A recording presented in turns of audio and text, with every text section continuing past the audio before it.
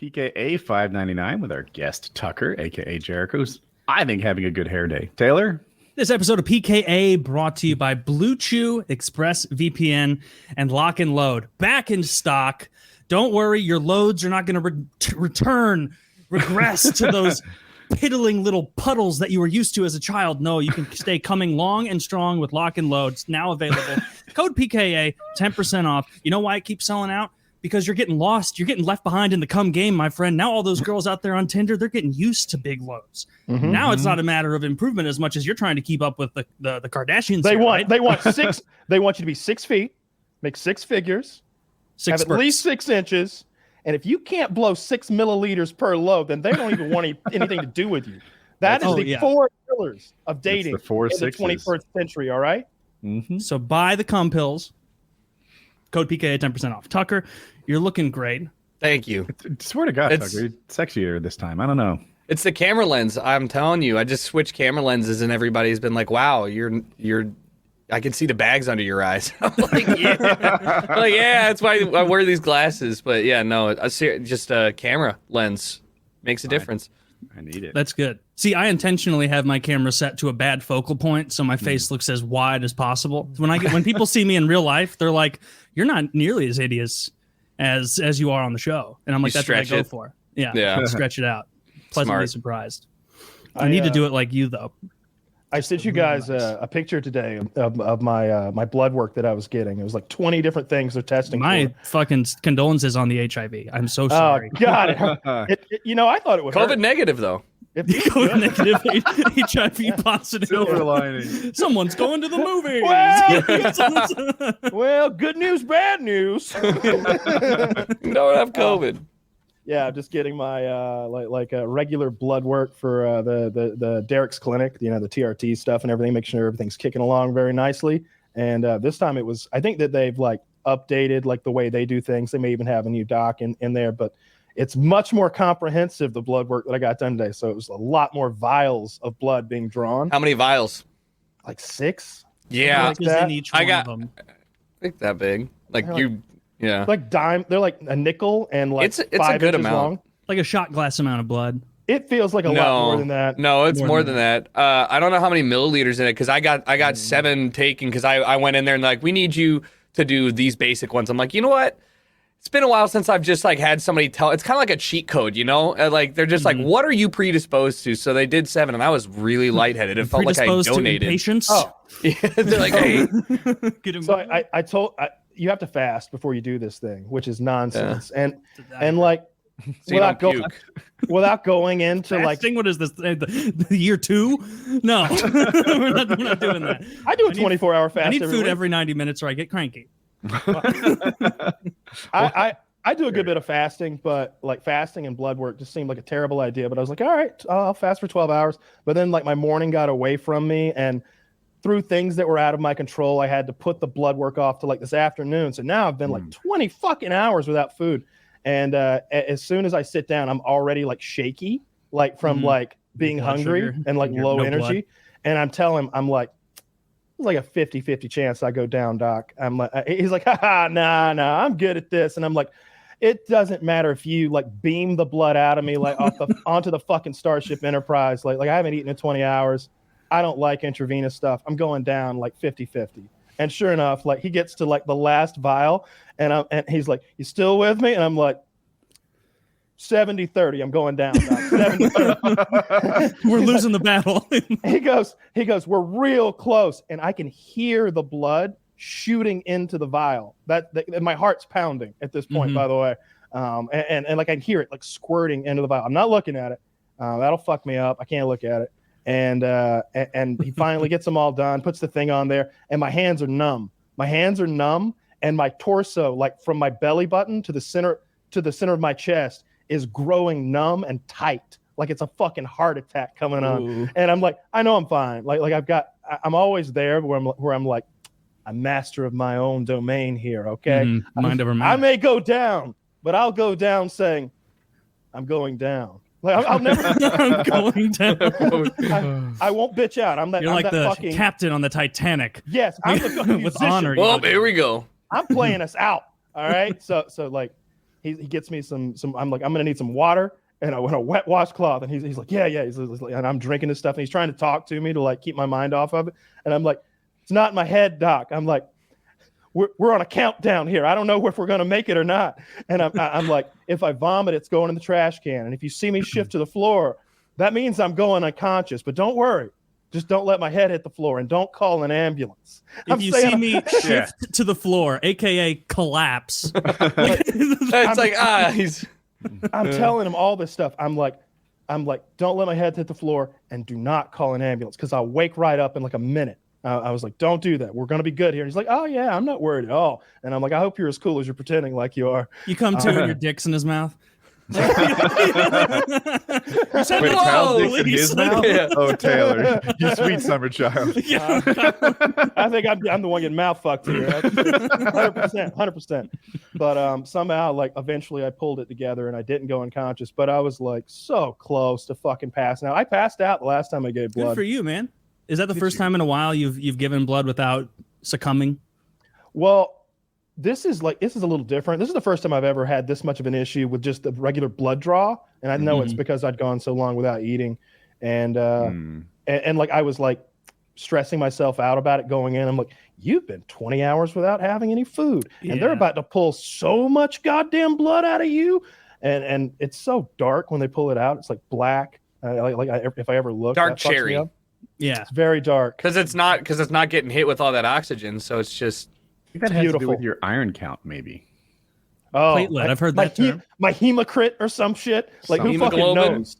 Ooh, who fucking knows? We talk like I wish I bet I could sell my blood. Like if there were real vampires, they would want some of my blood. It would be like a PED for them. You think so? You think they'd keep you alive, like chained to a wall? Yeah. Just siphoning enough of your PEDs. Well, no, they gotta let me loose so I can pump some iron. I gotta keep like strong for them. I think that's part of what makes my blood. No, you're just a vessel for them. At that point, they're like, he's touching the rock. Don't you waste the strength we could have on that rock. We're gonna suck that. You know. This sounds like a cow being like, I'm so much tastier when I'm free range. It's like, no, you're going in the cage. I'm sorry. After fucking 30 years, all your veins are collapsed like a heroin addict, so they have to start sucking the energy out of your dick. I asked him nipples. I asked him about that because like I'm pretty lean, and my I don't know, I'm pretty muscular. So like he was like, it doesn't matter which arm. I could hit your vein from a mile away. And I was like, we were talking about that a little bit, and I was like, is it hard to do fat people? And he's like, actually no. You just push all that fat down, and they got those big old fat veins in there. Really? I was That's giving blood, and I was like said. flexing on the woman. I'm like, they always tell me my veins are easy to find. She's like 12 feet away, past my feet, right? And she's like, yeah, you do have good veins. I can see them from here. And it's like, fuck yeah, you can. Yeah, you can see them from across the room. Yeah, you can. Like the take a gander at the main vein. Flow. See that? And she's like, no, easier access it's easier access at the big one in your arm. Yeah. And you're like, oh, I owned myself at the blood clinic. No, but I didn't go down. You're talking about the fat people veins. All the nurses I know and have spoken to are the complete opposite of what you said, where they're like, if someone like you comes in, they're like, easiest day in the world. Where's the vein? Well, it's a half centimeter raised above the rest of the flesh. There it is. Whereas with fat people, apparently it's like, and when I say fat, I mean like morbidly obese people. It's like, fuck. There's nothing visible in the back of the hands. There's nothing visible here. You just kind of have to hope that you're going to get in the right area. Maybe I should have said morbidly obese instead of fat because like if they're very fat. I'm at a LabCorp, and I think that like 90% of the business they do and the blood draws they do are for people who are like getting a job. I don't know. In my head, I just don't see more. I don't see a lot of morbidly obese people like in the job market.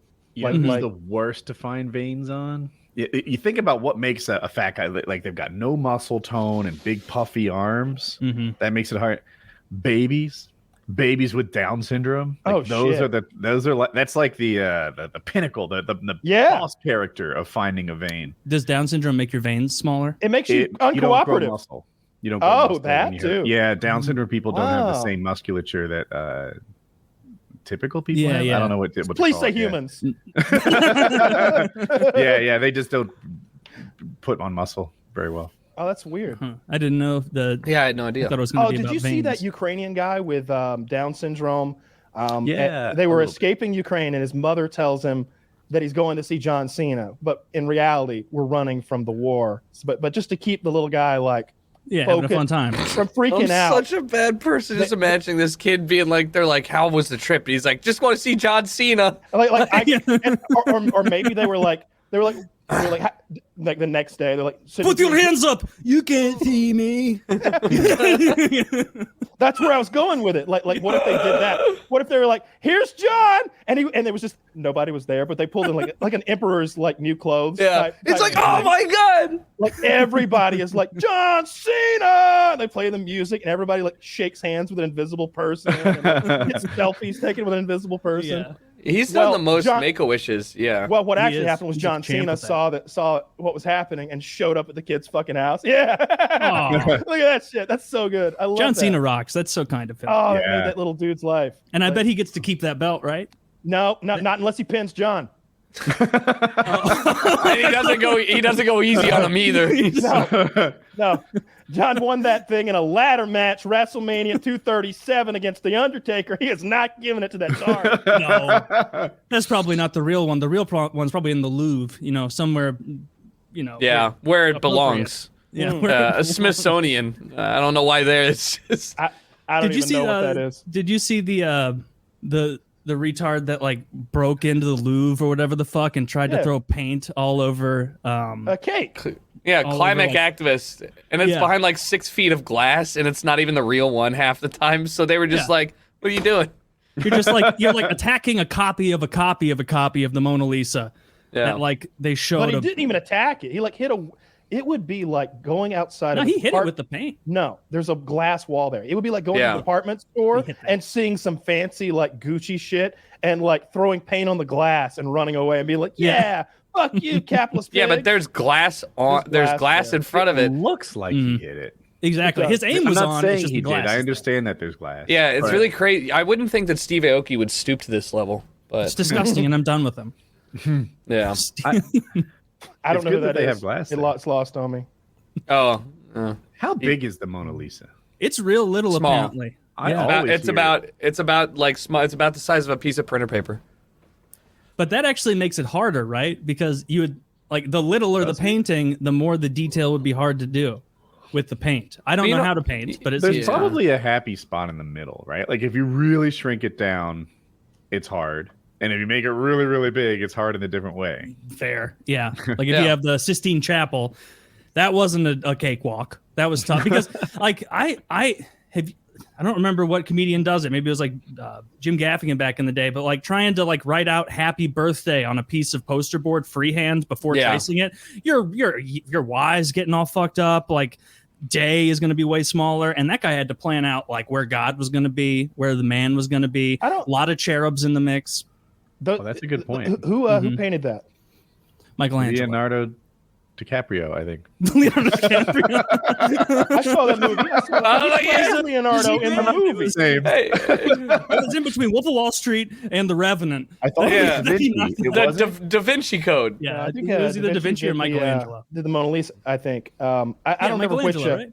I think it was Da Vinci, but I'm thinking of a different thing. I'm not talking about the Sistine anymore, but I remember hearing a story. Maybe it's just You telling me a fabricated. Sistine built this chapel? Yeah, a It was Michelangelo. Sistine. Zach was too. Got it. But I want to say that like some like wealthy patron was hiring the artist for a job, and he wanted like, show me what you can do before I hire you to do this thing, and he just freehand drew a perfect circle.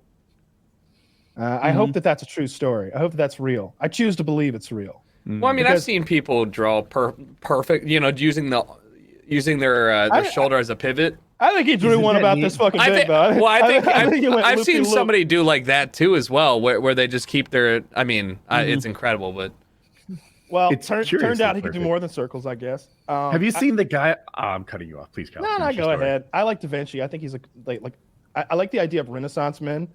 I like the idea of a guy who's just so good at being a guy that anything he applies himself to is seemingly child's play, and he masters it. And I bet he was good at Math. sports too. I don't think DaVinci was good at sports. I bet he was good at cunnilingus. Cunnilingus? Well, that would be a surprise because he was very gay. Yeah. Was he? Yes. Don't you doubt my man Leonardo DiCaprio? Is it real gay or is it like this modern gay where it's like so from the 1500s had a close male friend? It's and like now they're Mamma like, Mia, he sucked a lot of cock. It's like Mamma Mia. Well, I bet he was good at that. Yeah. Very gay man. And bless his soul. Just what a genius. So Taylor, you sounded like you did that Sophie and her friend thing just there. Like, yeah, these people, they slept together in the same bed all the time and they cohabitated, but they weren't. They were just friends. You're not familiar with Sophie and her friend, the subreddit? I don't know the Sophie and her friend. I don't know what that is, but I was just, because sometimes that's definitely true, where it'll be like, hey, here's a passage from Alexander the Great talking about how much he likes balls. And it's like, oh, well, that's pretty cut and dry. But then other times it'll be like, do you know that Abraham Lincoln had a close friend named Steve? And sometimes because they lived in the year 1810, they fucking had to share a bed in their little cabin. And they're like, yeah, I bet they were deep dicking each other in that bed. And it's like, okay, I get there were gay people throughout history. Not everybody who had a close friend of the same sex was fucking them. Like, yeah, chill out with look, the gays love to go back and like retroactively steal historical figures from us. They're right. You know, they'll never say Hitler was gay. They're trying to steal the good ones. we should propagate the idea that Eva Braun was trans. And who's Eva Braun? Hitler's girlfriend. Hitler's slam. Okay. Yeah, pretty girl. Yeah. Was she? I don't really remember. I thought she. Yeah. Like. I mean, yeah. Pretty enough. Better looking than the rest of the all the Allied leaders, ladies. Eleanor Roosevelt. All right, guys. Gander at that go. Top 10 hottest historical figures go. Just out of respect. Alexander the Great, based on his Avatar in Civilization 5. She's pretty hot. She's I don't know that I hotter can name 10 historical good. I don't think we talked about how lenses can change things around. This is a fucking black and white like Nazi picture. She's smoking hot. Yeah. She's much better looking than the guy to the left, for sure. Over there, yeah, who's that? If he didn't have a bunch of military men in like Hugo Boss suits and stuff, she wouldn't have been interested. I remember one time, I've talked about this before, but I thought presidential wives would be hot, right? I was under the impression that if you went, okay, you might be thinking of them while they were president. It's hard for women who were like 66 to be super hot. Let's just give them a cut on some slack and say that when they were 20, anybody, anybody, right? It's harder for women. The 22-year-old version of them, I expected to be very hot. Not like you'd think, because the president of the United States are some of the most successful people in the history of humanity, right? Whoever the president is, I know right now we're thinking Biden, but whatever. But let's just agree that if you win the presidency of the United States, you're a successful man, Republican, Democrat, etc. So these are men that could pull some great tail, but throughout history, a lot of them didn't. Yeah, I think we've talked about this before. My take on it has always been that these are guys who had wives at home who fulfilled the role of the wife, which was a very different thing back then. This was the homemaker and like the figurehead. She was the one you take to a party and say, "That's my wife." Yeah, but she checks the mail. But there's a lot of side chicks, I imagine, going on. Eleanor Roosevelt is probably one of the most powerful women who ever existed. If you think about it, she was running the country during World War II, more or less.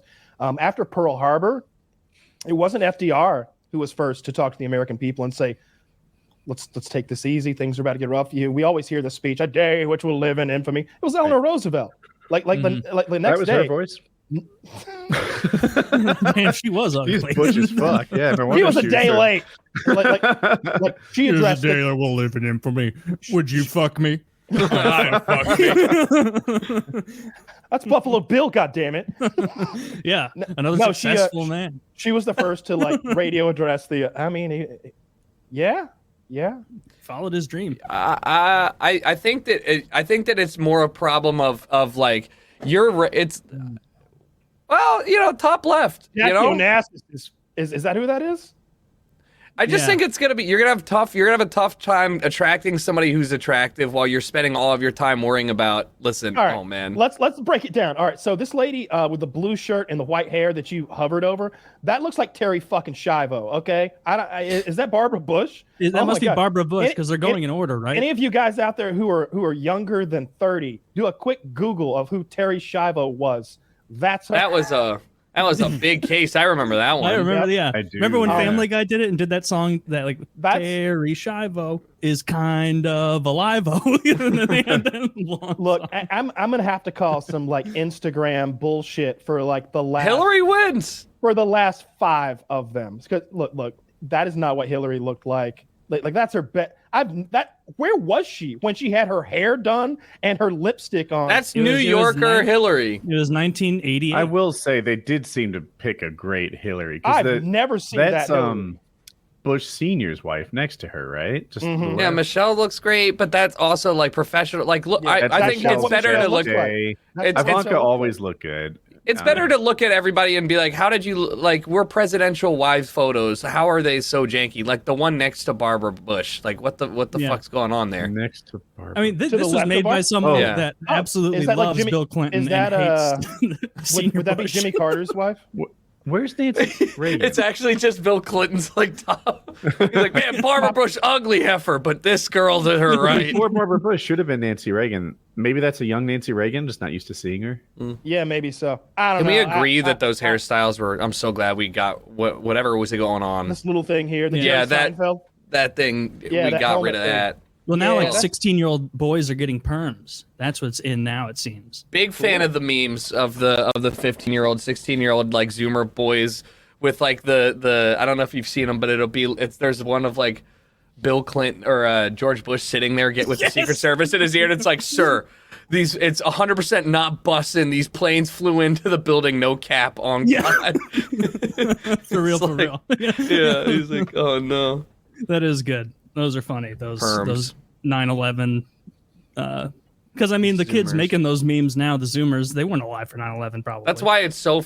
Now we finally made it to the point where 9/11 can be publicly funny outside of like, you know. Isn't it what didn't South Park say 21 years? Hasn't it been 21 years. You're right. It has been 21 years. Well, it's like 1.5 generations, right? So now, like, the people that were, like, alive and going through the thick of that and stuff, like us, like, I'm just like, I don't know, man. Well, there's the people like Woody who were, like, funny. consummate adults at the time, and then there were people like me and Tucker, and to a lesser extent, Kyle, where I was just like, well, not Kyle understood what was going on. I was just like, we're getting out of school early. Bad. Yeah. Hell yes. Like Pokemon all afternoon, baby. Pretending to be an Urkai in the woods with my friends. When I think of 9/11 now, I don't just think about when I think of 9/11 now, I don't just think about, you know, the buildings and that day. I think of everything that happened because of it. You know, I think TSA. Fuck the TSA. I think about I think about the Patriot Act. I think about the massive loss of freedoms that we'll never get back again. And that reactionary moment we had with George Bush, Dick Cheney leading us into the future, and the $1 trillion that we threw away in the Middle East to kill 1 million Iraqis who had nothing to do with it. You know, and I mean, we went to Afghanistan obviously to get Osama bin Laden, but like the whole thing was like Saudi Arabian money and Saudi Arabian actors and maybe like a Yemeni or two, but like Afghanistan just supplied the jungle gym they trained nearby. Yeah, like the tires they put their feet in as they got in shape. They had 7 tires and a pull-up bar and fucking 20 years of occupation. We should have never let them do dips here. I remember. Do you remember? And for those of you who don't get that reference, like, we were fed this same news footage over and over again of guys wearing like black get-ups, like with AKs on their backs on monkey bars in the desert. And I remember thinking, even as a kid, like, well, wait a goddamn minute, let's not overreact. They're on monkey bars in the desert. Yeah. Why are we using cruise missiles when angle grinders will do? I remember as a kid seeing those videos, and I had no conception of what was up. Like I was in my young teens, but I remember watching and being like, damn, those guys are preparing. They get on the jungle gyms with all their guns, and then they run through those tires, and then I guess they get do the jungle gym again? There's only two things. There's only two things here. These guys have a tremendous amount of spryness and upper body strength at the very least. I mean, you just watch like, well, you'd see like the background footage with like the military vest and like a couple beat up white Toyotas zooming around in the background, and people like 8 people in the back, and I was like, yeah, that looks like a lot of personnel. And then they'd immediately cut to like the shock and all night vision like clips of like a barrage of rockets flattening a city block, and you're like, I just seems a little disproportionate, but I'm 7. What do I know? Oh yeah, and they're like, we gotta lock in on 8 terrorists. Yeah, they're playing Foursquare. Just like blow them up. I watched it. There's a great video. It's on YouTube, all over the internet, I'm sure. And it's like an Apache gunship or something. They're watching. Oh, dude, we lost to this. we straight up lost to these hopscotching, leapfrog playing. If we had made war more fun, it would have been better, you know. But we made it too serious. That was the problem. We lost the fun of war. We won every battle. We just lost the war. Yeah. What are you, the end of a Call of Duty search and destroy? We may have lost the battle, but not the war. I believe that. I believe that happened in Vietnam. I believe that happened in Afghanistan. I don't know how to measure Iraq. Korea was the last real loss we took, in my opinion. Korea, what happened? Not Vietnam? No, because we decided to lose Vietnam. Korea, the Chinese came and kicked us out. Like we lost Vietnam because we didn't want to. It's true. It's a story. I'm waiting. Listen to him make his point. We lost Vietnam because we decided not to win, because the public weren't supporting the war. We didn't want to use the tactics that would have allowed us to win, like bombing the North. And they spent all that time deforesting the South and fighting in jungles against, Viet Cong. And we won. We still won every single battle. Like we decided the war was just not cool anymore. And so we stopped doing it. Korea, on the other hand, we got made to look like fools by the Chinese. But not in Vietnam. We didn't look foolish. No. Do you know what the KD for Vietnam was? Doesn't matter. We lost. I don't see it that way. We don't play the objective. We played we don't play the objective. I'm just saying this is a very hindsight 2020 American History Channel take, where it's like, actually, we took our ball and went home, so there was no battle. Yeah. It was a draw. And you could also make the case that they lost support for the American public for the war, but isn't that kind of part of maintaining the war? Is you have to make a case as to why you can rationalize that sort of spending to the public, and they could no longer do it. And so, if anything, we should have got out of there earlier. I don't know what that has to do with anything. I just think that's a war that we chose to lose. If we wanted to win it, I mean, why don't they start dropping nukes on the north part of the country, right? Or send 1 million men over there, or just keep grinding them away with bombs. We never bombed the north. I always go back to that, but it's just the truth. But in Korea, the Chinese just came down and just fucked us, all the way back to what is it, the 38th parallel or whatever? It was a humiliating loss. What do you mean? And I'm sure you can educate me on this. So we didn't napalm in Vietnam, North Vietnam. Oh, so I'm talking about the cities and infrastructure in the north, in their capital. What was the capital of North Vietnam? Is it Hanoi? Something like that. Ho Chi Minh City. They didn't bomb up there the way that the generals wanted to bomb. I think it was a political decision. I know a lot less about Vietnam than I do Korea, though. Korea is fucking wild. I don't know anything about either. The Chinese sent 1 million. I did an 18-page paper on the French involvement and the American involvement in Vietnam, and let me tell you, this dude named Adam Sandler wrote a large book, and I read it all, and I retained very little, but it didn't seem like he thought we won. So Adam Sandler, he was pretty adamant on the L we held. No cap.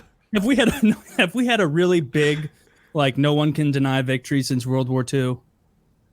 I think that was and also we kind of just stole the show there. We didn't really put in a lot of legwork. That is true. We basically showed up way far into it, and the UK's like, "Oi, bruv, we can't afford a war anymore," and we're like, "We'll loan you all the money." If we you gotta pay it back, forever, bitch. Yeah, and then we went in, and I mean, without America, they couldn't have won, right? No, no. They definitely could, because the supply chain. It was basically everybody was making a tank an I feel like we're hour. forgetting about Japan. The Germans would have fallen, I think, without U.S. military intervention at all. I don't think we needed to send a single troop. I think a lot more Russians and Brits and French would have died in the long run.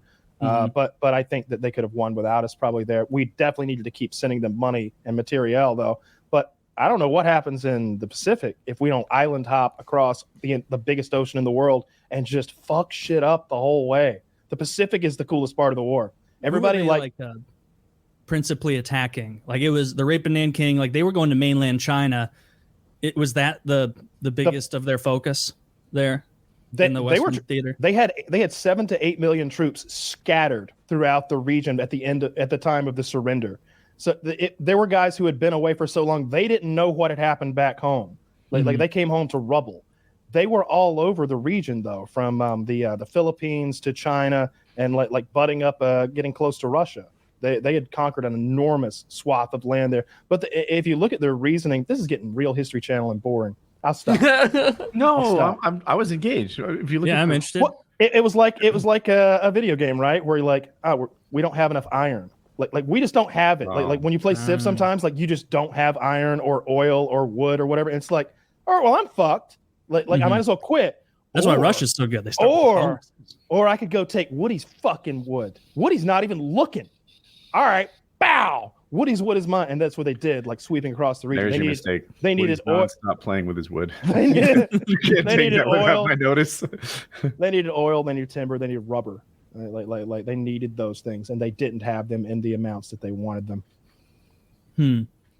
Well, maybe we'll get them next war. We got him last war. Maybe we'll round two. No, not World War II. I was talking about the whole scope Vietnam of wars. too.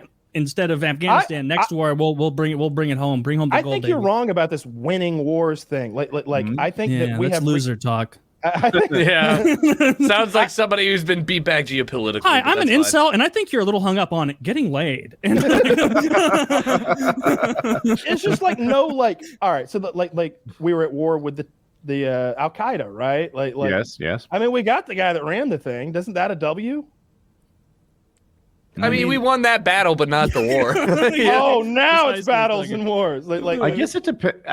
You know what we need to do? More clearly define achievable goals, and then if we achieve them, call it a win. I really agree. Yeah, but when you can always agree with you. But when you always change your achievable goals, like if Russia's goal was to, conquer Ukraine in a blitzkrieg in 4 days, and then they change it to just to secure like Donbass region east, like does that make it a loss if they ended up with a net positive but didn't achieve their initial goals? Like it's gonna be hard because it's really the only people that get to decide if you win or not are the people that are involved. Yeah, I think after Vietnam or during the talks to quit Vietnam, it was like peace with honor or something like that. Looking for a way to say, all right, we're fucking done, but not look bad at the same time. Yeah, there's a picture of an American GI with his pants down, ass spread.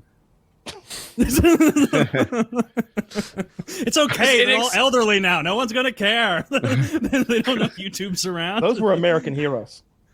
They gaped their ass for the U.S. Dude, I feel bad for those guys. Like they must have gone into it like, we're gonna come back like our uncles and parents and we'll be heroes because they saw World War II and everything, and then they come back and like people spit on them. Yeah, which is like call them baby killers. And think about that. You get torn out of your life, drafted, forced to fight a war that you don't want to fight, and then you come home and people spit on you, and it's like you're a trash person. Like that's just wild. And they knew at the time they got drafted in, right?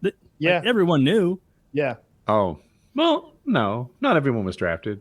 Yeah, but a lot of them were. Had to be some people may have joined because. What did they do to incentivize joining before they could give out Camaros? Because I just a day of the year, and every male born in a certain year on that day had to go in the next few days and register.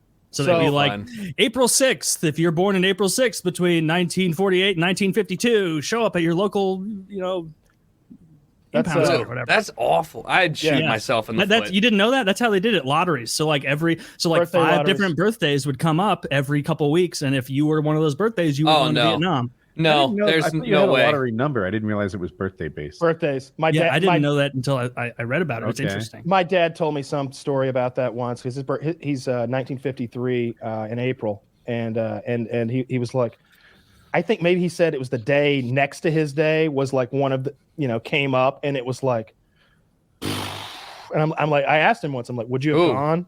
Would you have gone and to Vietnam? And he's like, there was no question. If they come and they load you up in a truck and they fucking take you, like what am I gonna do? Go to Canada? I don't know anybody in Canada. This is my home. Yeah. So you go. I want to read this. 2/3 of the U.S. military who served in the Vietnam War, and more than half of the names on the wall, volunteered for duty. The other 1/3 were drafted primarily into the Army. Beginning in 1969, draftees were picked via televised lottery based on the date of birth. Okay. A third. Yeah. That's a lot. Catch me sitting there with my boys, drinking heavily, waiting for him. Like, come on, this is the worst Powerball ever. And there were a couple ways to beat the draft, right? One was like the Ted Nugent. the Ted Nugent. Hilarious. He literally pooped himself and made him seem crazy, and they didn't. Listen, I would There's feel the Donald confident. Trump where he had a doctor that was a friend of the family who said that he had bone spurs, right? So that was a way. But another way was to go to college. And then, if you can get accepted into college, I'm there's not a getting student deferment, stuff like that. And I think there was another one too, but there were a couple ways to dodge. Probably some family-based stuff that made you less likely, maybe. There was a family-based one, but to Woody's point, I was going to bring up the other one because that's how my grandpa got exempted. If you were a farm worker who was like if you worked on a farm and like did stuff like livestock raising or like and you were deemed to be like indispensable to the running of that farm, You were part of the war effort. They took you out of it and were like, you are worth more working on this farm, raising cattle or raising livestock or raising crops than you are with the war effort. And so he got a notice about that. Where I was headed with that is it became kind of class-based. Like some of these things, going to college, working on a farm, owning a farm, like it's the unemployed. It's the, we send our poor to die. Yeah. Well, it wasn't just poor. Like my grandpa didn't own a farm. He just was a worker on a farm who, like, he was 22 years old. He didn't have running water. Taylor, like it was just an amount. You're invalidating my argument. Oh, sorry. We don't want your anecdotal evidence to the contrary of Woody's point. But yeah, there were some, maybe being a parent. I'm not sure about that one. But yeah, there were some class-based things that let you avoid the draft. And like Tucker said, we sent our poor to war. So probably won't do that again. I think we're a little more hip to that. Eventually we will. Every country in the world sends their poor to war. The next time we need to send people to war, it will be poor people. When it's time to snatch people and draft people, the same thing will happen. It will be poor people. There will be ways to get exemptions, and the poor won't be able to come up with them.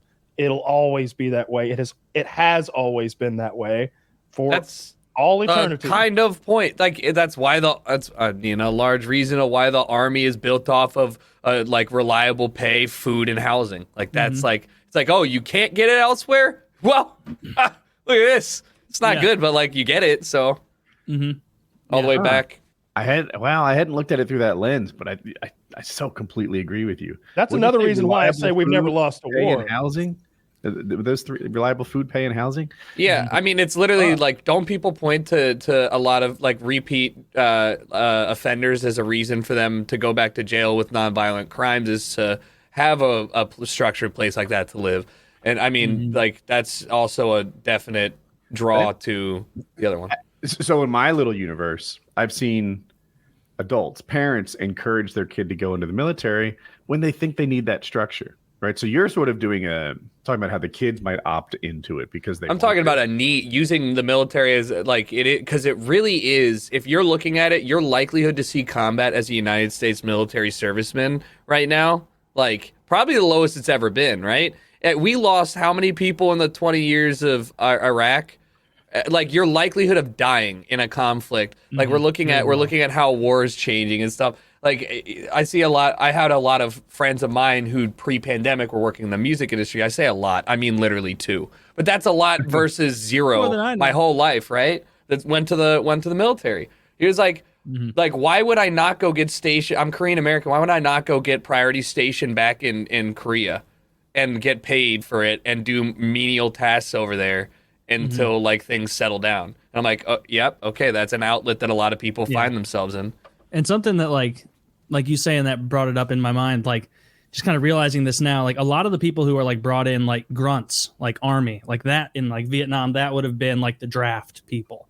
Like, and I'm like, we don't have a draft now, but I'm sure this kind of carries over, is like the people, like I know a friend who's very high up in the Marines, I'll say, like he went on special missions and stuff. And he is a guy who like his whole life, he wanted to be a Marine. He had toys of Marines as a kid. That, like, you asked that kid at 7 years old. I remember because we went to first and second grade together, all those schools. Everyone else was like, I want to be a police officer. I want to be a dinosaur. And he's like, I want to be a U.S. recon Marine. And they're like, what? And he's like, yeah, a recon Marine, like a scout Marine, like a sniper. And it's like, you're 6. What are you talking about? And he was obsessed with that his whole life. And so, like, I imagine that a lot of these, like, creme de la creme, like, elite guys, like the SEALs, it's not someone, it's not like the fucking, it's not like a Captain America where some loser comes in and they're like, you happen to be the best Marine of all time. Like, no, these guys like want to be the tippity top and they train for it. It's like the backfill of the bulk that is like people who don't want to be there.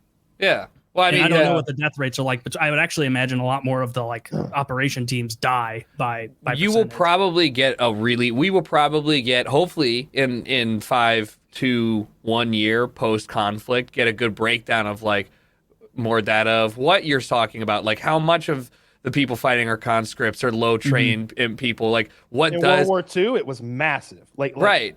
I want to say 41% of the United States Army was illiterate, and all of Russian. Yeah. Like, all of the Russian it was something like that, or maybe 41% had never been to school. Like it was some absurd stat like that. I've been watching World War II documentaries all week. I love that shit. I found like that Amazon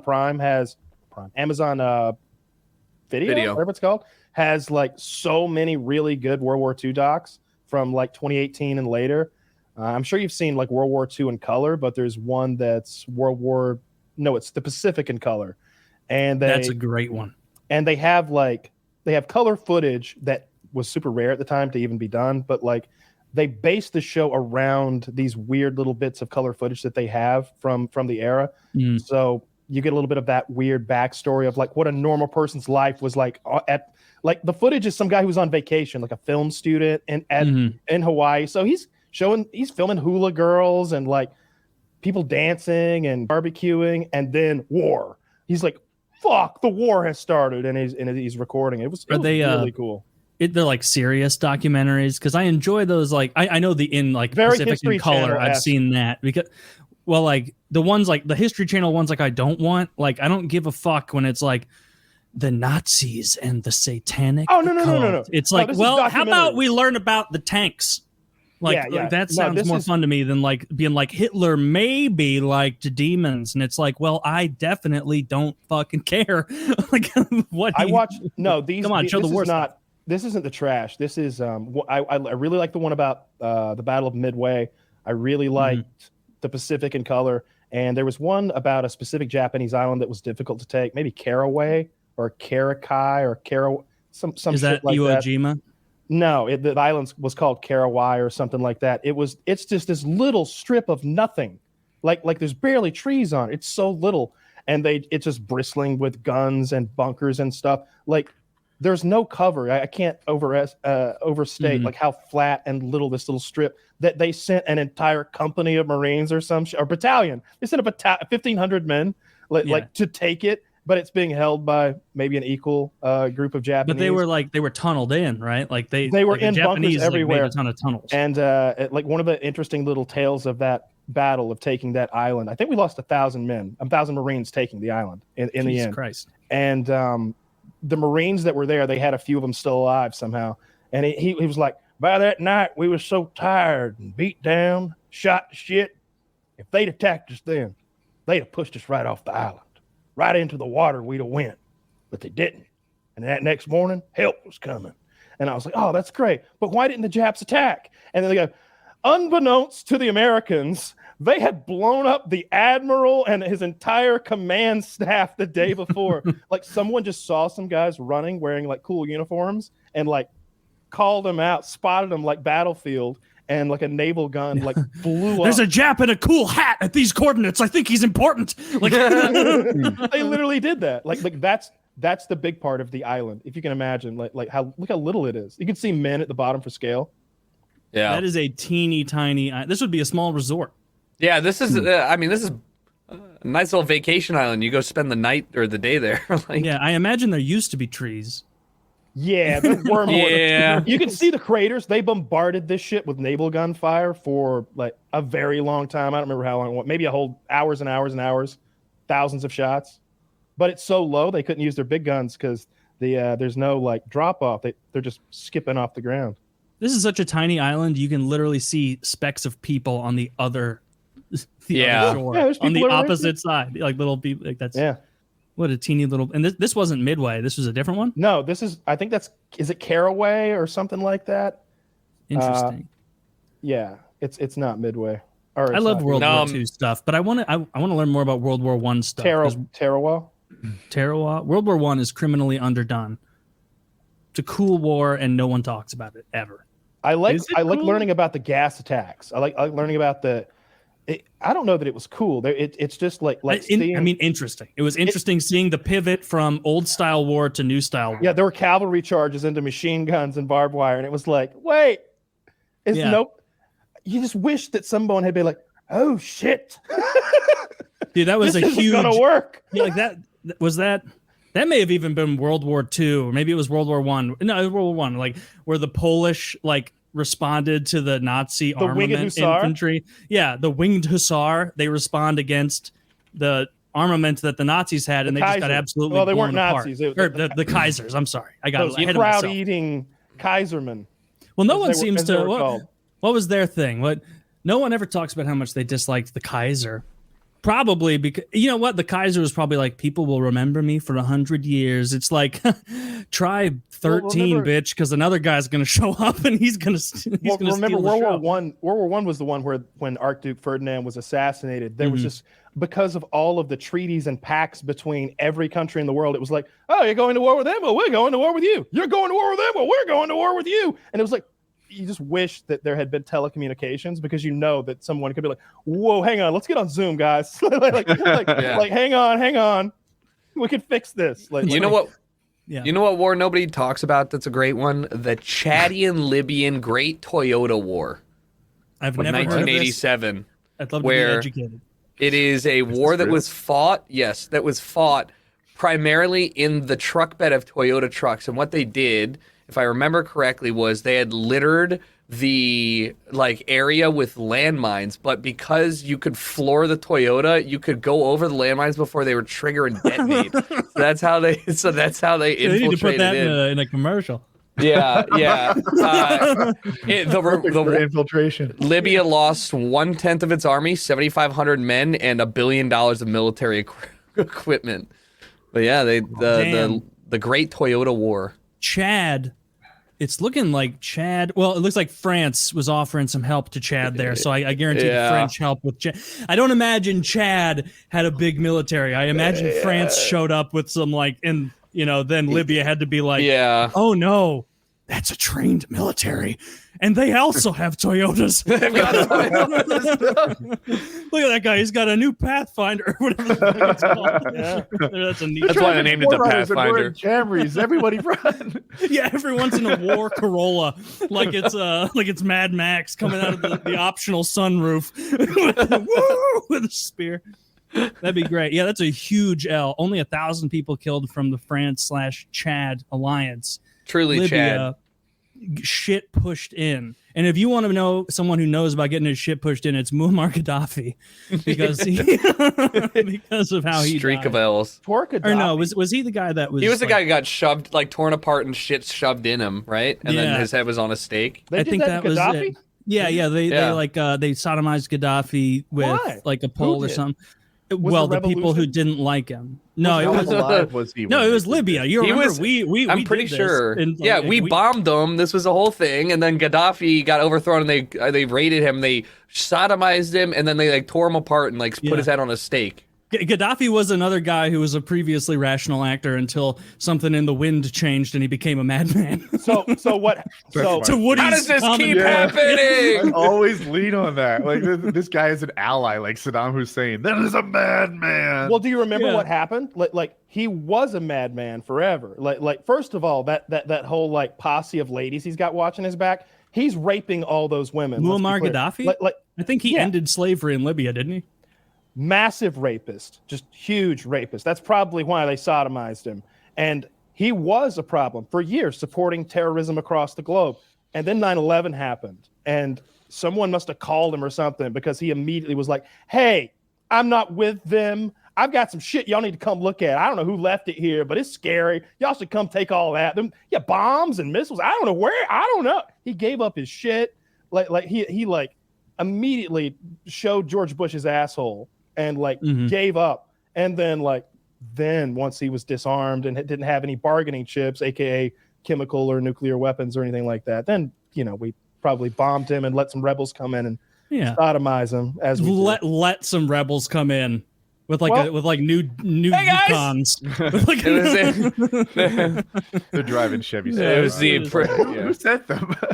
Who sent them? Did you see that? This was like a year or two ago now, but it was showing Afghanistan troops with new trucks or something, like the Taliban, or maybe it was Al Qaeda. I don't remember. ISIS. It was ISIS actually, and it was showing new trucks that ISIS somehow procured, and one of them said Steve Mason's #1 tile repair company, and it had a Michigan phone number, and it was a viral tweet where this guy's I don't know how, but we turned in our truck and now it's delivering ISIS members across the Middle East. Rest assured, Steve Mason's painting company does not stand alongside ISIS.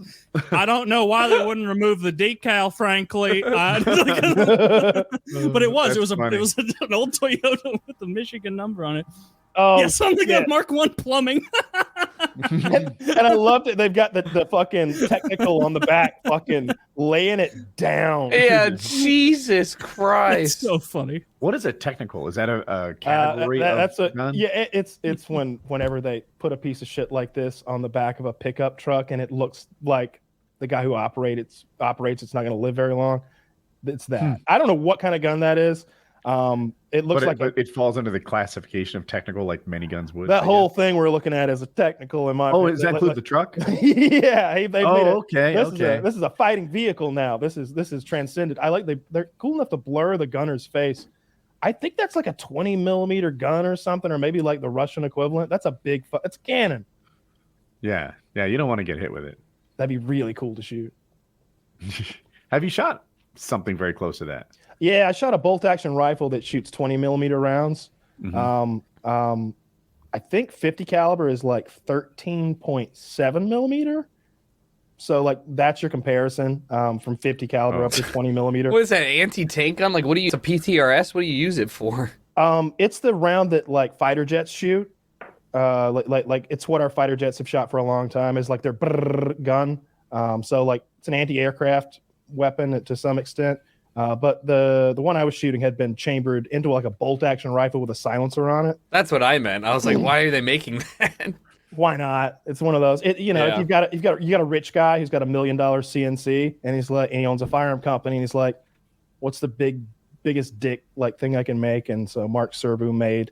I think he's also the one who made that gun that blew up on the guy on YouTube. If you saw that rifle blow up on the Kentucky ballistics guy.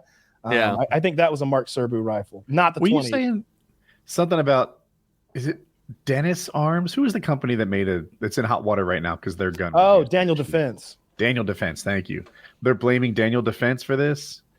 I think that someone was filing a suit against Daniel Defense. Now they're small-ish, no? Yes? I don't know how big they are. I've been to their...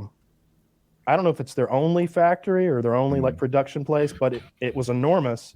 Not for a firearm company. That is what it is. I want to say they were making their own barrels in there. I toured that place 10 years ago or something, but they were really nice to me and they gave me a bunch of guns and plenty of money. And whenever I was like, hey, could you just make my guns red tiger. They were like, sure, and they just did. They just painted all the AR-15s red tiger. Nice. So that's my experience with those gentlemen. They're real nice folks. I don't know if I get behind the whole idea of suing a gun manufacturer for something that someone does with it. Now, if the gun explodes and hurts you, then you sue the gun manufacturer. It didn't operate as intended, right?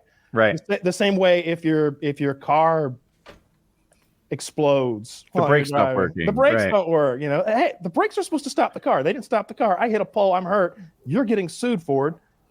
But you don't sue for it when somebody runs people over. And I know I don't like to make the car and gun thing because they're not. I love to make it. They're not equals. But in this instance, when we're talking about whether the manufacturer is liable or should be liable in some way when someone uses their thing, whatever it is, to do crimes, I don't understand how you can sue the guy who made the gun if you can't sue the guy who made any other weapon that was used in a crime.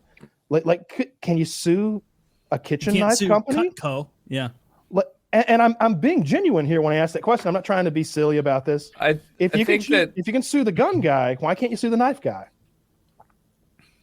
Yeah. No, I think that it's kind of a weird idea to try and sue the gun manufacturer because all the process, like them creating the weapon within the confines of whatever they're allowed to do is the problem, not like them having the sale go through. There's other, like, it's kind of like saying, like, well, they did everything that they were allowed to do and something went wrong, horribly wrong, so therefore they should be held at fault. I think it's probably, there's better areas to direct, like, I hear where you'd you're like going. to make.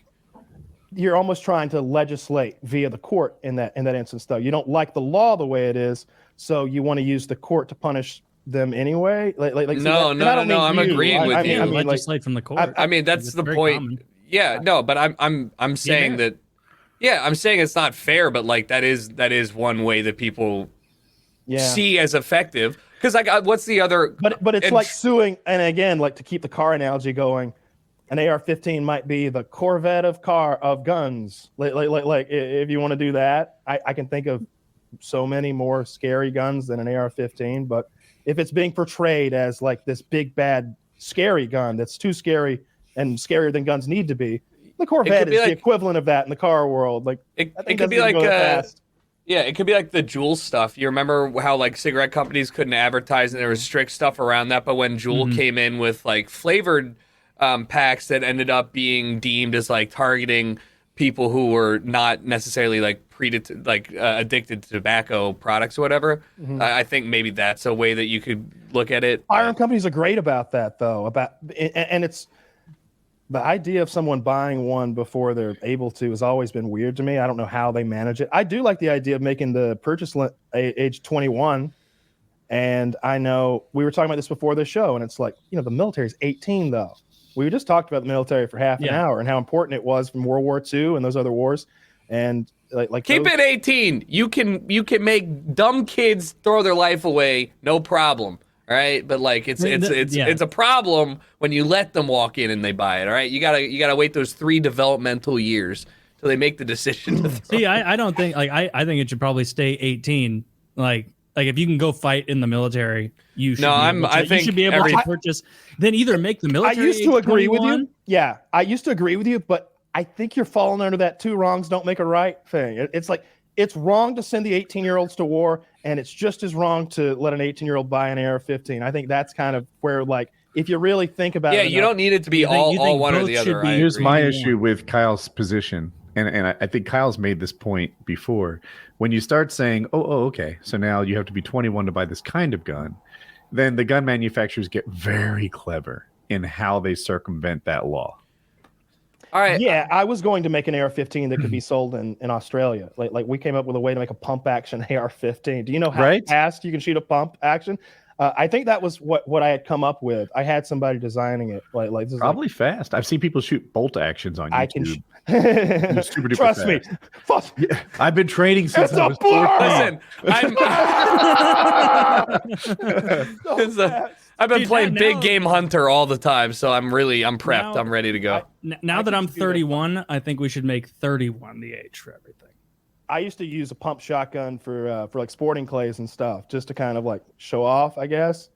And I can pump that thing so goddamn fast because I know exactly how far to pull back and exactly how far to pull forward, and exactly when I can do that after I pull the trigger. It's like boom, chick, boom. It's so goddamn fast. But so yeah, I think gun manufacturers will always find a way, and not just gun manufacturers. Like we think of them as like big corporations. Most gun manufacturers are these little boutique things that make a couple thousand guns. Yeah, they're not very big manufacturers. It's funny that I don't know. I don't know biggest why military companies never come under. Yeah, they do. fire. No, they absolutely do. Raytheon, Lockheed Martin, Boeing. Okay, well, the we're ones not. that actually kill millions guns. of people. I was talking about gun. Yeah. Well, I can't buy a fucking Predator drone, unfortunately. You should be able to. I agree with that. I think if I get licensed, actually, the thing is, you can. If you get the license, you can have a Predator missile or whatever you want. You can have anything at all that you want if you get the licensing. Because, and I say that because the people who make them, 40-year long con just to Predator strike my neighbor. like the people who make them are all civilians. The military doesn't make its own shit. Like these companies do. Like you just mentioned, and the people that are there making missiles and rockets are just regular people. They're doing what they're doing because they have the licensing to do so. And anybody can obtain that licensing if you can put forward a business plan. If you're like, hey, I want to do X, Y, and Z. Like War Dogs, great movie. No, not like War Dogs. That's like international. That's Interpol shit. I know that was the only reference I had off the top of my head to like what I did, where I just had every license you could imaginably have. So I mean, I could have made missiles if I'd wanted. Yeah, to. well, you shouldn't have smoked weed first. Then, I know. Wow. Huge oversight. Smoking the safest drug out there. Thank God we stopped him. What we want you to do, Kyle, is just get good and lit on Johnny Walker Black and then shoot your guns legally. And they're like, no, I just want to get a little high. Oh, well, you're going to jail. Nobody's ever. You get halfway through building the Predator missile and be like, I'm just gonna go play some Legos. Like, I'm tired of her.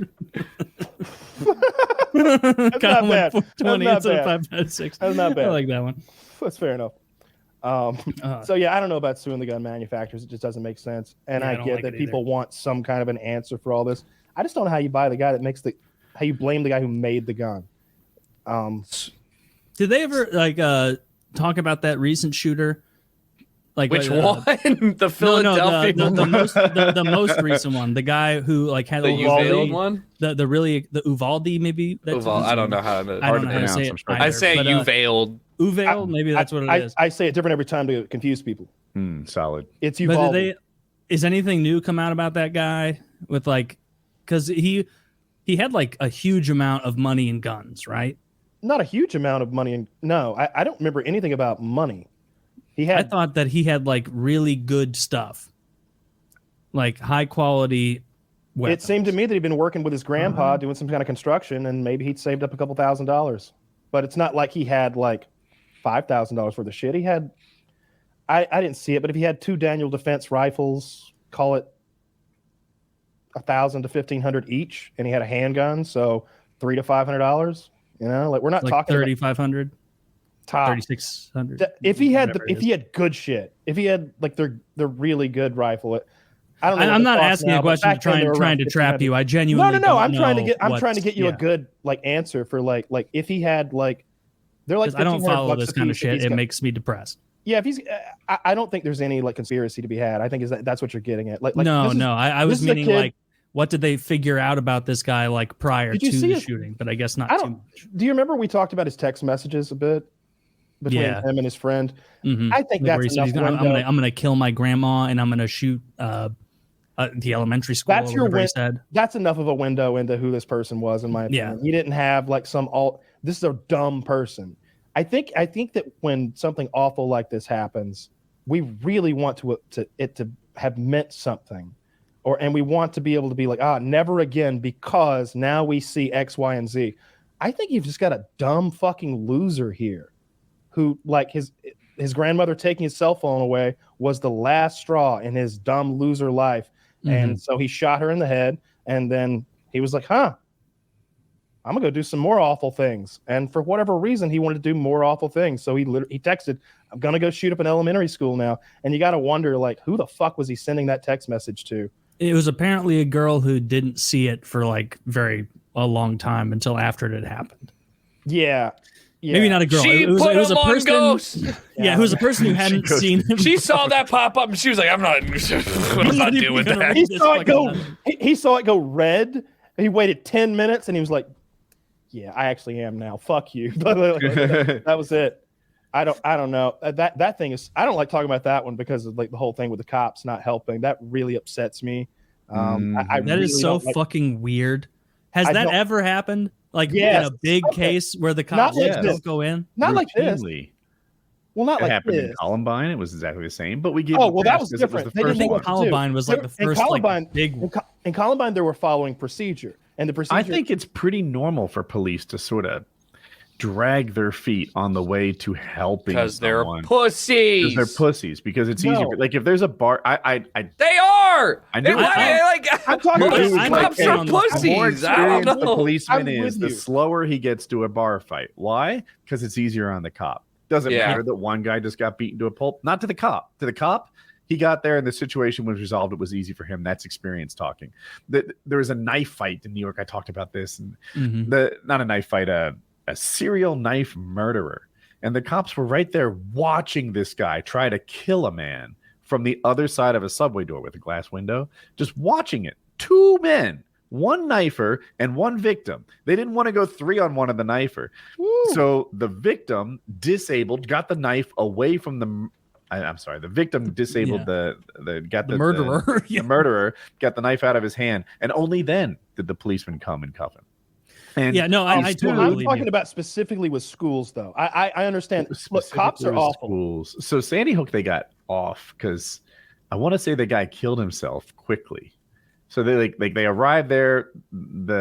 Someone fact checked me, and then the murderer killed himself, and the situation. So they couldn't do anything. I'm speaking more to protocol, like procedure, and before Columbine, procedure was to not go in because you're assuming it's a hostage situation and you're waiting for demands.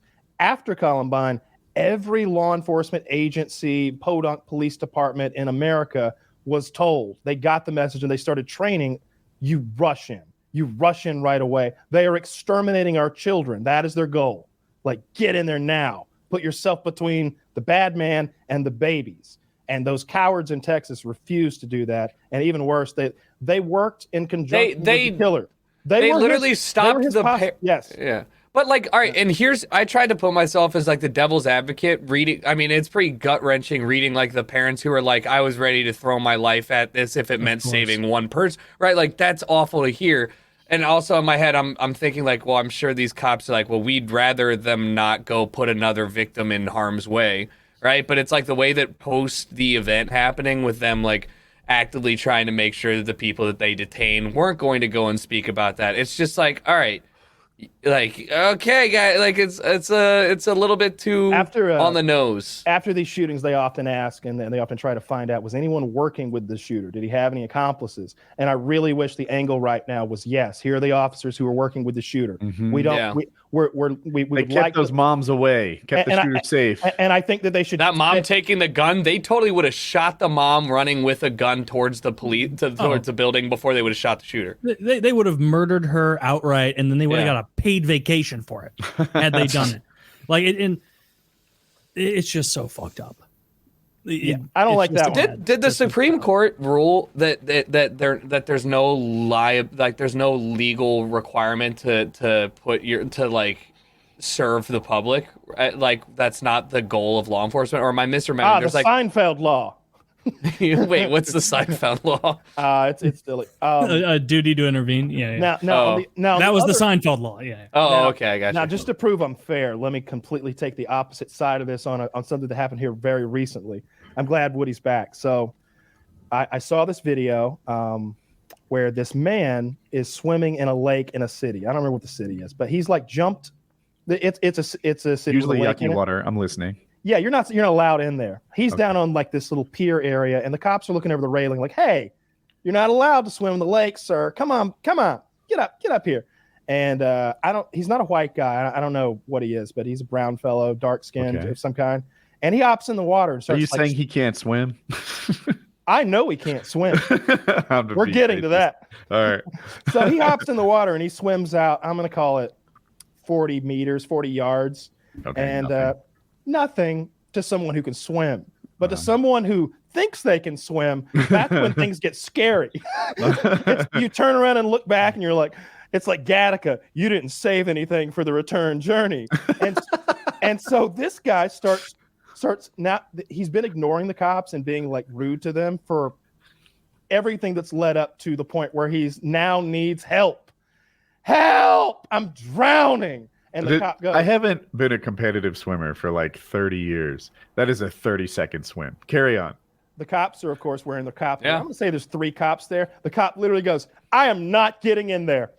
I am not going to save you. And the man drowns to death on video.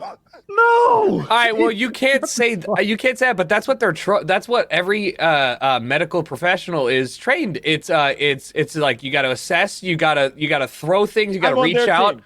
Yeah, but you can't throw line on this one, boys. All no, right, I mean, let me tell you what's up. First of all, asshole. They told you not to swim in the lake. You swam in the lake. yeah. You don't know how to fucking swim, bro. Look, like I'm not a good swimmer. You won't see me swimming 50 yards out into a lake with cops as my like safe lifeline. No, like if Woody's not there with a buoy to throw or a lifesaver to throw, then I'm not going in. So He swims all the way out there in a straight line instead of doing some little doggy paddle laps right here. He like straight lines away from them.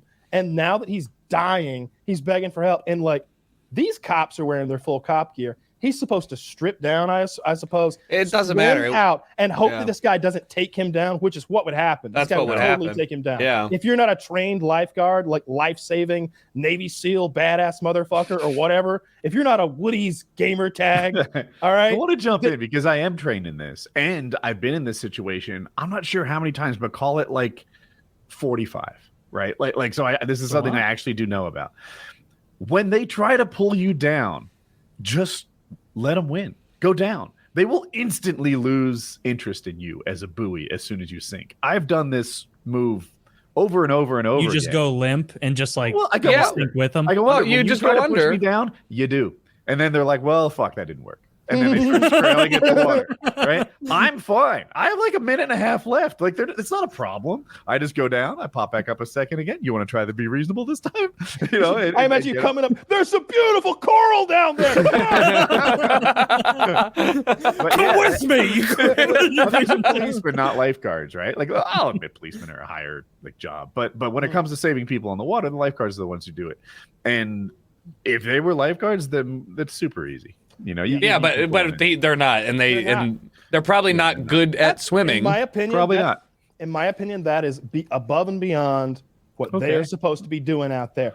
We are the police of the land. Not You're right. Yes. You're right. Send in the Coast Guard. If the Coast Guard watched him drown, they're done. They're done. Yes. Fuck yes. you have one job, Coast Guard. All right, no. Dude, can you imagine my if the Coast Guard routinely killed people with guns on accident? He was like, we were just trying to bring him out of the water, and then he started flailing in a way that either A, someone struggling for air, or 2, a murderer would do. And so we just My officer feared for his life and shot at him because he was flailing. And it's like he was swimming out to him. It's like, he started throwing up disgusting brackish water all over my nice boat, and I took that as an offense. So you know how they say when all you have is a hammer, everything looks like a nail. Yeah. That's why I shot him. I had one idea. You know how when you have a hammer, everything looks like a nail. That's why I beat him to death with a claw hammer, sir. Oh Jesus! Yeah, cops suck, man. You know what the solution is? We need to have a Thanos, but that does the whole world just for guns, and he deletes all future gun technology, and that way people are forced to return to swords. To muskets. Oh, swords. No half measures here, Tucker. Full measures. Right. No more guns. Bows and arrows, crossbows, swords. Think of how much better the world gets overnight, or worse. It's gonna be a dark day for y'all that think Kyle don't know how to use a bow. Wait,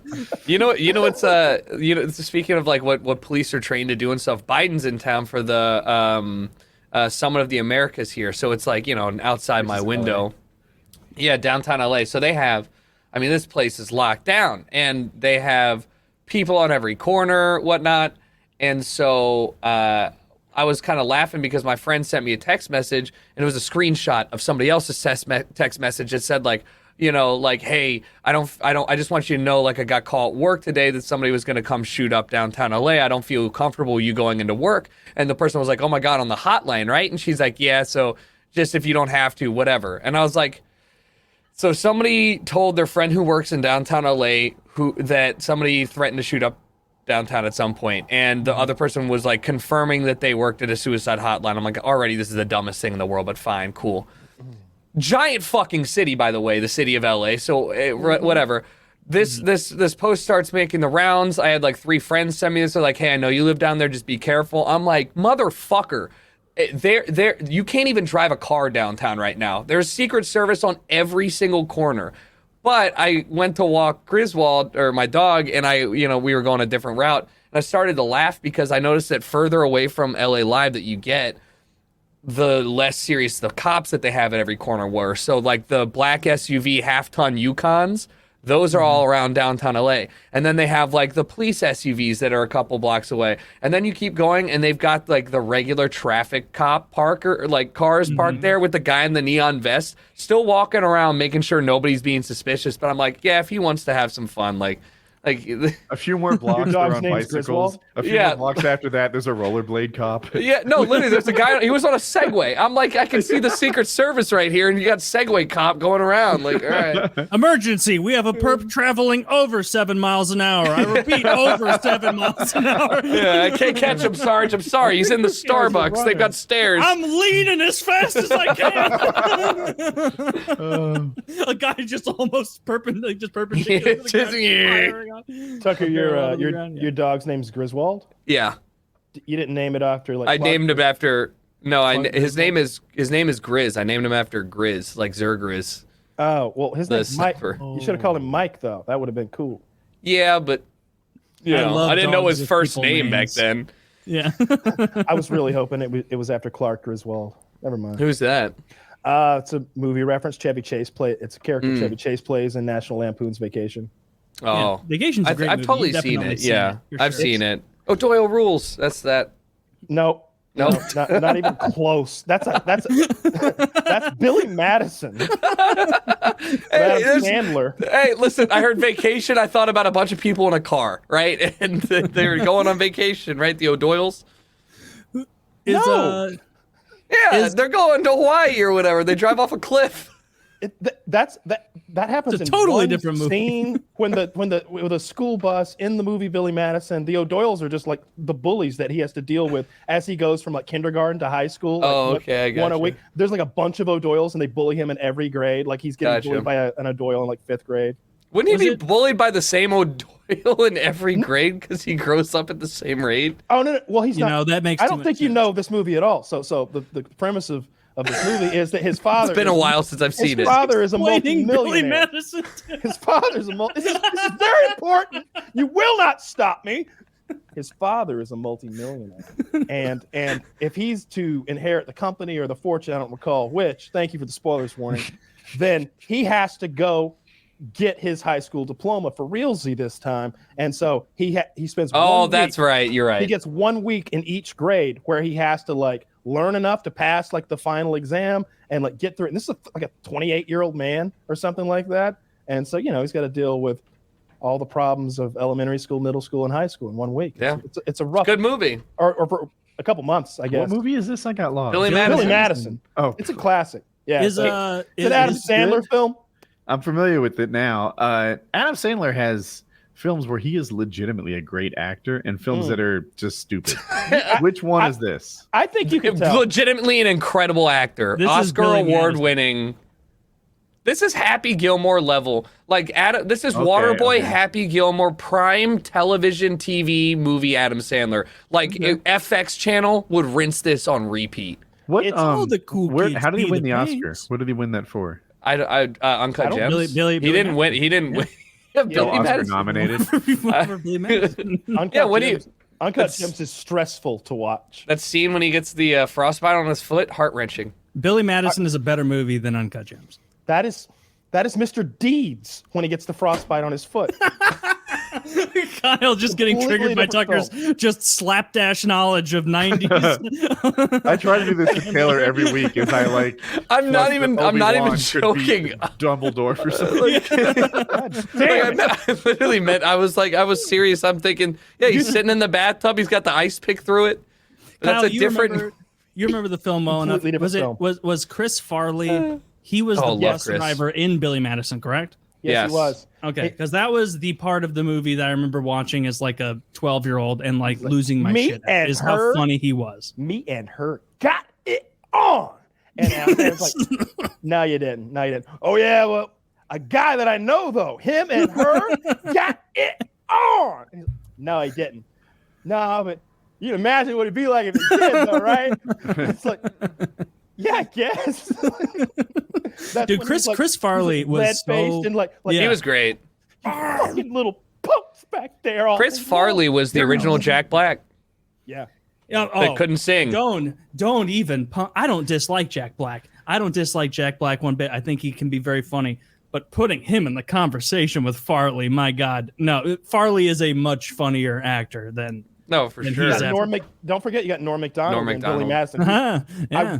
I want to say he's the one who's like, in a very creepy way, like every time Billy graduates, he has a graduation party. So he has a graduation party every week. But the first week, it's for like first graders. So it's like a kiddie party. And like as they go, they get more adult. But like Norm Macdonald is one of his loser friends, and he's just out there with a water hose squirting a little kid in the face.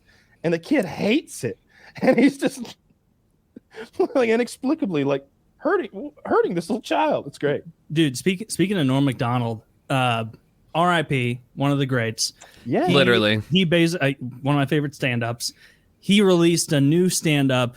How it was one that he made, and it's like I started watching it a couple days ago, I guess now, and I had to stop it because it was literally him, like you can see in like the sallow, gaunt look of his eyes and his face that like the cancer's gotten to him.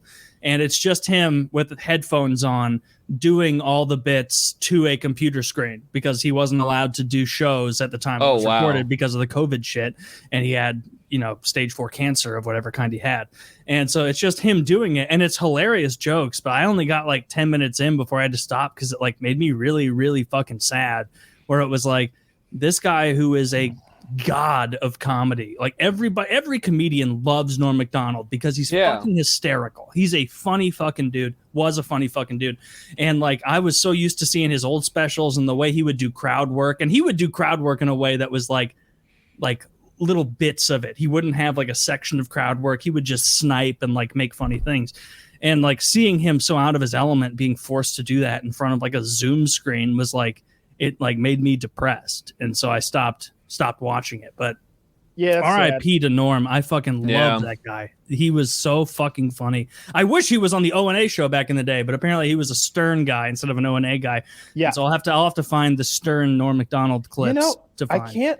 I can't remember any of his Stern stuff because I have no experience with Stern compared to you. Like I just didn't listen to it. I don't want to overstate how much Stern I've listened to, but it used to be all I listened to in my car. And when I would go on road trips and stuff, I would listen to like every day, like 4 or 5 hours a day, every day for like years. It got to the point, and I know they only play like the best of the old shows. They're not playing them in order. But I had heard them all. I've heard every bit of whatever XM puts, because they have 2 channels. They have Howard 100 and 101. And I think 100 is the channel where they play the best of that goes back 25, 35 years. Yeah. And it's great bits. And it'll be long bits. You'll have like full hour, 2-hour segments because sometimes a bit goes on for multiple days even, and they'll edit it together so that the bit goes on for days. But the other channel is today's episode getting aired and stuff. But I listened to the point where there were no more best ofs anymore, and I didn't really care for his new interview style, so I just canceled my XM. You just got to listen to old O&A on YouTube. But yeah, the Stern, it's funny that this came up because it was just a couple days ago that I saw Beetlejuice was on some like Barstool Sports interview, and I like listened to that, and it was pretty funny. I listened to some of it; it was pretty funny. And then I just got suggested maybe Eric the retard or Dylan the retard. Eric and Dylan. I picked the guys from the school shooting in Columbine because we talked about that for so long. Eric the actor died. Okay, well then who's the retard? Billy the retard or something? Sammy the retard. It was him versus Beetlejuice in a trivia competition, and White guy, right?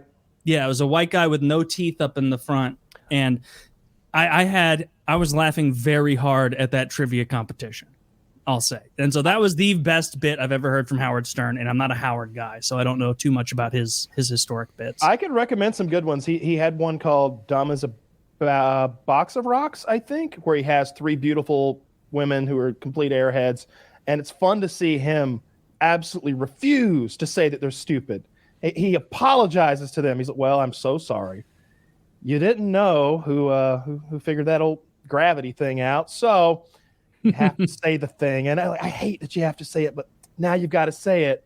And she goes, I'm as dumb as a box of rockets. All right, rocks. All right, let's move along. and they are. Both of them are dumb as a box of fucking rocks. I like those. I like the dirty ones too. Did they say rockets or did you just flip? I fucked up. It's I don't like the concept that they messed up box of rocks. I would like. I don't like the dirty ones. I should have lied. Like the you were saying like the dirty ones can be funny. The dirty ones, both with O&A and I assume other shows, where it's like, we're going to have a porn star on and she's going to put a wiffle ball bat in her pussy. I'm like, I'm not interested in this. Not that kind of dirty. I want comedians to come in and just riff with each other. That's the whole vibe I'm going for with a radio show. Imagine this. You bring in a comedian or a celebrity. They're sitting there thinking that I'm on the Howard Stern show. This is A1 prime time. I don't know, 12 million people are going out live right now. This is big for my project. It's big for my career. And then Howard has someone come in and start vomiting on the floor. Like, these are things that he would do such awful things. He would have a normal guest. And he'd be like, all right, now it's time for our second guest. And it's this guy who wants a woman to vomit on him real bad. So we're going to get to that. Or he would have, I remember there was a stripper, and I think they were doing a thing for maybe Manscaped or something like that, like maybe a razor company. So recent. So they had, I think that they had her like shave Beetlejuice, who was a black midget retard. She shaved his the triple threat completely. Yeah. If only he was bisexual, damn it. Nope, straight as an arrow. She shaved his pubic hair completely with that razor, and it's on YouTube unedited. Like, of her just shaving this guy's dick and balls. God bless America. My favorite bit ever, though. My favorite bit ever is when they got, and I'm spacing on his name, but it's the retarded white guy. It's the very retarded white guy. Gary the retard? Gary the retard. Does that sound right? They got Gary the retard. Look, gave it away. They told him that he was going to space, and they convinced him of it, and they put him in a cardboard spaceship, and Howard's talking to him, and he's like, all right, we're blasting off in 5, and they do a whole countdown with like sound effects, and then they shake the box and he gets scared. He gets scared on the way up to the moon, and he's retarded. He gets actually scared, and it's not funny anymore. And Howard's like, all right, we're gonna bring you back, Eric. We're bringing Eric back to Earth. Bring him back. Hurry. All right, you're back. And they lift it up, and he's like, whoa, like he's glad to be back. Like, I think he really believed it. He's very retarded. Either that or he played into it a bit, but like I haven't seen that bit, so I'll trust Kyle's judgment on it. He said, I'm getting scared. The trivia thing that made me laugh really hard with this between Beetlejuice and Gary the retard was that like Beetlejuice is a higher, like if Gary the retard is like a level 20 retard, Beetlejuice is like a level 55 first prestige retard. Like he's a much more retarded person. And so like they ask stuff, and one of the questions was, they were like, Beetlejuice spell red. And I didn't get it until I looked him up on YouTube or on Google afterward. But he kept going LSTER or LSTR or LESTR. And apparently his real name is Lester. And so he kept trying to spell his name Lester. And then they would go, Gary, chance to steal, spell red. And then Gary would go, RED. Yeah, that's Gary and Beetlejuice. And then they went and they did this question 3 times. So they went, correct, the RED, Gary gets the point. Beetlejuice, your second question, spell red. And then he's like, LSTAR. And they're like, incorrect. Gary, chance to steal, spell red. And they're like, another point. Now Beetlejuice, chance to catch up, spell red. And like they did that a few times, and he couldn't get it. So and it was like, it was funny. Threes. These guys are disabled. I get it. It's a bit. Sometimes I wonder when they fight. They used to fight with each other all the time. Fred would fight with Jackie the Joke Man. They'd fight with Howard. How much of that was real? Because when I was young, when I was first watching it, I'm not young. I'm like 20. Yeah. I bought it hook, line, and sinker, right? Like I just completely believe that these guys they weren't friends. They were trying to be friends, but there was fights. Now I'm like, is every commercial break, are they like, you know what? That was some good radio. Well, yeah. When I come back, I'm going to call this guy the C word. I think that Fred. I think it's closer to that, honestly. So Fred is part of the main cast. Like he's not one of the hanger-ons. He's the guy. Like he's the third. Jackie the part Joke of that. Man was. Jackie. No. Fred's been there the longest. It's been Fred, Robin, and Howard like the longest. Like they've been kind of a trifecta for a very long time. Everybody else is an addition, and they are treated as such. Their contracts are representative of that. He wrote a lot of the content during his era. So that's the same spot that helped me with who's the fat guy with the coke problem. Right. Fat guy with the coke problem. Rob Ford. No, busted up nose. Rob Ford. That was a crack problem. You're right. Sorry. You're talking about the nose that was flattened. Yeah. And he was a Trump. He did a bunch of fucking drugs. It's like it starts with a B, R or B. It's Artie Lang. Artie Lang. God, thank you. All right, we're good. You're right. So Making fun of retards, and here we are. Can't come up with Artie Lang. That's like a position on the show that has like a $600,000 or $700,000 paycheck every year for joke writing guy / like actor. And Jackie wanted a lot more money. Jackie, I don't know what they were paying Jackie. I know what they paid Artie. They paid Artie either $900,000 or $1 million even a year to do that. And that job. should be cheap for Artie because Artie is a real talent. He's a funny Jackie guy. did not get any money, anything like that. And when he tried to negotiate, he ended up getting cut out. And I remember they would mock his little shows that he would do and how no one came. They wouldn't talk about him before. They wouldn't be like, Jackie's having a big show. Let's see how pathetic it's going to be. Because that's how you do it, how you shit on somebody while at the same time advertise for it. If you're playing a bit, that's how you do it. You're like, next week Jackie's having. So that's what you guys did with Wings, or we just report on Wings when he does stuff, as does the New York Times. Okay, so did you see that? I saw that, and I saw Wings Times talk about how he didn't like the New York Times take on him, and so here's the deal. I guess now Wings has been used as. Like they're using his picture and saying he's involved in all these current events. The Uvalde shooting was one of them. I think the Buffalo shooting was another. And they keep saying Wings was either involved or like a parent or a victim. Or whatever. Yeah. And of course, Wings has nothing to do with it. These are just trolls who drag his image into everything. And there was a brief moment where they tried to find the genesis of why Wings was targeted like this. And they're like, he said some things about lowering the age of consent and something else that I don't recall. But he's apologized for that again and again. He never meant it. He just was a shock jock on a podcast at one point. I saw that and I thought, they didn't do him wrong. He said a dumb thing. He apologized for it. It was a comedy thing. Move on. And 12 years ago, by the way. But Wings felt like they really did him dirty. I didn't see it like that. Yeah, they did him really kindly. I think that look, it seems like he was the source of all their information. Think about that one for a minute. It's not like they went to his haters, or they'd have had a much more comprehensive viewpoint of like those things he said, because those guys, the guys who are like super into this, have debunked the like I was a shock jock thing, because they'll be like, here's where he said it when almost no one was listening. Here's when he like said it in private. Here's when he said the same thing to like a little group of people and not on the show. Whether it's Twitch or in a YouTube video or whatever, they'll do that. So like if the New York Times had gone to them, they'd have gotten us. It'd have been a really nasty article. They did him really kindly, and he doesn't know how to use. I mean, like, I don't think he realizes the same kind of, point I made on PKN. Patreon.com/PKA. Sign up for PKN. You get the early show, and you also get PKN, which is an hour-long show. And that you get three of us retards do. And so check it out. Don't forget about the Hangout. That's the best part. And the Hangout. The Hangout's the $50 level. You get to join and watch all of us do bits and the rest of the folks who go in there. It's a bunch of fun. The rest of the folks are the best part. The rest of the folks are honestly the best part. It's very, very funny. Like the whole point with the Wings thing is this. Wings is merely the vehicle by which the story was told. They wanted to do a story on fake news on social media, and Wings is just the vehicle. So there's not a huge focus on him in that. There's really not. Like, it'll ask what it is, and he'll say stuff like, yeah, that's not true. I didn't say that, or they manufactured that, or I said a different version of it. But the bulk of the article, if you actually read it, is about the misattribution of sources and stuff.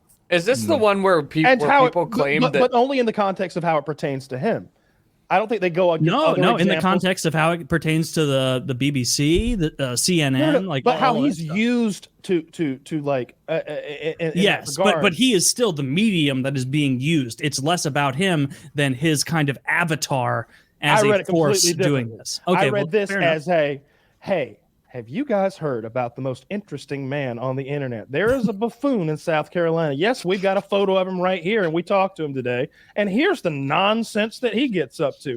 That's what it was to me. Because they talk about how, like, all the accounts that, like, call him out on Twitter, the like fake CNN accounts, CNN and Afghan and all that. Like they never said, also, there's this other guy this happens to, or these other examples of it happening, and it was all Wings. It was all about medium. It was all about how it affected him. It centers on him, but the key of the story are the ancillary bits, kind of sprouting off of him. I disagree. It was to me, it was a biography of Wings of Redemption and how he in particular has real serious issues with the internet trolling him. That's 100% what it was about to me.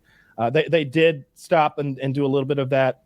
They mentioned that, factually, that people will see that he's a survivor and so and such, and they'll be like, aha, a crisis actor.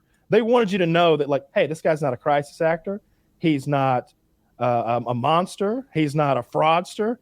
He's just a guy who plays video games on the internet. And that was covered in the intro. That was covered in the intro. And then Kyle, I felt like the article was about Wings. It wasn't about misattribution of sources. They covered that a little bit, but no, I think maybe I'll reread and see it differently, but it seemed more to me that it was a story they wanted to tell, and Wings was a very convenient mechanism by which to tell it. And I fucking hate mainstream media and journalists, so if there was more to hate on here, in my eyes, I would do that, but I don't think there is. It's a pretty short read. I have not read it. I just scrolled through it and reading the top lines of the first paragraphs. It does read. It's like a story about how Wings is being misidentified, but it's definitely towards more about Wings the person and not about misinformation as a source or as as a topic.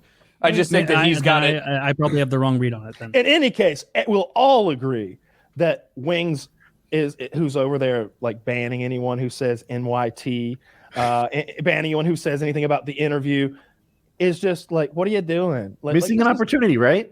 It should be Wings of opportunity. Redemption now streaming as seen in the New York Times, right? That's what it should be, doing, a 24-hour marathon stream right now where it gets up to 16,000 people and gets hopefully $50,000. That's where he should be right now. I wish he was. We always have different objectives, right?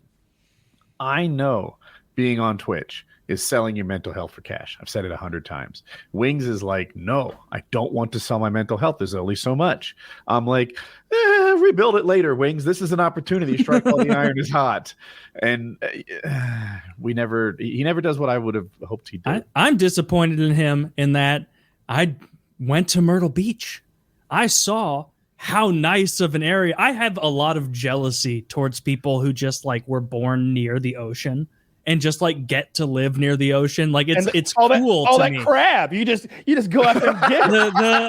I would be 100% lying if I didn't say crab was a major, maybe majority part in this thought. But like I'm jealous of that. And so like when I went to Myrtle Beach recently, I had a full, for Jericho's benefit, my wife and I, we had a full, like, she wanted to go to like Universal and all that stuff. And that's not my jam as much. I've never been, but I didn't think it would be. But I've always told her, we'll go do that. So we made that vacation. But unfortunately, weather was so bad there. It was like 7 out of 7 days would be thunderstorms. And so I just found last second before our vacation, like, what is the nicest weather of the beach we can drive to? And it was like Myrtle Beach. That's got the most sun. Fuck it. We're going there. And as I was driving closer and closer to Myrtle Beach, I just kept thinking, like, where the fuck is Conway? I'm kind of excited. I'm not going to go to Wings' house or even try and find it. I just want to see where Conway is, like, in relation to Myrtle Beach. And it got to the point that I was like 5, 6, 7 miles from the beach. Yeah. And I was like, I must have missed it. Like, there's no way. I must have missed Conway. Maybe it's like down the beach a bit. No, it's there. Right fucking there. Yeah. On the beach. Wait, and I guarantee. Not on the beach, is it? It's not on the beach, but it's 20 minutes. 20 minutes would be if he fucking took a razor scooter there. Like, he could be there fast if he takes a car.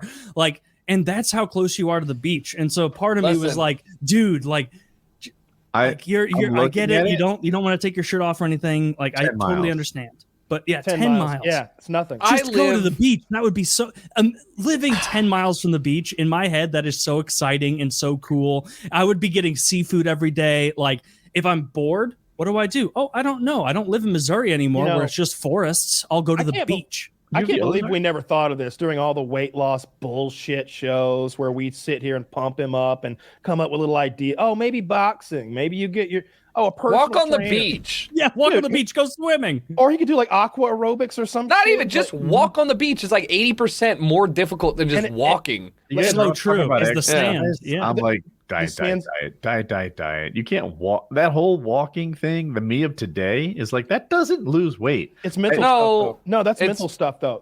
Yes. Oh, I'm with you. I was actually going to say the same thing. I sometimes walk. If I'm like, my mental health needs a boost right now, let's get walking. Skateboarding, same sort of thing. And walking's actually better.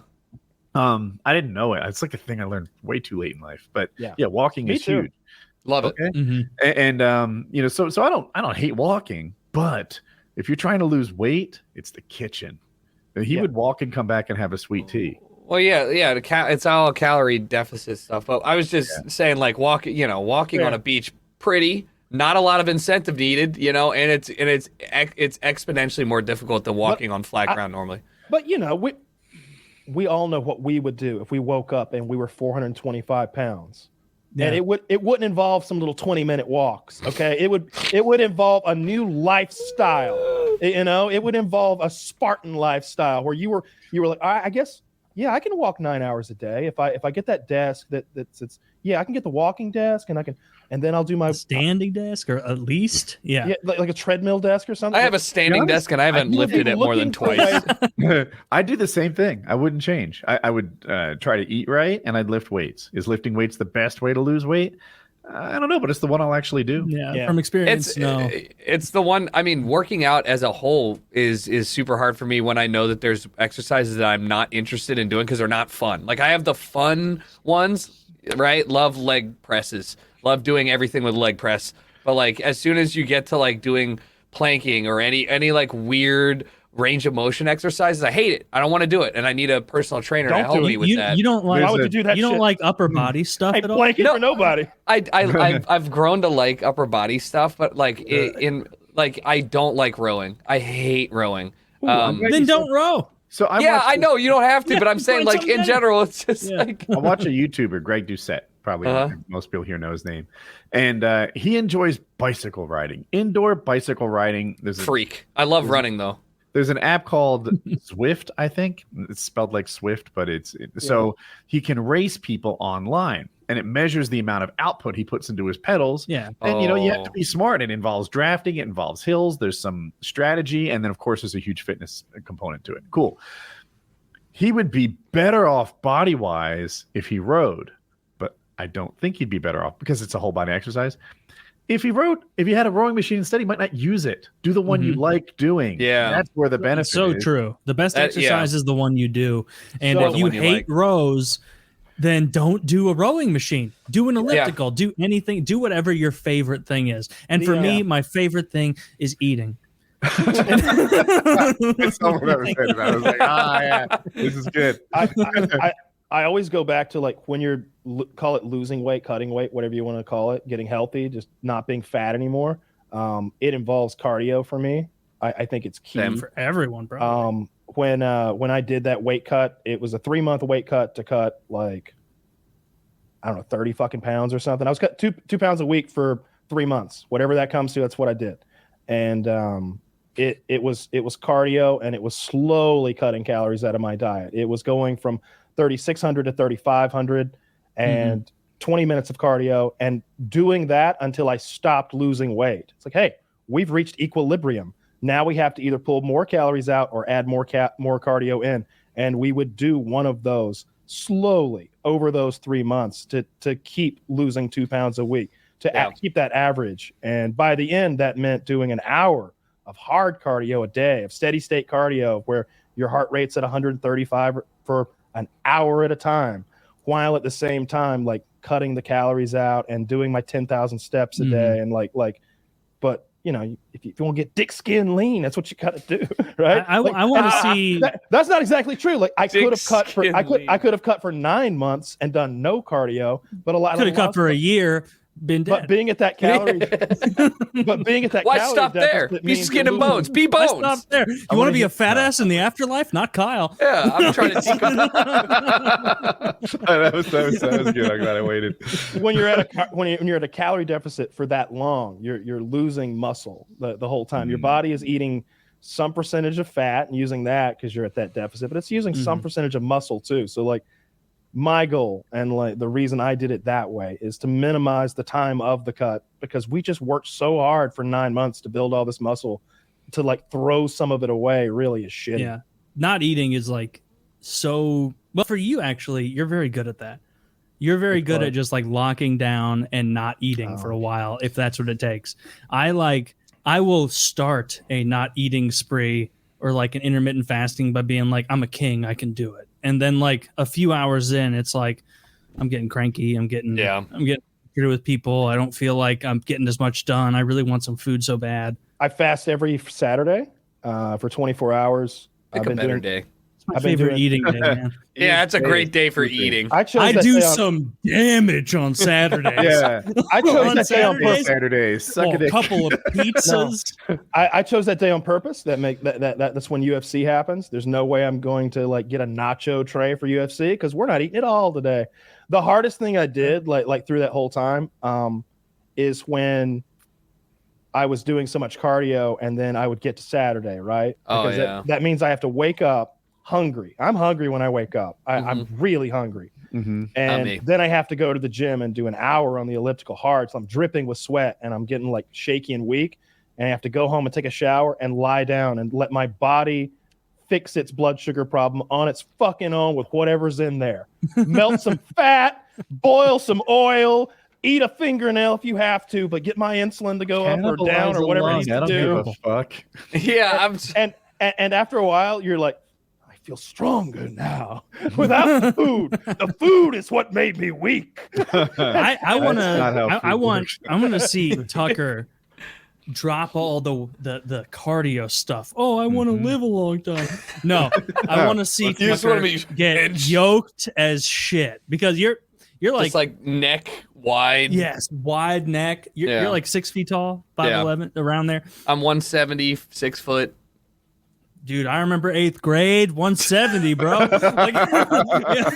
This is heavy for me too. Usually I'm floating at like 165, and I started putting on a little more weight because I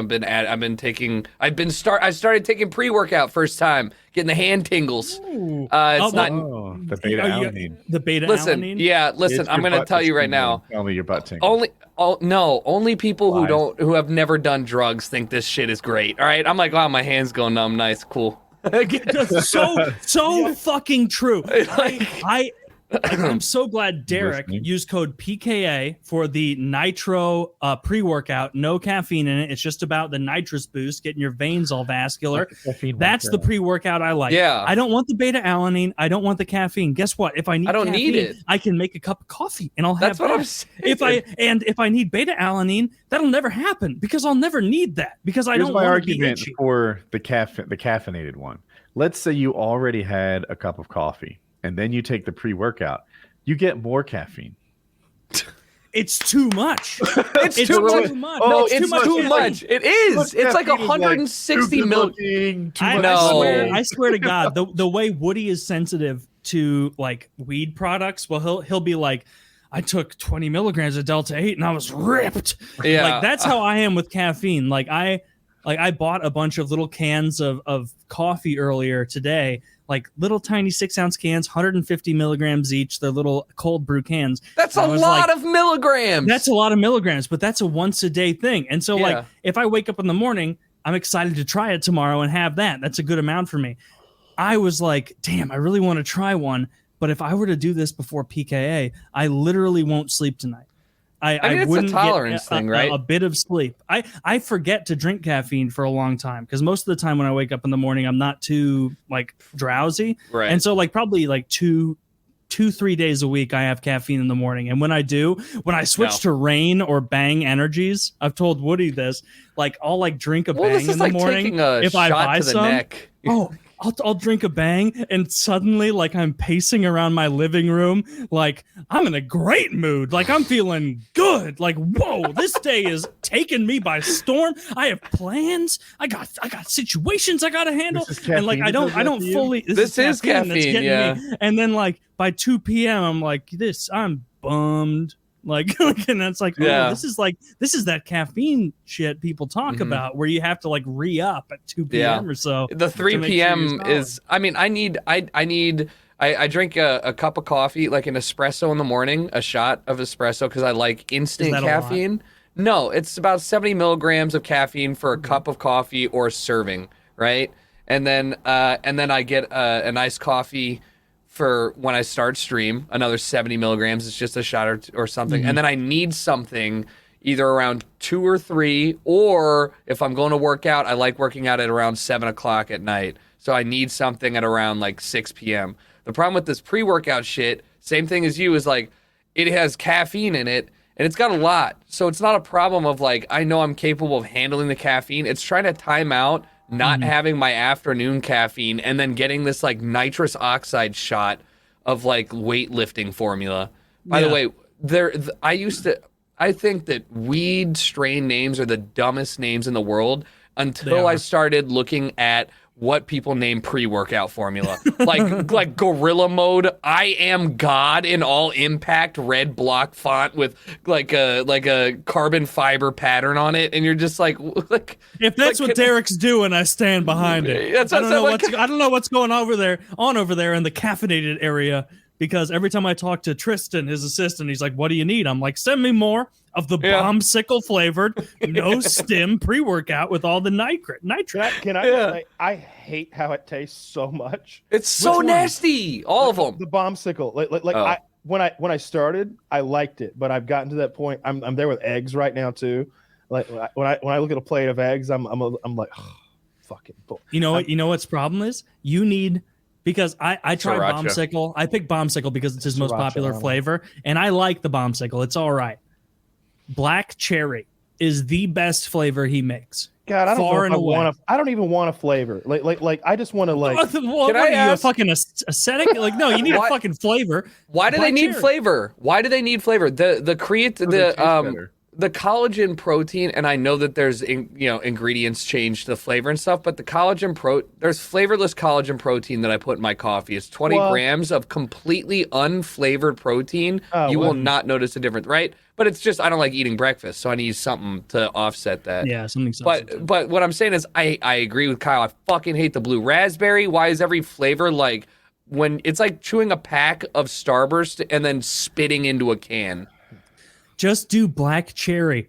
It tastes like a normal drink. That's why never, I like it, because I know the same thing you're saying. I've gotten Lit pre-workout, I've gotten C4 pre-workout, and all of them have this like kind of acidy, not great version of like blue raspberry or something. This doesn't. You get the black cherry. The black cherry is the way to fucking go with the flavor from Derek's stuff.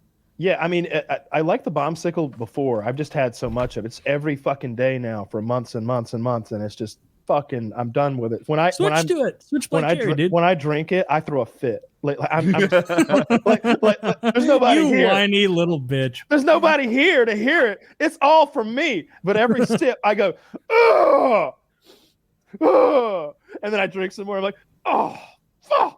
I feel like and then once I drink it all, there's a little residue in your mouth, right? I don't. I like spit it in the sink, like I want the taste out of my mouth. Just get a better flavor. Are you sure you're not associating the drink with the like pain you're about to stick on yourself? No, I hate the taste. Okay. Then get black. I love dude, the workout. I hate the fucking black shit. cherry. Try the black all that cherry. Being said, the fact that I still drink it every fucking day should tell you how good it is. It's the best pre-workout I ever had. It's crazy pumps. It's good stuff. And don't buy bombsicle. I also buy do. black cherry. You do one scoop or two? I do too, obviously. Yeah, I do too. Yeah. Yeah, I'm not a bitch. I'm trying to get my fucking lift on. If I can wash my face after, we didn't get pumped up enough. No. I don't totally get that, but yeah. My arms don't work. Like I can't do this.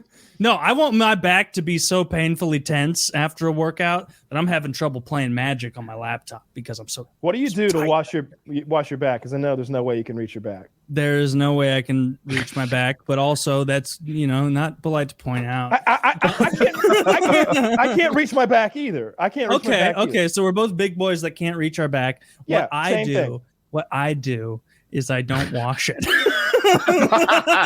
You don't have a scrub brush? What I do is I really overlather my head, and I hope that the residual over my back is cleaning everything. You don't have like and it must be working well because I don't get back knee. You had chemically sterilized your acne. Yes. That doesn't mean your back. Chad face. Yes. But your back is filthy. Like I bet you're hairy back there too. You've probably got like a man tuft that extends from the crack of your ass to your shoulders. You know what's weird? A big T.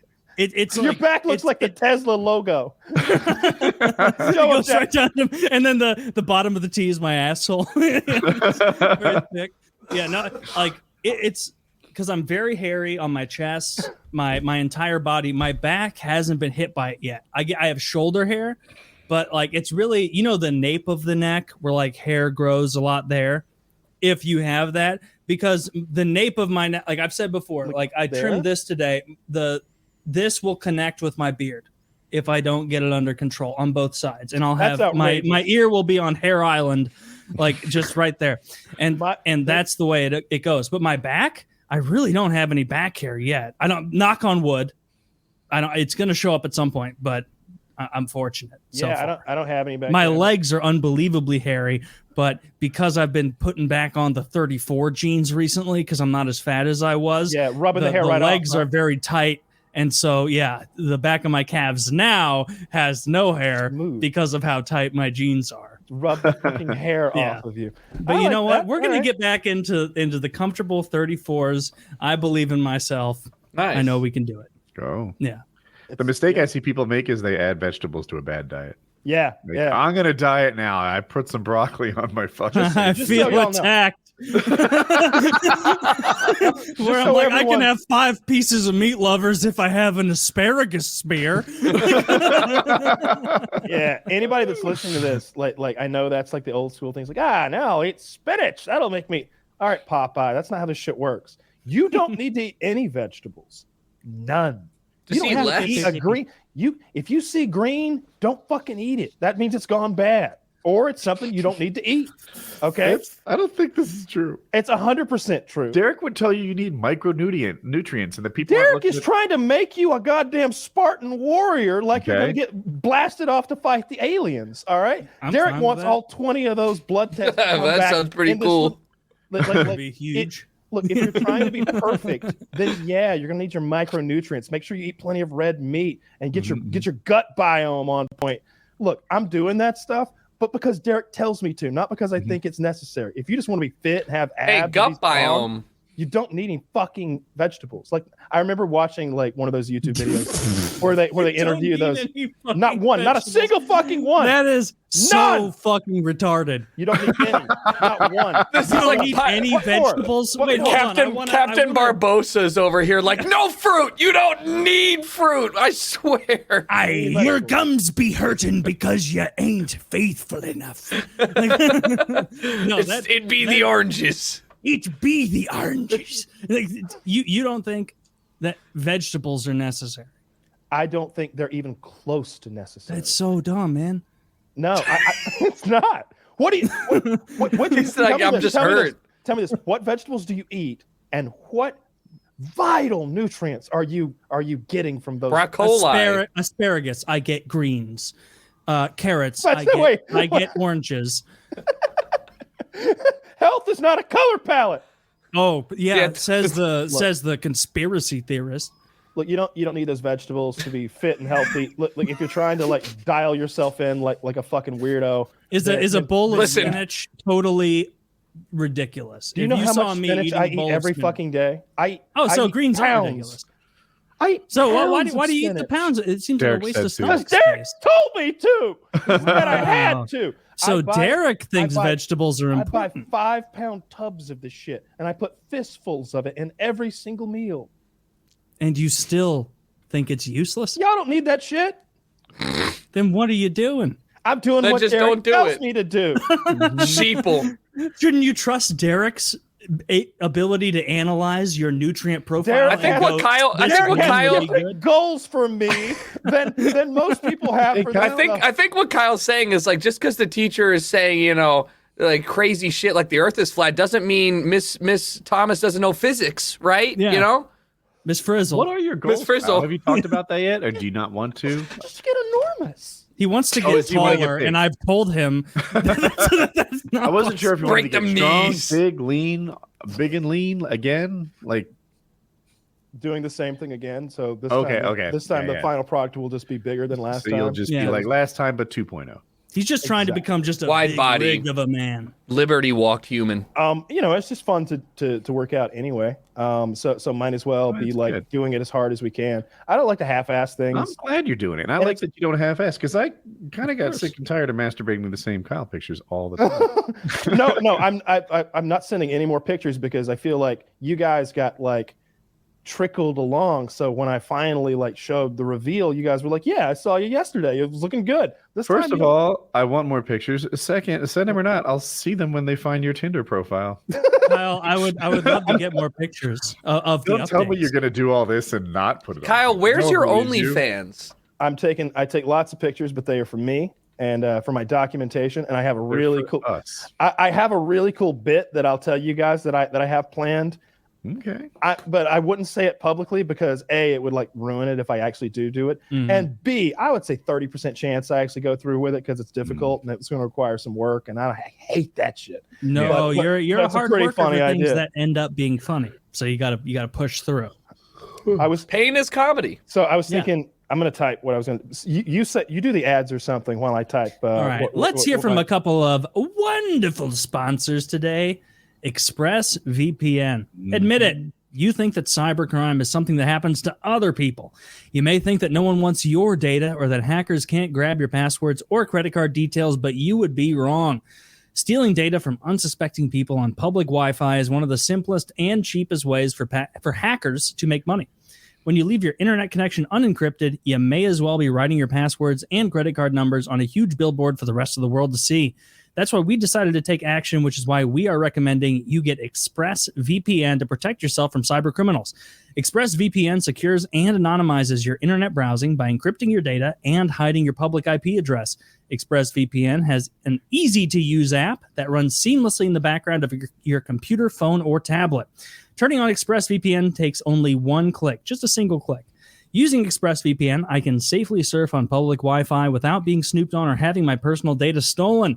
For less than $7 a month, you can get the same ExpressVPN protection that I have. ExpressVPN is rated the #1 VPN service by TechRadar and comes with a 30-day money-back guarantee. Protect your online activity today and find out how you can get 3 months free at expressvpn.com/PKA. That's EXPRESSVPN.com/PKA for 3 months free with a 1-year package. Visit expressvpn.com/PKA to learn more. You don't want to be a stooge getting taken advantage of online. Check out ExpressVPN and use our code PKA. This episode also brought to you by Blue Chew, the best dick pills in the business. Spring has finally come, so let's help you do the same. That's right. This episode is sponsored by Blue Chew. Guys, confidence can take you far in life. It can also help in the bedroom, especially when it's time to come step up to the plate. That's a weird way to phrase that, guys. That's where Blue Chew comes in. Blue Chew is a unique online service that delivers the same active ingredients as Viagra and Cialis, but in chewable tablets and at a fraction of the cost. You can take them anytime, day or night, so you can plan ahead or be ready whenever an opportunity arises. The process is simple. Sign up at BlueChew.com, consult with one of their licensed medical providers, and once you're approved, you'll receive your prescription within days. The best part? It's all done online. So no visit to the doctor's office, no awkward conversation, and no waiting in line at the pharmacy. Blue Chew's tablets are made in the USA and prepared and shipped direct to your door in a discreet package. So if you could benefit from extra confidence when it's time to perform, Blue Chew can help. Also, we've got a special code for our listeners. Try Blue Chew free when you use our promo code PKA at checkout. Just pay the $5 in shipping. That's bluechew.com, promo code PKA to receive your first month free. Visit bluechew.com for more details and important safety information. And we thank Blue Chew for sponsoring the podcast. We flagellate ourselves, prostrate, thanking Blue Chew for putting us on the pod. Thank you for making us worthy of your dick pills. God, these guys have a huge head. My God. Don't lose. At the end of the day, you make dick pills. They make the best dick pills. The finest Yes. dick pills. My God, people are It will talking. turn They're your life using, around. I told you they're that using guy at the those Paramotor PKA to event get was it. like, dude, I fucking love Blue Chew. Yeah, get your dick hard and get it hard in the most cost-effective way. That's Blue Chew. Code PKA. They didn't even, you give them a hard time for that ad read. Chiz wrote that because he was fucking with you. You know that, right? That would be funny. That would be hilarious. That would be. It would be great if he what if he slips? Are you one of those people who would read? You remember something? If there was something fucked up in there, would you Anchorman right through it? I might do that. I don't know. And so this is a You would get halfway through. Issued to all sponsors. Put racial epithets in your reads and see if I read them. It's a fun game for the whole family.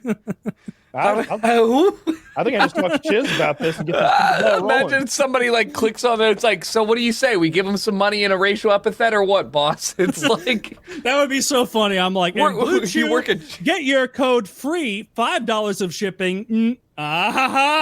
Almost got me. Oh, we got a new cool sponsor next week. Before we talk about finish your sponsor, Lock and Load. It's back in stock, folks. Lock and Load is back in stock. Look at those loads cleaning up SpongeBob's apartment. A classic clip that Tucker and I remember.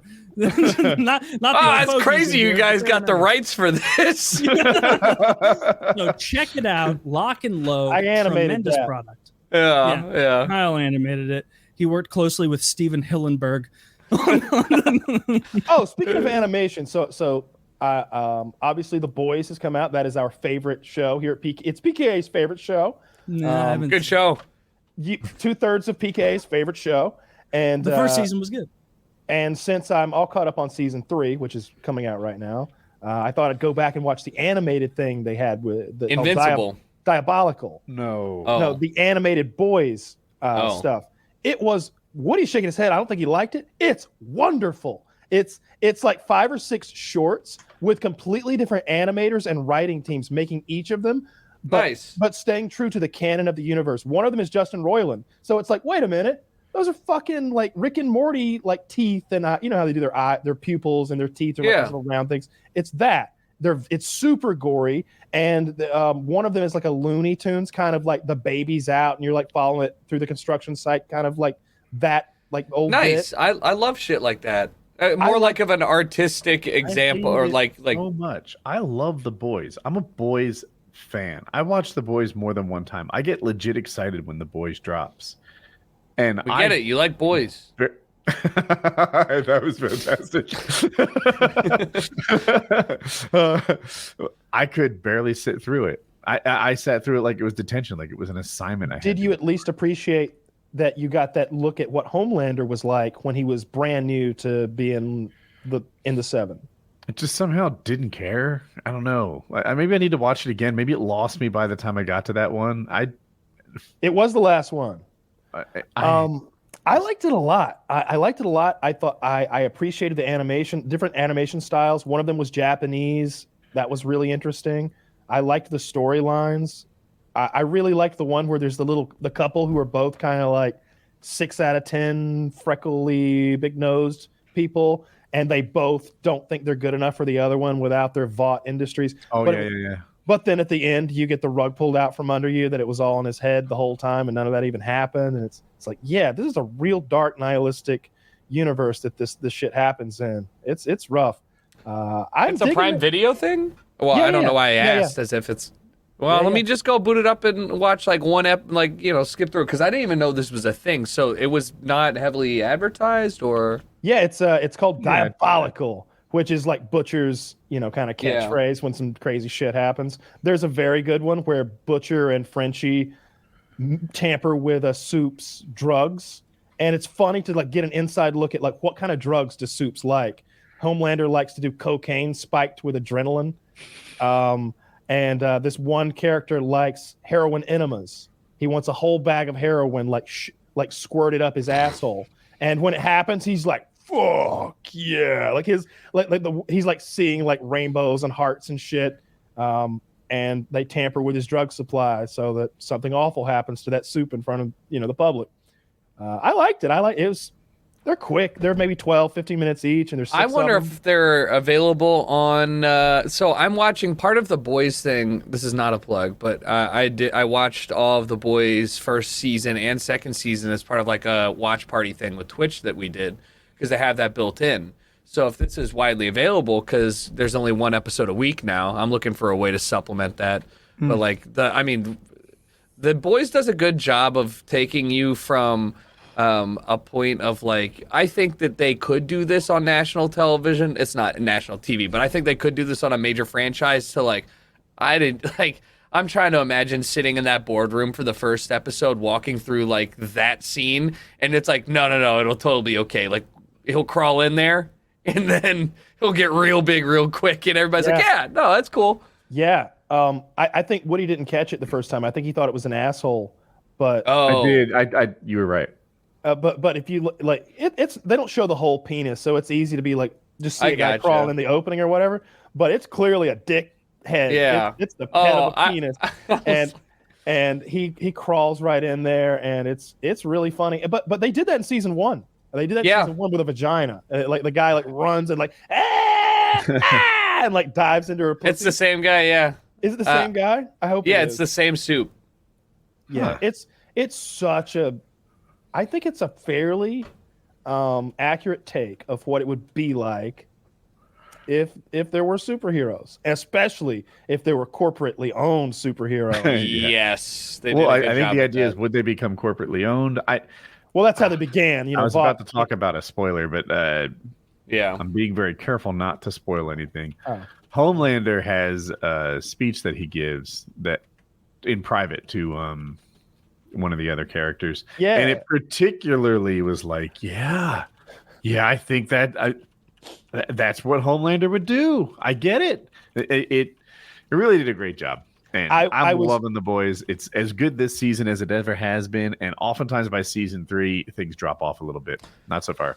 I really liked that he finally just said it, because you maybe put you're like, how imaginative, how smart is Homelander, because he really doesn't like flex that like he's been losing all 3 seasons because we need him to be emotionally fragile, so he's really losing the battles and the war at the same time. Nothing's coming up Homelander because he's just always fucking shit up. I lost my train of thought. So you wanted to see what would happen if he kept losing? No. Yeah, it's not coming back. In any case, I love how. I'm glad that we've gotten to a point where he finally says it, and he like has a plan. You're like, oh, That's a well thought out plan. This is not something he just came up with right off the right today. He's been thinking about this for maybe decades about how he would take over. Keep fucking pushing me and see how that works out for you. I am the most powerful being to have existed in the universe thus far. Yeah. And you're like, oh, actually. Crazy that Amazon really locked down two very similar show ideas with Invincible and this, but they're both standing like pretty, like they're not bleeding into each other too much. I was kind of worried when I first heard Invincible. I'm like, they're both like, and Peacemaker is very much in the same vein. That sort of never seen it, so I have no idea. It's very gory. It has that James Gunn kind of like pop music from the 70s set to funny, like juxtaposed in some instances with ridiculous. And it's not all that. There's a song by the Choir Boys that John Cena sings to. It's this really girly like rock ballad thing, and he's got a Hitachi magic wand as his microphone, and he's in his like whitey tighties, and it's funny. It's like, oh, John Cena can do physical comedy and like normal comedy. He's just a funny fucking guy who's a good actor. So he kills it in that show. It's worth a watch. I like that guy. I like him. Yeah. I like that he showed up for that Ukrainian Down syndrome child. I've seen this John Cena interviewed a bunch of times, and he always comes off like a really down to earth good person. There's something wrong with him. Not wrong with him. There's a story. There's something hidden in his past that I can't remember. It's not hidden. I think there was something that came up with maybe his ex-wife or. There's something I remember somebody trying to tarnish him, and I was like, I can't hear you over the hundreds of sick kids he's made their wishes come true. Yeah. Oh, yeah. Like how bad could he be? He's the guy for that. Like, like if you look at like the total number of like Make-A-Wish, 3 times as much. Yeah, it's like a Wayne Gretzky Yeah, he's done record. 3. It's like nobody can stop it. Record. No one is going to catch up to John Cena. I used to wish that someone would pick me for Make-A-Wish Foundation. I don't want anybody picking me. I will decline. Well, I don't want to watch somebody dying. No one's gonna pick me. But some there kid was being a like, time when I was like a bigger deal on YouTube, and I was like, maybe someone will pick me. Maybe somebody will pick me. No one ever picked me. No, I don't want there that. is nothing.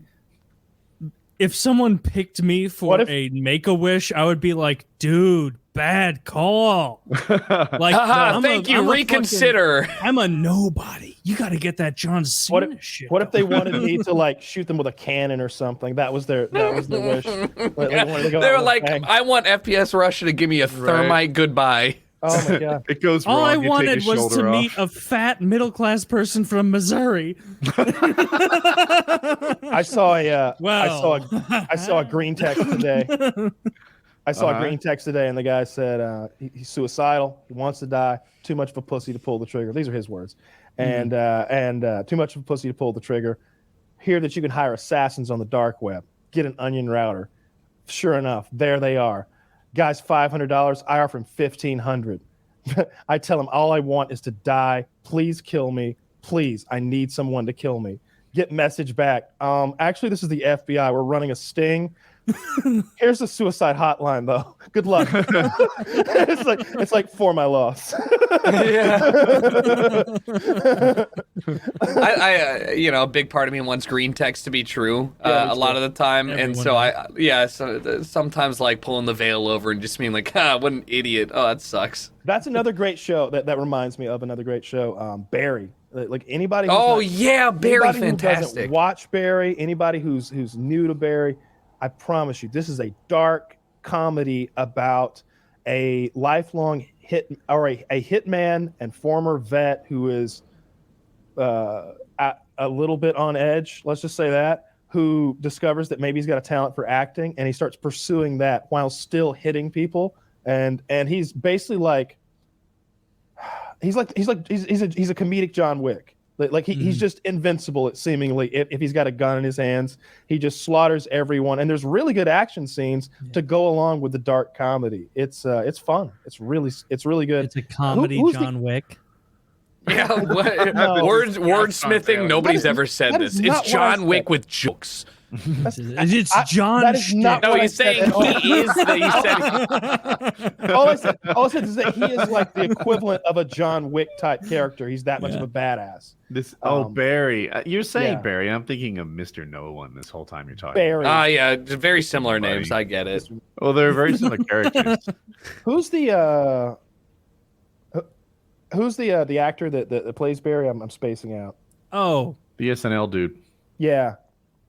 That's no, he's in. to people like me. All right, never fucking mind. It's very good. It's Bill on, Hader. Bill Hader. Bill Hader. That's who it is. I'm gonna call it right now. I'm gonna make Bill Hader my guy, and I'm gonna call it. When's Emmy season? When do they like give the Emmys out? Okay. It's in the fall, I right? have no idea. I've never watched. You wanna make a bet that I'm gonna call it cold that Bill Hader wins an Emmy, and he hasn't even been nominated. There are no nominees. What else is he in other than that show? It's going to be for Barry. Oh, for Barry. Yeah. What is Really? Emmy? Which one is Emmy? Like, is that TV. hard to get? It's the like best performance on TV, best actor on TV, like all of TV. Okay.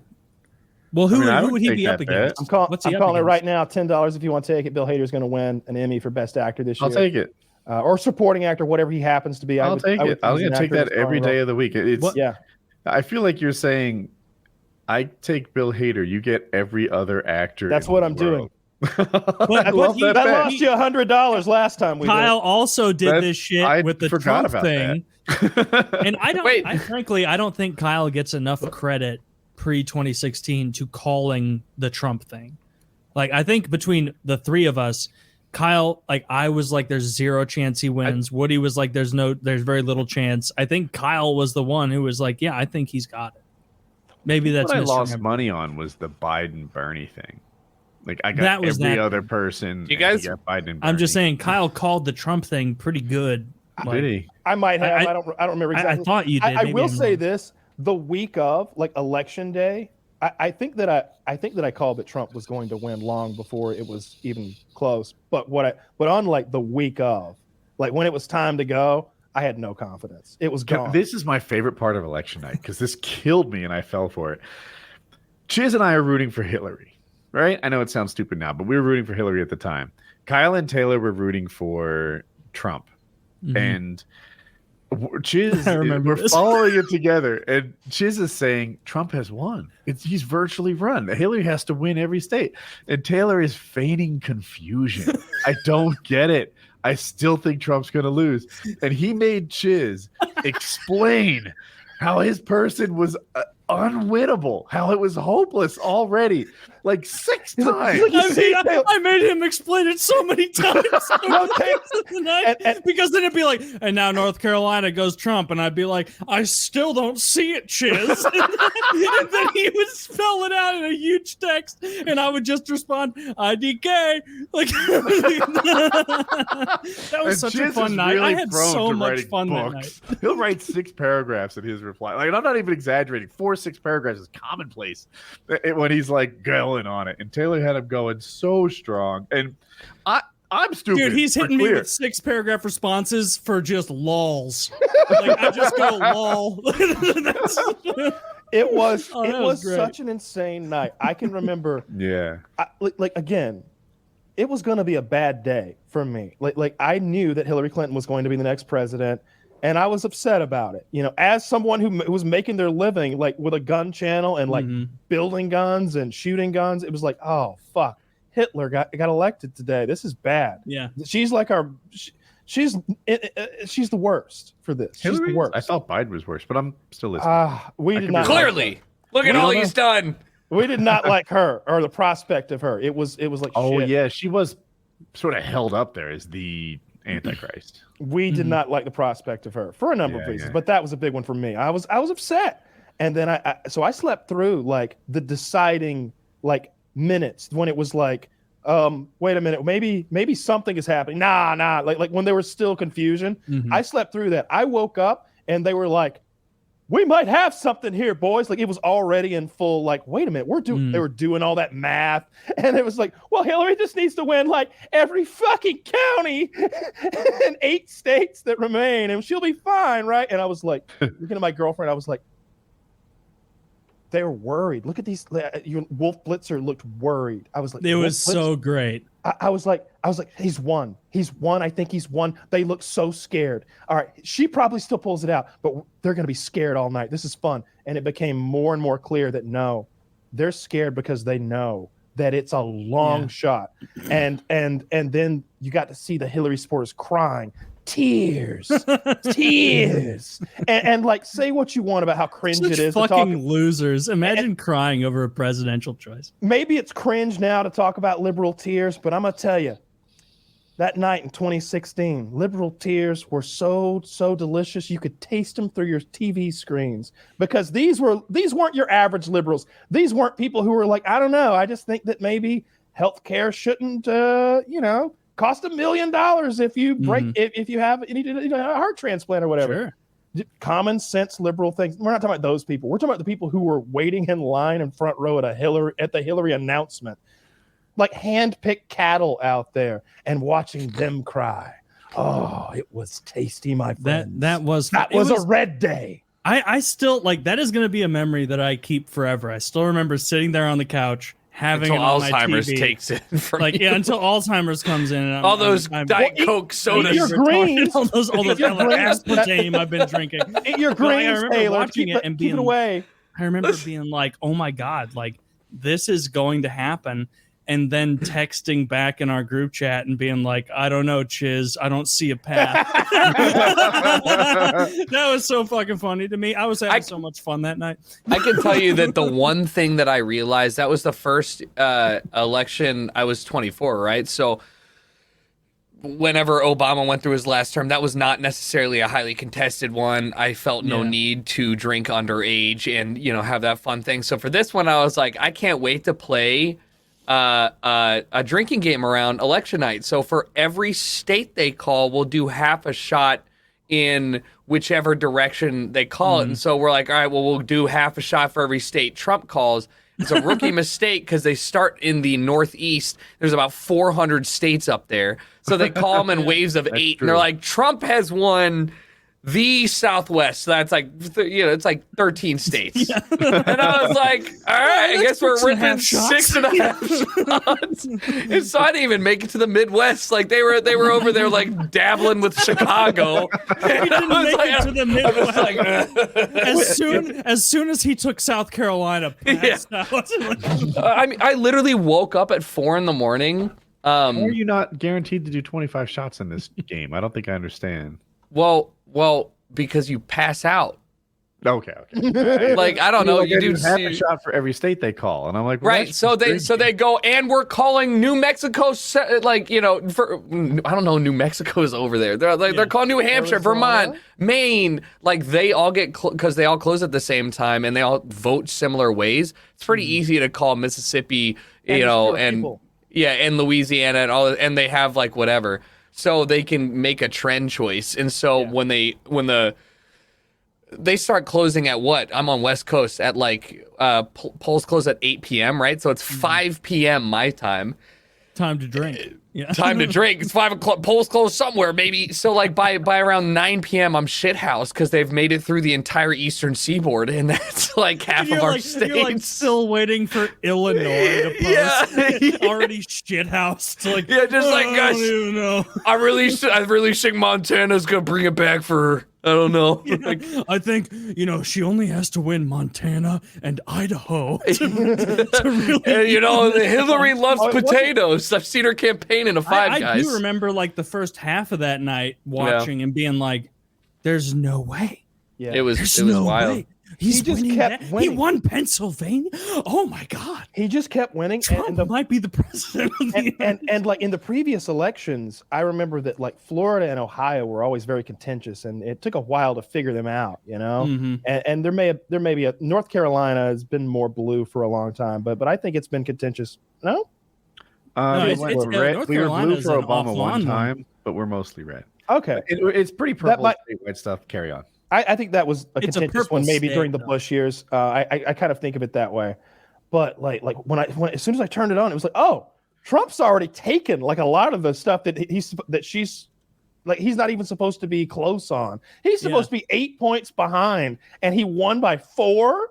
It was stuff like that. He was Dude, just it was like watching Genghis Khan conquer a nation in quick time, where it was suddenly realizing like, oh, everything the media has been saying has been from the perspective of New York and LA people. A lot of middle Americans really like saying fuck you to the establishment that be. And that's the way I see the Trump vote in a lot of ways. That's totally. The way that's the reason I voted for him both times, is like as a fuck you of like, you people in not Hollywood, you people in DC, you're such duplicitous fucking monsters.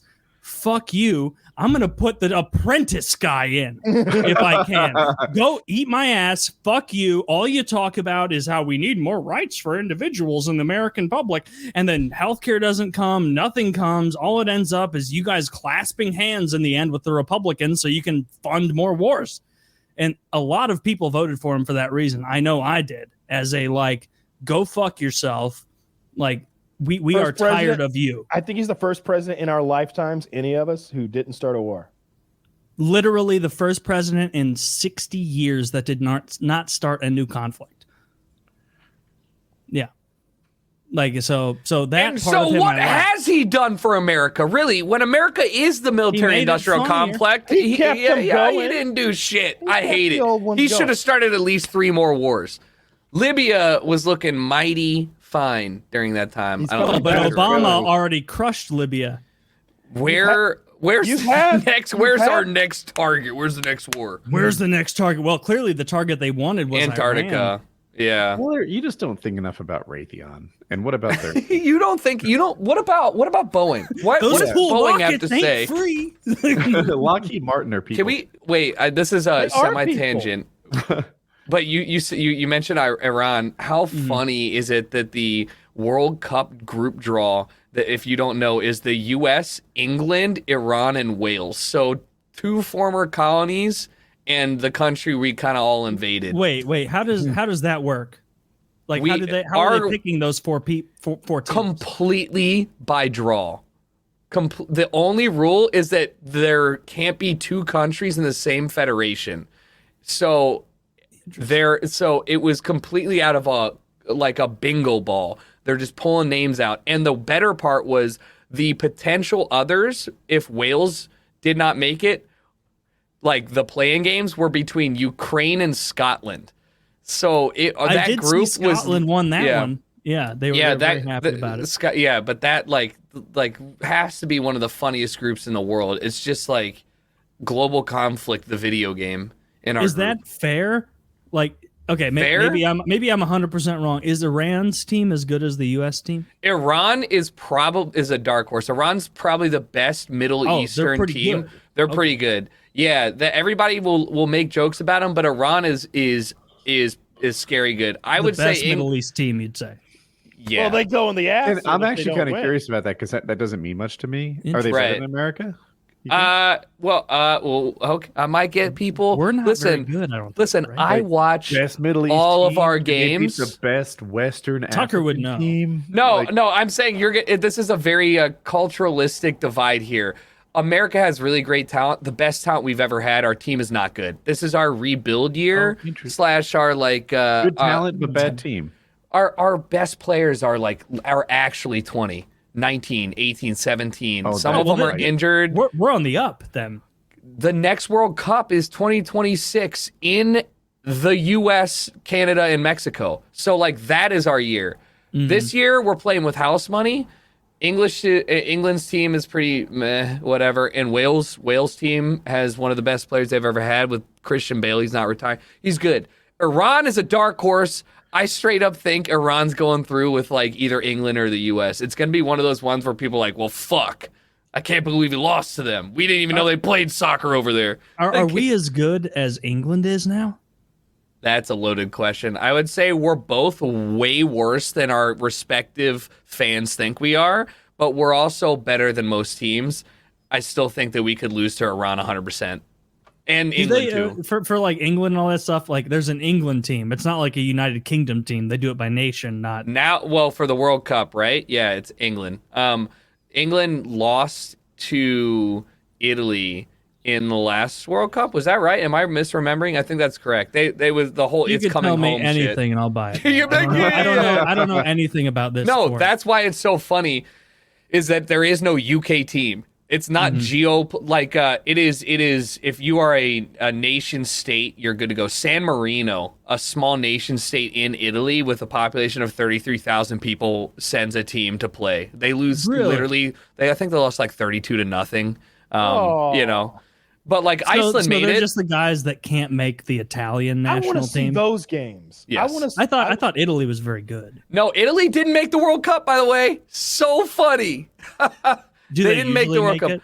I think they didn't make it. They won they did not make the last World Cup. They won the like European League tournament, which is only the like most of the good teams. Yeah. And then they didn't qualify again for the World Cup. It's like the most backwards thing. How could they not qualify if they beat? Let me listen.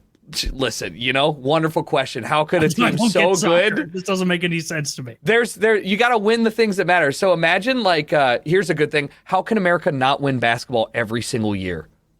Oh, I thought we did. Fuck. No, we're not that good. We don't like losing win to Croatia and shit. I think I remember hearing that. Yeah, well, like you got a lot of like international and Balkan and Eastern Europeans that are really good at basketball now. Point is, like, you can just be really bad in the tournament and your team doesn't make it because there are other, like, Moldova showed up this year. Because Moldova came to play. I mean, North Macedonia knocked Italy out of the World Cup. Let that sink in. I barely believed that North Macedonia was an actual country in 2022.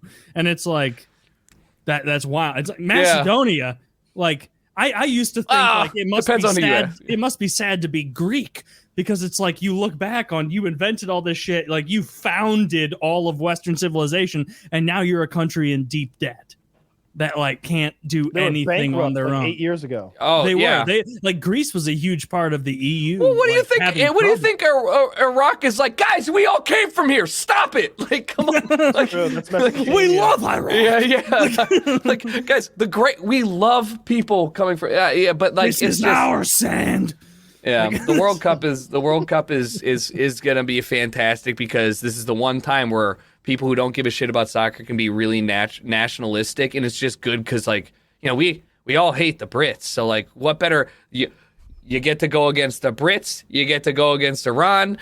I don't know what any qualms we have with the Welsh are, but like, I'm sure we could figure out something. They speak weird. Fuck those Wales people. You know, the Welsh. Amalgamation of words and letters into something. I don't know anything about the Welsh, but if we're fighting them, bitch, you better be ready. Just based on like having seen the fans of all the sports, you would think that soccer is the most white trash of sports. Like based on like just the people that I see coming out of those places, especially whenever I see like violence happening, those groups of the people. hoodlums, the soccer. The hooligans, yeah. Oh, hooligans, that's what it's called. Well, Mexico, the Mexican Premier League, actually just had a huge situation this year, I'll call it, where like people died. All right, pause there. Which group of fans would win in a fight? Like hooligans, Mexican murderers? I mean, it's gotta be UFC. No, literally it doesn't. Fans? Like what country? What country wins? It's probably South American fans. They would like, I mean, when's the last time you heard about fans murdering each other in the stadium in England? This happened this year. Brazil goes hard. This they year, murdered each other. Like the fans murdered the opposing. There's videos of it. People, it's South America or like Brazilians. Brazil goes hard. Where I'm talking about the tier 3 league where they're shooting AKs into the sky on goals. Like, this is not a joke, a meme, a like Western thing. It's literally like, good goal. That's kind of soccer. Tight. I like that. Yeah, that's cool. I just can't believe. Go Brazil. Go to Brazil. Yeah. No, I love that in every other sport that we love in the Western, like hockey. Probably one of the more rowdy sports. Love playoff hockey. It's been great to watch. Getting back into it. Who are you rooting for, Tucker? Well, I was with the Kings, and then Calgary or Edmonton knocked them out. I went to a game, so I guess I'll go with I guess I'll go with the Oilers. They're in it, right? It's the No, Oilers and the Avalanche. Colorado yeah. knocked the Oilers out, so now it'll be Colorado in the Stanley Cup Finals versus either New York or Tampa Bay. Tampa Bay. I don't want Tampa Bay to go back again. Yeah. The three-peat, which has never losing happened to in New the York. cap area. You know what? No, they're tied 2-2. Games happening right now. Oh, they're losing actually, right now. I just looked. Am I wrong? Oh, no, I was talking about the series scores 2-2. I haven't actually checked. They're losing. I try not to check games that I want to watch after the show. They just tied it up. I'm wrong. All right. Well, spoil it. Let's keep you. No, I've been the Kings have been so bad. If not historically, since 2017, I guess the 14, tickets. Yeah. Well, whenever they last won the Stanley Cup, right? 14, so. Yeah, to give you an idea, I moved downtown. COVID happened. You can get Kings tickets center ice in the like nice premier level for $13, which is like wow, that's surprising. So I paid $28 this year to go see them, and they made it past round 1 of the Stanley Cup, right into the round of 16 or whatever. Yeah, I paid $28 to go watch the Kings play, and it's like LA doesn't have that culture, but. Fuck, I forgot how fun hockey was to watch. Hockey rocks, man. It is the most fun playoff sport to watch. Well, it's great because you can have a game go 1-0 or 7-7 and there's no in between, and it's also the only one of the few sports where like if there's legitimate power swings based off of how many people are there. Like soccer, you get a red card, you're like 1, that's rare, 2, you're down 9% of your task force. Hockey, you're like this is the 19th penalty. Go sit your ass down. We actually have another one going. It's 3v5 for the next 4 minutes. Have fun. And you're just like, well, this seems imbalanced, but okay, at least something's going to happen. Like, I forgot how good it was to watch. So, yeah. If nothing happens, that's something. Like, it's really significant to survive a 5-on-3. Yeah, and there's getting a shorthanded goal is like, what a slap to the face. Goal, is going to set the arena alight. Like, everyone's going to freak out, have a great time. I love the environment of watching hockey. I just love it. Like hockey is the best sport to watch live, and I know I'm a hockey fan. It's the only sport. Well, you guys don't have anything else. You're in St. Louis. You got baseball and hockey. What else? Well, everybody here is no football. Addicted to the Cardinals. Everybody here loves the Cardinals. It's the only city I've ever heard about where like you talk to a normal person day to day and you're like, hey, what'd you think about that Cards game? And they're like, I really hated the pitching and the blah, blah, blah. Like everybody fucking is addicted to it. I don't know shit like maybe about New York. Baseball. I don't know shit. I don't know anything. And so hockey is the only thing I follow like really intensely, like very much so. And St. Louis is one of the best hockey towns in the country. We have St. Louis and Buffalo have the best ratings for hockey per capita than any country in the city or any city in the country. Like St. Louis and Buffalo, we love our hockey. But my God, they can't get the playoff structure right. Where now there's too many playoffs games, by the way. Like as somebody who's now getting reintroduced. No, regular season games. Well, I mean, I think there's too many games, period. Like I agree. I watch football. There's 17. I was like, you guys added a fucking game? Are you kidding me? All right, that's fine. But if we get close to 20, I'm like, too much. We can't do this anymore. But hockey, I mean, how many are there? 80, 90 games in the season? There's 82 games in the season. Right. Which and is then the same playoff as basketball. hockey. Yeah. Right. But then playoff is best of 5s minimum. Right? No, it's best of 7. Best of minimum. 7s. It's so baseball, NBA and NHL have the same playoff structure. Oh, okay. And I think NBA has 32 teams or maybe 30 teams. I don't know. The NHL has 32 teams. And so half of them make it to the playoffs. But am I wrong in saying, am I wrong in thinking that it is more drawn out with basketball and more, I feel like when I watch hockey, it is always either 2 or 3-3 game 7 or 4-0. Like it seems like it is much more prone to swings. Maybe it's the physicality of the sport and how much you're getting involved. But like, I was trying to keep attention going, and I'm like, oh, we still got 3 rounds of best of 7s before we get to the Stanley Cup final. That's a lot of playoffs. It is, and I agree with you. It is a lot. Like, selfishly, as a big hockey fan who doesn't just watch the Blues, like, I'm still watching the... It's a third of your season. Now. I just did the math. Like Yeah, No, if it you literally make is a a third run, of it's another third of your season extended into playoffs. And they which is used to cool. be like, well, there's no way for teams to maintain. How are they supposed to repeat with this new structure? And now Tampa Bay has won the last 2 Stanley Cups, and they're looking like they're wanting a 3rd Stanley Cup in a row. That's so cool for the culture. Tampa's my 2nd favorite team, and so I would be totally fine with it now that the Blues are out, which is why I'm sitting in front of this St. Louis Blues sign with crying Jordan in front of it, because we got knocked out Oh, thank by God. the Colorado Avalanche. Very unfortunate, very inappropriate. Kadri ran Bennington. To all the people who are going to hate on me, I can't wait to see your tweets on Twitter. Kadri ran Bennington. Everyone knows it. Anyway, we can go to the next thing. See, these two don't even know what I'm talking about. Yeah, I don't know who the fuck Kadri is. I was just watching somebody hit some... Kadri intentionally, accidentally on purpose, ran into our goaltender in Game 3 of the St. Louis Colorado Finals. And I said it on PKN. If it had been Cale Makar, if it had been a young defenseman, some other player on the Avs who didn't have a history of running goalies and intending to injure people, I would have been like, that's a really unfortunate play. Fuck, this sucks. Our best goalie's taken out of the series. But it was Nazem Kadri, who literally has a history of the past 5 postseasons attempting to injure people. Last postseason, he took Justin Falk, our best defenseman, out of the playoffs with a very dangerous head hit. The kind of head hit that, if you're not interested in hockey, might look like you want to kill someone. And that's what it looked like. This guy, Nazem Kadri, attempts to ruin people's careers all the time. And so when I was told by these hockey journos who were like, it was an innocent play where he fell towards Bennington, it's like, first of all, look at the clip.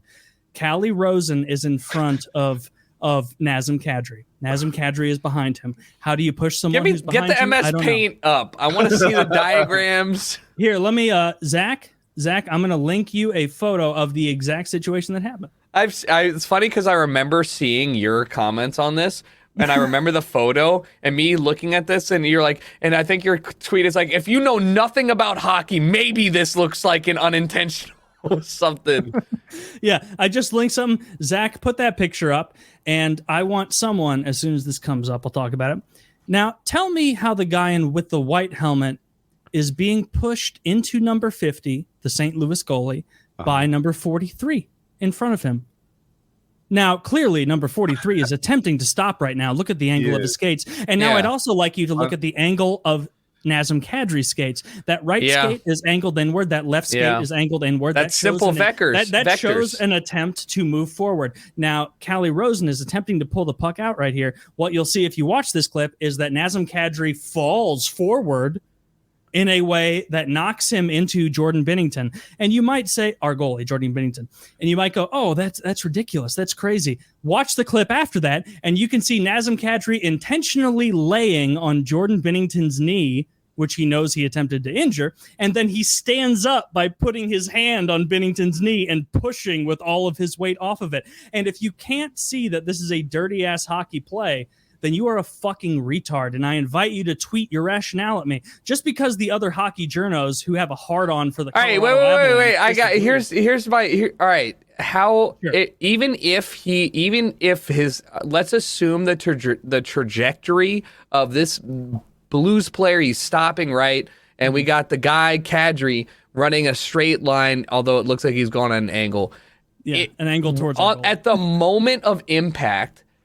Is there any way he can change where he goes after this? Not saying that he is directing him. He's not directing himself at your keeper, which he probably is. But like, what do you want him to do in this situation? I totally understand what you're saying. And so, like in hockey, there are penalties for being reckless, because when you're moving that quickly on ice, like you can very quickly be reckless and be like, oh, I didn't realize I was boarding that guy.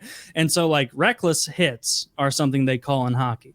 And this was bare minimum a reckless use of his body to skate full force towards a goaltender and then not have the ability to stop. And anyone who watched hockey before 2 weeks ago understood that. It was like a weird shift. No. Yeah. Look, it looks like the body language. He's leaning back a bit. Kyle, I totally understand what you're saying. Explain offsides to me real quick. He clearly bounced him into the goalie. And like, I'm going to be honest with you, Taylor, a still frame is pretty disingenuous coming from you. I don't know. Do you want a different still frame? Do you want the full video? Well, we can't watch the full video. I want like I several can kind hundred of steel see how frames in a the row. Blues players stopping, the Avalanche players moving forward, Yeah. and that caused them to like trip him. No. If he hadn't borderline leapt into the play, like the same way that like, and the rationale for this was, oh, he was going for the puck. Okay, I've seen lots of players go for the puck and then run into someone and board them, and it's called a boarding. No, Doesn't matter. They went for the puck. What happened happened, and what happened here was was a reckless play. And I don't think there it was really no supported call. your argument very well. I don't think you understand jack fuck about hockey. Well, I think that maybe if This is explained Kyle it a Myers little you're talking to a little bit, I think that if you Would you? explained it a little bit easier, like maybe you and the 18 other people who do know hockey well enough to know why that still image is a bad thing, like would like to share that with the. With me. Can you not see it? Can you not see how it's bad? Well, I still noticed they were like on ice with skates on as grown men, and I was kind of disinterested at that point. Well, then fuck me. I'm wrong then, but that was a run. That was a run at a goalie, and if like the way it actually happened is Nazem Kadri, who has a history of running players and attempting to injure them, that's not up for debate. He does. He did that to Jordan Binnington, our goaltender, and he ran him. And then very smart PR move from Nazem Kadri's wife or girlfriend, I don't recall, because he's a Muslim. And so as soon as that happened, everyone starts going, what the fuck? Nazem Kadri, once again, for the 5th time in 5 years, gets suspended in the playoffs for being a piece of shit. And then she posted all of these DMs from racist Anons being like, you're a Muslim, fuck you, or whatever the fuck. And then all the hockey journos, these SJW journos, pivot, and they're too afraid to say what he did was dirty. And so they go, oh, this is true. This is so racist. This is so horrible. Like it's beyond the pale. And it's like, yeah, we can be against racist people while also realizing what he did was absolutely intentional. Taylor, are you telling me that there's drama involving a player's girlfriend on Twitter and I didn't know about it already? Yeah. What? Why are you keeping me out of the loop? I need to get you in the loop so you can get in the mix, man. This is gold. This is gold. I need more of this. Yeah, I don't know. Does anybody in hockey ever like assault each other outside the ice? Like does that ever happen? Really, no. Like hockey is one of the nicest sports off the ice. Like they're very good guys. Even PK Subban, he was a piece of shit, dirty guy on the ice for quite a while. He donated $10 or $11 million to the Montreal Children's Hospital. And so like a few years ago and like runs that. And so I was like, okay, this guy, he does some dirty shit. I don't like it. But he also is giving tens of millions of dollars of his money to fucking children's hospitals. So you know what? I'm going to overlook him being dirty sometimes because he's clearly a good person who cares about people. Are you one of those net positive, net negative type of people where you're like, all right, well, you did some things that I found not very tasteful on the football field, but like humanity is better off with you, so like I will bow out, you know? I've never thought of it in that framework, but yeah, like if like PK Subban, if he's dirty to people on the ice, but he's donating like $10 million to children's hospitals, like I like that guy. Yeah, like I think you're an asshole on the field, but you're a net positive person. Yeah, right? like you helped a lot of young kids that otherwise wouldn't have gotten help if you hadn't done that. So I think that equalizes a lot. You were talking about just like dirty hits and stuff. This guy, I have no idea if he's a good guy or not, and I don't know why this GIF linked, but this is Myles Garrett taking the helmet off a quarterback of the Steelers and using it as a bludgeoning weapon. Right? And this was one of those few times I'm watching this live. I'm watching this live, and those helmets are like bowling balls, like a football helmet. They're made. They're heavy. Yeah. What happened as a result of this? Just to be clear, he took the man's helmet and then hit him with it. Yeah.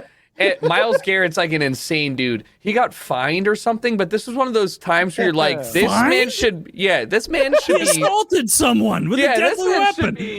Probably not with the NFL. NFL's probably stingy about their shit. Yeah, but that's what I'm saying. Like, this is like actually deadly. Like, that's concussion protocol level of. For sure. It's a helmet swung by a guy who plays in the NFL.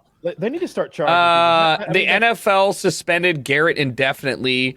and fined him $45,000 and then reinstated him in February. And then the league fined both teams $250,000. Both teams? What the fuck? I mean, he clearly instigated it, right? Like, no.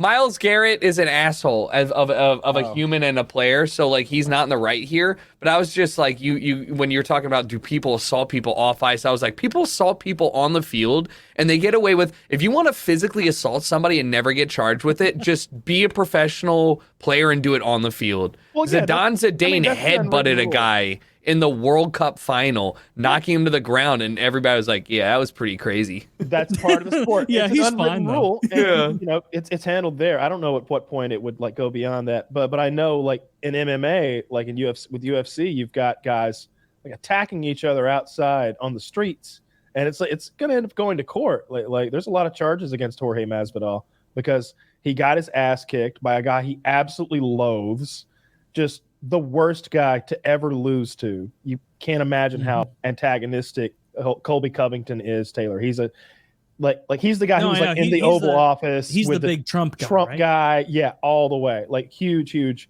His Instagrams or what his TikToks and shit start with like, "What's up, nerds and virgins?" And like that's what he calls like all the viewers. And he'll have like 2 like paid models there in bikinis with him, like while he's saying this and like just being obnoxious. Yeah, he just fucking beat the shit out of Jorge for 5 rounds, and then Jorge just straight up assaulted him on the streets. I think in Miami, like an attack. And now Jorge is in jail, right? No, he's walking the streets, but there's charges pending. Well, who's that fighter you talked about who like did something and now he's in jail? Oh, no, that's Cain Velasquez. He got into a gunfight. He shot that guy who like molested his daughter or molested someone he knew's daughter or something. Yeah, the molester, I think, of his which I think he should be given the key to the city. Well, yeah, you might say that if he had like just went and strangled the right person to death instead of getting it like firing his gun from his moving vehicle at the moving vehicle of the bad. Thought that counts, man. He hit the guy's like I think the guy's father-in-law or something like that, like a close relative, and like severed the nerves in his hand. So now this guy who's a roofer like doesn't have a hand anymore, and it's like, bro, you were the heavyweight champion of the world. You could have like taken this guy apart with your bare hands, and you chose to like shoot a handgun in traffic. And all the UFC fighters have his back, like all the celebrities amongst them. They're the like, free Kane shirts and shit, and it's like, I don't know, man. He's fucking shooting his gun in the fucking highway. What if he hit me? I don't want to get shot. He seems like a bit of a loon based on that. A bit of a loon. Yeah. Yeah, he's like. Let's not bring Minnesota soccer team into this, right? Is it a Minnesota soccer team? Yeah, the Loons. What a terrible I'm name. going to go to. No, their logo though, incredible, great logo. Yeah, the Minnesota Loons. Is it a person in a straitjacket? Or is it a bird?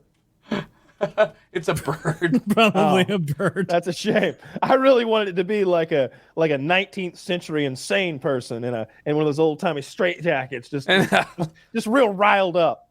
No. Dude, regarding how like soccer teams are named, I really hate it.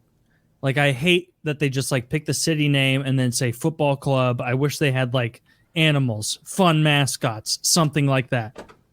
Like the Manufak. What the fuck is this? That looks very militant and very African. It looks. It's a Minnesota United Football Club, and it's the Loons. It's just the Americans have mascots and Europeans have battle badges. You know, like the crests of soccer teams are infinitely better than the flags of most countries. That's just like a fact. You think so? Look at like come on, the American flag. Come on. I literally don't know what. First of all, I just Google Google Barcelona Football Club and look at that. Look at that. That's like a solid crest. You know, basic. Okay. And that's just I like this crest. Yeah. This is a good looking crest. Yeah. We could do with more crests in sports, if anything. Right? That's what I'm saying. Like this. Also, I'm from Maryland, so I see this and I'm like, it's an old soccer. It looks like shit.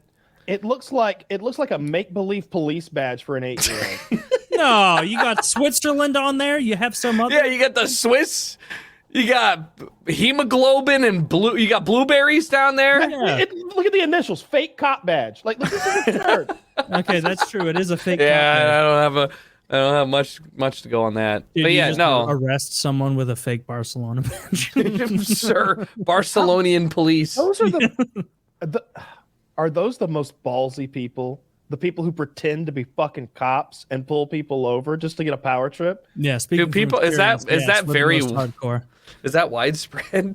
It's not widespread, but there's plenty of examples of it. And, because cops record everything now, like there's video of it. I saw a video of like a cop's driving along and he sees a fellow officer has pulled someone over, but the officer happens to be driving like a Jetta or some shit. And he's like, gay. And he's wearing like half a uniform. He has like jeans with a gun belt.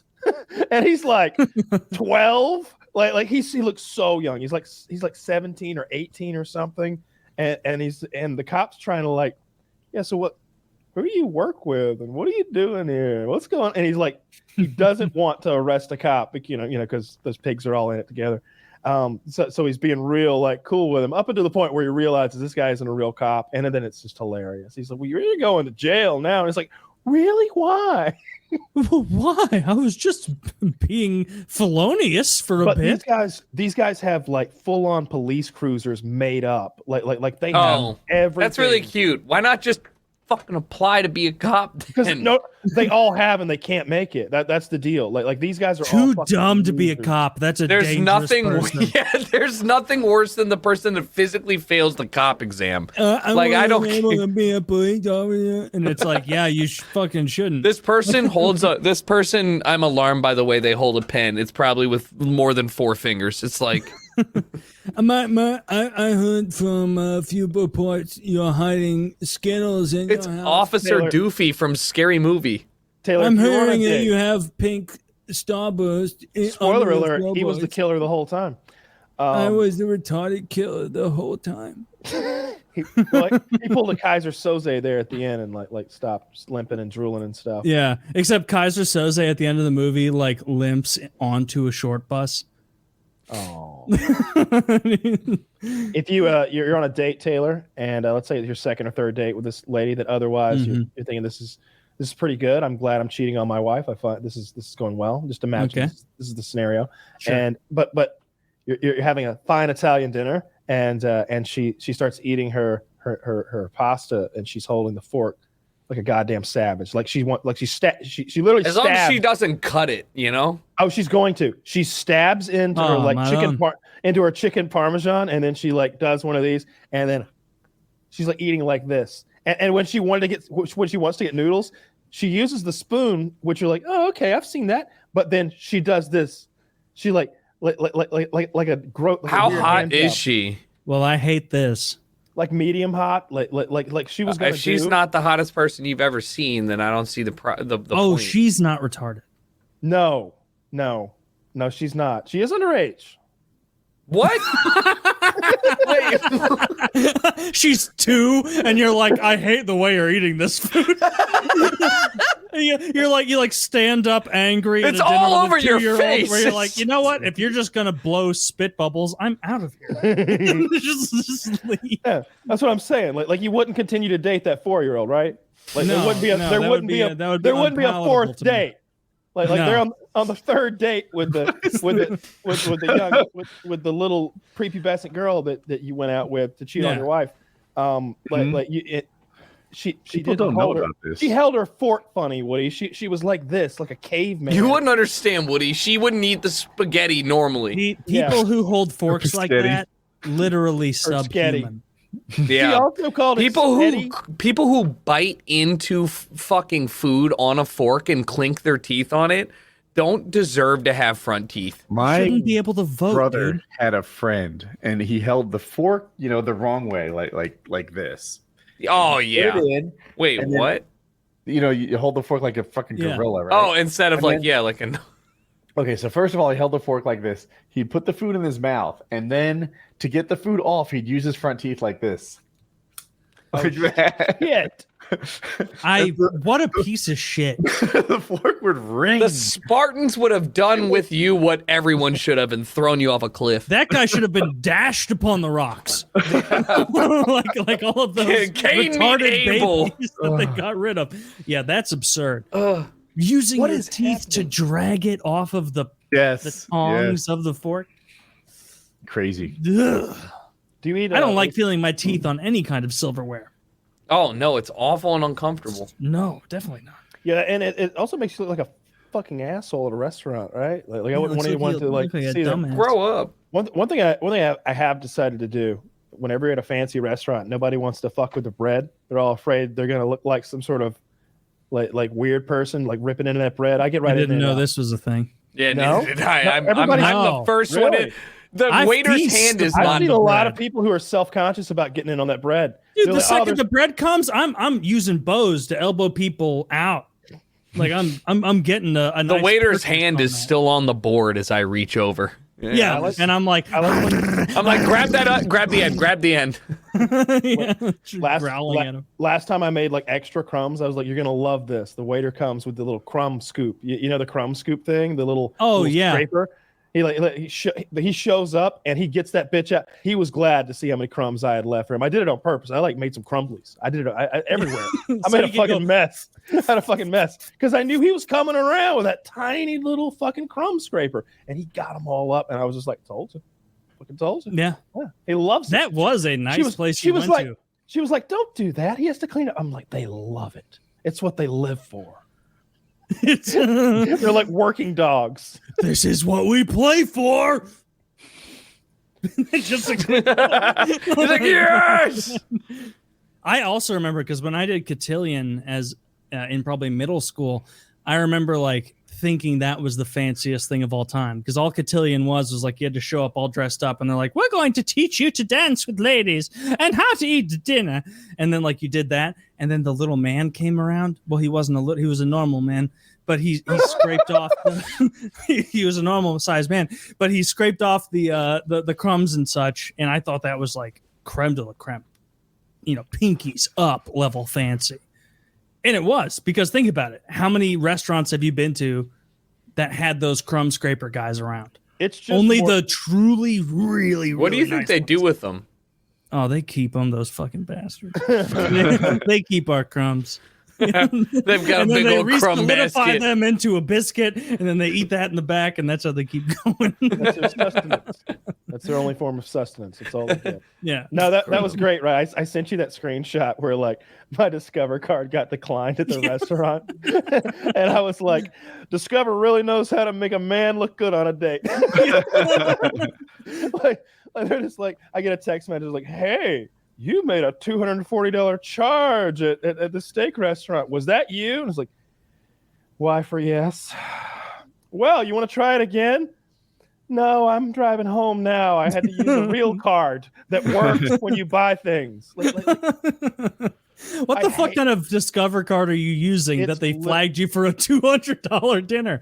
It's got a normal limit, you know, like it's poor not, one. It's not a poor one. It's just like what's your credit score? Listen, there's something wrong here. Looks like somebody's buying apps tonight. We need to call it on this. I just don't use it. I just Mr. Myers, we know you're not a potato skin wealth level guy. This man's done 2 for $20 every single weekend except for this one. Like, where's the mistake? No, I never used that card. The reason I grabbed it, I was like, credit cards never like.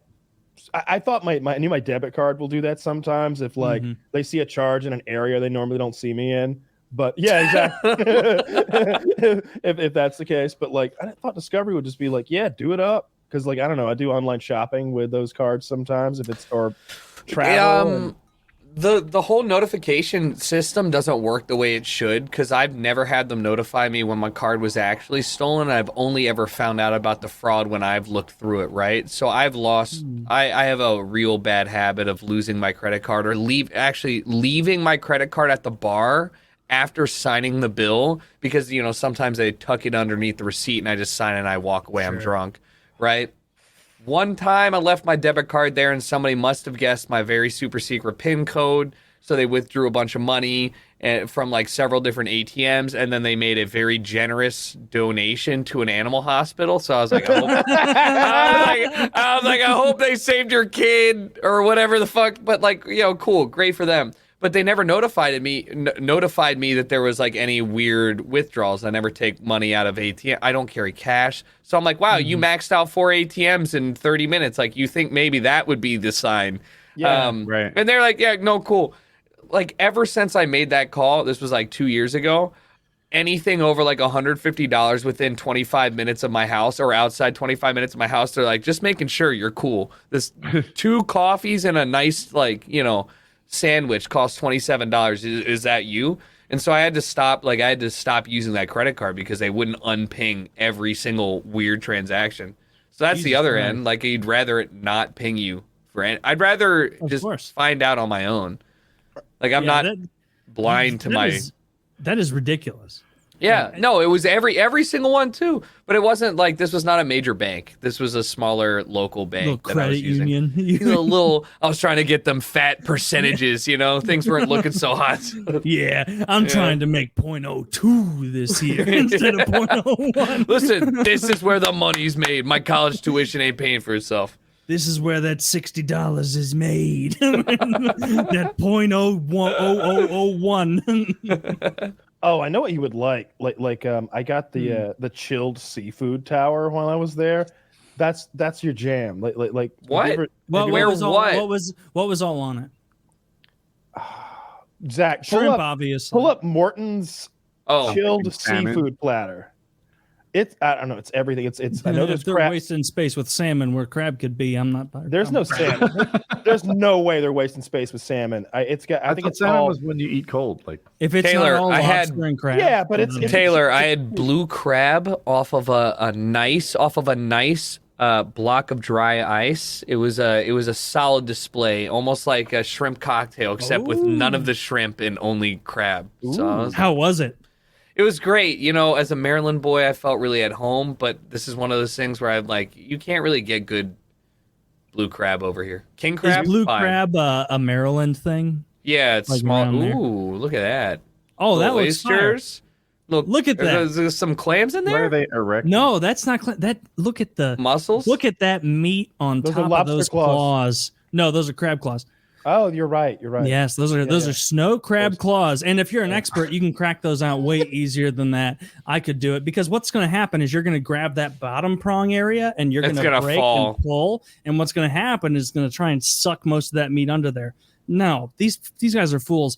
You don't do it that way. You break out the top claw first before you crack the main part of the shell, and that way when you crack the main part of the shell, it's just there sitting for you and you can pull it out wholesale. The fact that they would do this, embarrassing. Well, Taylor, Listen, what would you expect from a Morton's, from a chain? Taylor, I just want to point from a out chain restaurant. Taylor, I just want to point out what they've clearly done here is removed the claw meat as you would prescribe, then went back with the claw and cut it in half so it could be presented and put the whole piece of meat back into the claw. No, you're misunderstanding. How did they get the cut then? So there is no. That's how they did it. But do you see how there's 2 crab prongs coming out of that to the bottom right there? Mm-hmm. So that one that he's on right now. Go to the other one, Zach. Yeah, right there. No, not the other one. The pincer. Because obviously only one of the claws is able to move. And the top one that moves is attached to a very thin, broad piece of cartilage. And so what you want to do is break that off initially, pull it down, and that way the cartilage pulls free, all the meat stays in that nice cylindrical container, and then you cut off the surrounding area. Because all they're doing here is making the individual break that down, pull it out, and all that's going to do is make that beautiful piece of meat tuck down a little bit as it's pulled. How did you and learn? So, yeah, everyone knows this. You're dude. born into this, all right? You spend a couple summers cracking blue crab for 4.5 hours a day drinking light beer, and I know how to open up a crab, gut it, take the lungs out, listen, this is there's 2 of them? but different types of crab, mine much more nuanced, much less meat. I'm a master of all. I can do whatever you're talking about. I can do it faster. Swiss Army crab. I'm a Hang on. crab. People have been calling me a crab genius. Yeah, but I'm from Maryland. No one's been saying that. Do crabs? Oh shit! Hang on, It's not to be trifled with. I'm having a weird thought here. Like crabs breathe underwater, though. Yeah. Do they have gills and lungs? Because I've seen them exist above water. Is that just like a temporary thing, like fish? Like do they need to get right back in there? It depends on the kind of crab, because some kinds of crab live on What land for a good about day. those little running crabs that kind of have a wiggle and one bigger claw? I have no interest in those. They can't be. Are they land or I'm doing the thing. the crabs that you're eating are are entirely aquatic crabs. Land crabs tend to be small. If I know, You know, it would be a tight spider to eat. Have you seen or not It would be spider? a tight Crab. Have you seen those Japanese Jesus, what the spider? fuck? Those Japanese the ones that spider have like the crabs. 9 foot long, Yes. like they're Dude, they awful. can get as wide as 16 feet. I've never tasted one, but I imagine the amount of meat. I'm in trying those to do a fucking things. line of spider crab. Not that. No. This No. is not No, a spider crab, not No. a knife wielder. Yeah, this is just like the ones that have. That's a Mexican DPS crab. Yeah. What did you say? UPS. A DPS crab. Yeah, that's a damn it, DPS. it's like a crab. I said it was a Mexican crab. Oh, well, that's a good one. I like that. That's a Honduran crab.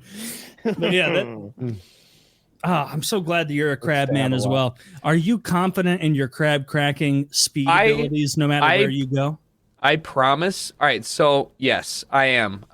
King crab, love to eat snow with you. crab, great. Like we could sit down and as long as you're pouring it out. There's a place in Koreatown here that I have to go. If you are ever here, I would love to take you. They come out with a garbage bag, and inside that garbage bag, because you're ordering by the pound of king crab, whatever, is a vat of butter and the spices that you have chosen. And so they pour out this fucking just disgusting gluttony bag of just meat and whatever. Honest to God, like as Sounds close tremendous. to it's so good, so unhealthy, but like as close to a spiritual experience as I've had. But yeah, Do you like lobster as much or no, lobster is awful. One Lobster of the doesn't compare to crab. listen, shrimp. I also don't like, and here's the reason why: shrimp and lobster I'm blowing are over like that one. I know. Look, like flesh grapes.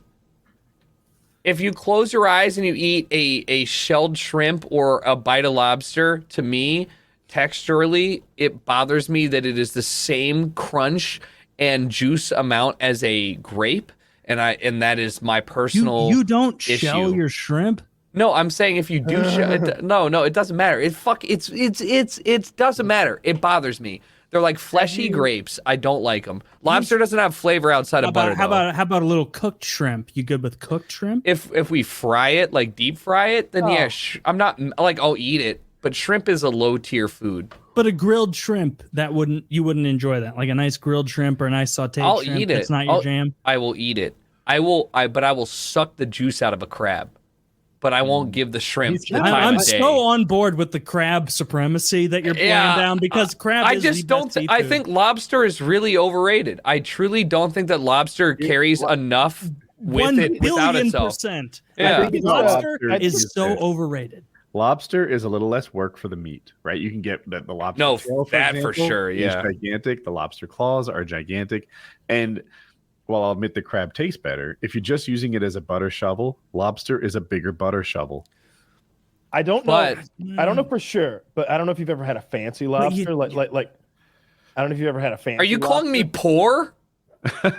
No. Sounds like what you're saying. I don't know if you ever had a if you'll let fancy me- lobster. I don't This is my mean- poor friend No, Tucker. no. If you'll allow me to elaborate, I'm not talking about a lobster from a fancy place. I'm talking about a unique, special kind of lobster, like maybe a blue one or one of those like albino lobsters, or like a lobster that they made eat like. Do they taste delicious- better because they're blue? or maybe a lobster that they only fed delicious shrimps that were only fed honey fed I shrimps. ate a fancy lobster once, and it was Yeah. terrible. How much does a lobster weigh? 8 It pounds depends with on the big size. boy. It depends on the lobster. This But thing the was bigger like- the lobster, the worse the taste. Yes, that's where I was headed. So I It's went like blueberries. I went to New York City, and they had a giant lobster, and my friend was like balling, so he's like, I'll take that one. It was like a 15-pound lobster, a lobster that you don't see commonly, a rare that guy species. has been eating shit for 48 years. That lobster's not good. That guy's been eating other lobsters. It was dry and it was yucky, and it was the worst lobster ever. I don't do lobster a lot because I'm kind of agree with you guys. It's not that great. I just rather have a steak. I would rather. There is a difference between the steak tiers are so well defined and so incredibly different between getting a good steak, a bad steak, a good steak, like Omaha steak, an American Wagyu, and then an A5 Wagyu. You could blind taste test, layer these perfectly every time. But with like seafood, it gets way more hairy, I think. And with lobster and crustaceans too, I don't even think it's a quality of like how good is the lobster, how good is the crab. I'm just like, is it crab? Like for me, it's a social thing. Like you're not going there necessarily to just eat the meat. You're like, it's the process of breaking it apart. It's a dinner. It's a dinner. It's a dinner event. It's dinner and an event. Most recently when I ate crab, I ordered a huge amount of it, and I was the entertainment for everyone else who was because nobody else ate it. No, because well, they only offered 3. Literally, I go to this place and they say they have snow crab, and how do they offer it? 3 clusters at a time. Or you could buy 1, 2, or 3 clusters. And so I asked for 6. Like, just give me like 6 clusters. I can get a nice little snack in here before I go do my real eating somewhere else. And I felt like I was that guy in like X-Men First Class, where like everyone else at the bar kind of stopped watching sports and was watching me eat this food. And I can't exaggerate it. You have to be with me in person. I eat crab at a rate that is incomprehensible to an average person. You've got it down to a crack, pull, suck, gone. And everybody's watching this fine oiled machine. I would have to go years back to find the last time that I broke the big leg on a crab and couldn't immediately pull out the meaty part. I'd have to go years back. You know what you should because do? I'm an expert. I'm an absolute expert in this way. And if anyone wants to get with me and pay for my meal and eat alongside me, you're welcome to. You're welcome to pay. I'm going to a nice seafood restaurant with a bunch of snow crab in St. Louis area. DM me and say, Taylor, come along. I'm going to pay for this. I'll put you in the poorhouse, motherfucker. I'll eat until there's no more crab to be. Taylor with the bold thing, pay me to eat until you're broke, and I will do it. Pay me to eat until you're broke. Just watch me. I'll be like a sideshow. There is an art. There is an art. Eating crustacean is a lot like the fighting game community. You can tell between somebody who just simply has eaten crustacean and somebody who eats crustacean. So fucking true. Taylor, have you ever cooked your own?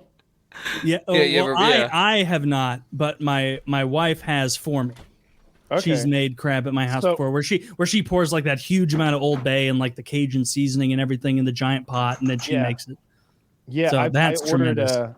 Like not long before I went to prison, I ordered. I think they were king crab legs because they were like as long as my arm. Yeah, but, king crab.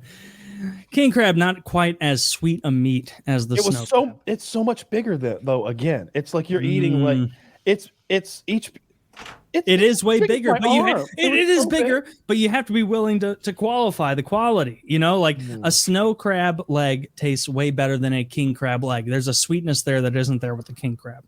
Now, if you're talking about total amount of meat, of course, king crab is the way to go. But Zach's like, we had the crab discussion last talk, guys. And I'm like, first of all, I know. Second of all, better than hockey. I had to get. This is the best I could do. You know what's so funny is I'm like passionate about this. Like I'm like no. Another thing about crab. Would you do a live stream where you ate crab? I would want to see that live stream. Like maybe they pay for the crab and you eat it no matter what. That would be fun. They're gonna buy an amount of crab from me that's uneatable though, and also like you said a cat. I would be embarrassed to do that in front of people. You put a bib on. Like my crab eating proficiency. Chief. There's I a would camera. love to show it off in front of you two. You guys are my friends. If we went to a seafood restaurant, I would order 5 or 6 entrees, and then just for the show, you guys could watch me eat it all. Online though, I would be so insecure about how much crab juice is a big thing people aren't considering. The amount of spray, the amount of, it's not a single person sport. Like a lot happens in that arena. And so I would be worried about ruining my keyboard, ruining things like that, trying to eat. Because if I were to do it, I would not do half measures. I would do whole measures. I would eat, like I'd probably buy like 5 or 6 pounds of crab, and then I would just eat it. Like I would pick something that I'm very comfortable with. Like I know I can eat 5-6 pounds of crab, no problem. No, you need Taylor. we're topping out at 10 pounds of crab. And Okay, that's like an extended evening for me. Yeah, I mean it'll be a long stream. I'm thinking 3-4 hours. Yeah. Oh, for me to eat all of it? No, that's a Yeah. 90-minute stream, man. Well, we gotta wait for the donos to come in We gotta wait for the donuts to come in. Yeah, I'll do that. Yeah. I've wanted to do a crab picking for a while, like a stream, because it is like a 4-hour, extravaganza. Dude, I'll fucking fly out. Yeah, to your fly house out here and I'll pay you a chunky. It's not going to be an eating contest. It's simply going to be you watch us eat until we both physically feel ill. It's just at our own rate. It's just Tucker being like, "No, we're not paying for anything, but there's crab here," and I'm like, "I'm on the plane. Like, I'm ready. I'm ready for the game." Sponsored by Old Bay. Yes. Yeah. Oh, well, you need Old Bay. If well, you're gonna okay. have crab. Yeah, I have some Old Bay vodka because Old Bay's marketing team has been going pretty crazy. No, apparently it is very good. No, it's not. Wait, you have some? On the way. Yeah. Oh, damn! I was hoping you Old could Bay try a is- glass. No, Because I would that have tried sounds- some. That sounds horrific, dude. Yeah, Well, the way that they're marketing it is like Bloody Mary? Yes. Yeah, Bloody Mary. So they have. I don't like those. Well, either. hold on. I got a gift. Yeah, so they did Old Bay goldfish. They've done late or Utz chips for ages. They're really good. Like crab chips are incredible. But like Lay's did a vodka. They sent me that. It was bad. What flavor of Lay's vodka? Lay's? just Like salted? potato chip vodka. Like Lay's Original? vodka. Like Original. Oh, well, It that's tasted like disgusting. sweat vodka. And then Arby's, most recently, you guys probably remember seeing them put out their vodka. No, they had curly fry vodka and regular fry vodka. Arby's They made sent- of vodka? That's Yeah, so they horrific. sent me a finely machined wood box, which I still have, with their curly fry vodka and like a Bloody Mary mix. So all these companies are realizing like we can get a lot of promo from just doing like a shitty secondary drop of vodka. So they use like these weird Minnesotan companies that have like potato vodka and they just like rebrand it. But apparently Old Bay is doing it with a good distillery in Maryland and it tastes like Old Bay. Like if you drank it alone, it tastes like spicy Old Bay vodka, which I don't know if that's a good thing or not. I love Old Bay. It tastes I so know. good. I don't want know it to if have that's- anything to do with vodka. I don't know. That seems bizarre. Yeah, I don't know. But at least it's a little bit more character than the Lay's vodka. I mean, I'm looking at this Arby's curly fry vodka right now. Well, This looks like a challenge you'd have to do. There's no way anyone is pouring it was this for so fun. bad. It was so bad. So I keep my weed in the box that they sent because it's a great, nice wood mahogany box that says Arby's vodka. But it really was bad. Arby's It was, vodka. yeah. Yeah, let's see what it says. He's gonna go grab a nice curly fry vodka. Yep. There you go. That sounds awful. I don't understand. That's pretty sick. I guess it's just a gag gift, really. Yeah, of I don't course it is. It's I a don't little understand that. joke. I don't know why anybody wants to drink when you can smoke anywhere. I mean, what do you mean? Weed is better They're than very alcohol. different. I know they're different, but alcohol sucks. No, Alcohol you're has- wrong. Alcohol can be a bunch of fun. Alcohol is my favorite thing to do if I have to answer an email or something and I want to spend 90 minutes doing it. Right? I'll give you this. You get a beer and you go sit somewhere and you just exist doing whatever you need to do for 90 minutes and then you come back, right? I disagree, but I'm not saying. With what? That was my opinion. Yeah, your opinion is wrong. No. Here's where I think alcohol thrives. When there's a group of people getting together that might not otherwise really mesh easily, right? You're like, all right, here we're all getting together. These are whatever your wife's friends. Yeah, little social lubricant. A few from social book club, a few from something Yeah. else, and then you put them all together. You give them really just one or two drinks, and suddenly people are making new friends. They're laughing. When third friend comes in, they're like, Jennifer, oh, so glad you're here. Like alcohol does that. What we do on the show every once in a blue moon, we have like 9 drinks or whatever, 3 for me, and die. Like that sucks. I don't like that. That's not fun. I get that every month. They're like, "When's the next drinking episode?" I'm like, "Never." I'm sorry, guys. Like that's we did that twice. That was good. That last drinking episode was such a goddamn nightmare. I chipped my tooth. Yeah. Because I ground my Did you teeth so really? bad, I got so drunk that I ground my teeth and I chipped my fake tooth. Well, it wasn't a real tooth; it was one of my fake teeth. Yeah, Yeah, that was no fun. I remember like waking up like every drinking episode because that's we don't, 3 ago. none of when I us. did the Yeah, pepperoni. I don't know what the nipples was pepperoni. that was a while ago, but like the way we all have done drinking episodes is like me, Kyle, and Woody. Like in our chat beforehand, it's like we're not going to drink for fun. We're going to drink until we're very uncomfortable, and we're going to be paying the piper for this. And it's just not that fun. Like I totally understand what Tucker is saying with alcohol. Like it's great getting people to get along, having a fun social thing. As far as like an individual thing, like enjoyment goes, I really prefer weed. No, what you're saying makes sense because you can't take my vodka waters from me. Nobody's gonna take them away. We don't want them. That's the point. You're comparing your experience and more specifically our experience on the show with Kyle's 1,000 milligram brownie edible adventure. Oh no, right? no! I'm talking. Worse than that was the drinking episode we did like a time or two back when I drank. Yeah, they had to edit that PKA. Like that was a bad one. Did we have to? I don't know. You never edited them. Maybe- bro. okay. It should have been edited. It should have been but edited. but it was Yeah. not. I think the only time we ever bleeped something is like, and he wouldn't care now, but like Hutch had a much younger audience at the time, and he mentioned smoking weed one time. And he was like, He's a co-owner of fucking but like 10 years ago. Pine Park? but he's a co-owner of Pine Park now. So that's why it's awesome. so Good for him. yeah, so it's great I was just talking with him with his podcast and stuff. But yeah, no, I get it. If I had to choose between one and the other though, it would be You'd a go tough booze choice. over pop. I think that I agree with Woody. I am a very social person, but I understand that like for what it does to me, like I like having 2 drinks when I'm uncomfortable more than I like smoking weed when I'm comfortable. Does that make sense? Like I value the comfort blanket that 2 drinks does before hosting an event.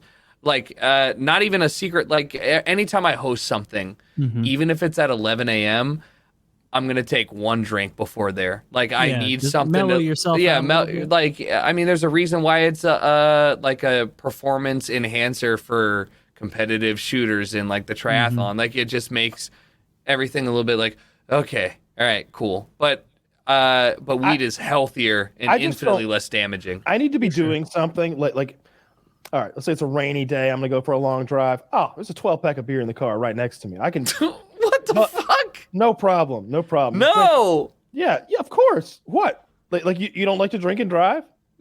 No. All right, fucking square. I'll tell you right now, it's the most fun you can have on 4 wheels. On private property in game, you know? No, you want to hit the highway, all right? Speed. in game. In game. Yeah, Need for Speed in game. I have drank and driven Theft Auto. in Forza a lot in game. But yeah, no, I think that like just as a social lubricant, if I had to choose between one or the other, I do not smoke weed for the same reason that I drink, and they're very different. I like to smoke weed to like wind down and be amongst a small group of people.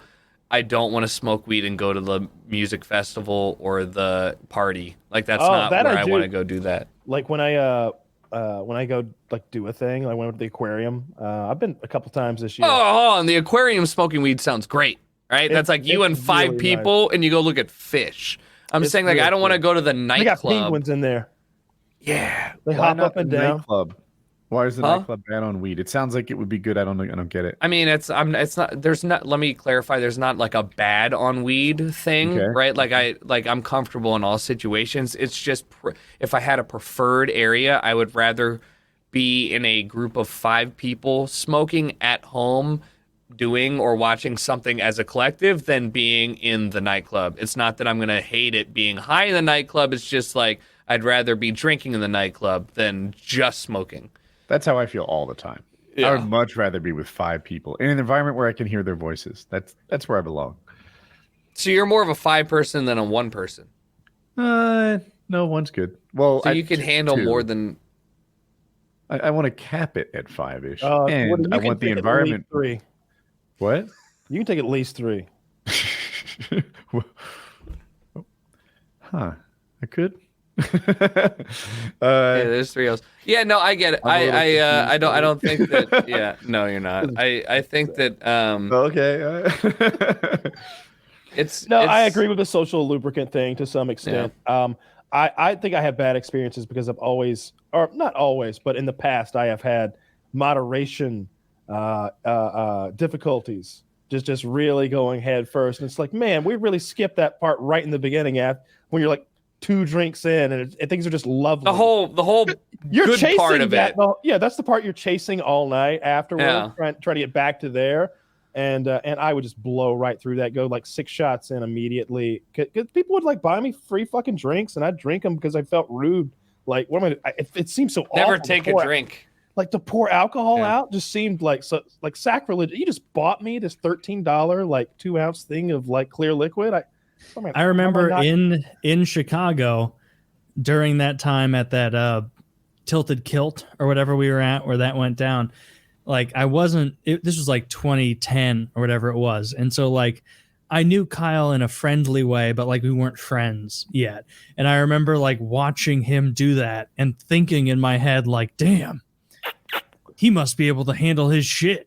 Because the amount you were drinking, and then like later in the night, like you came out looking ghost-eyed, and I was like, oh, he's actually had a horrible evening. Like I've told that story so many times, but it was like they were playing they're having like FPS Russia night at the fucking bar, and like I managed to drink myself unconscious.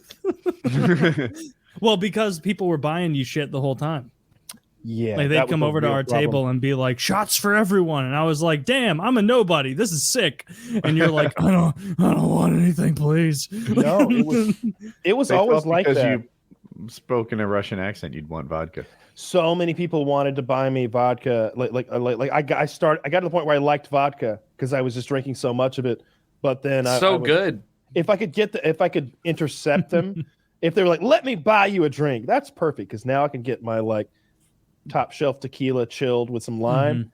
But if they're just showing up with whatever like fake Russian vodka the place has, it's just going to be a bad fucking night. But that night in particular, it was like, I remember there was a Jaeger bomb and like a big ass dark beer and then like at least 3 shots of vodka, like right off the kick. It was White Boy pushing you to finish that with him.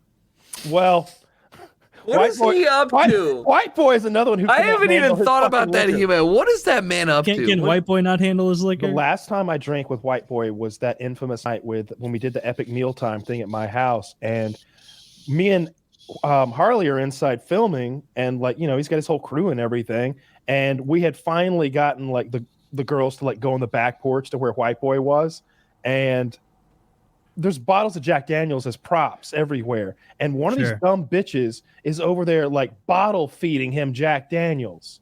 Like he's drank so much, and he's a little guy. Like he has had so much, and he's chasing the Jack Daniels with Reese's Pieces. And so the next thing I know, sounds kind of fun. He's like a family size bag of Reese's Pieces. He's had like half of it.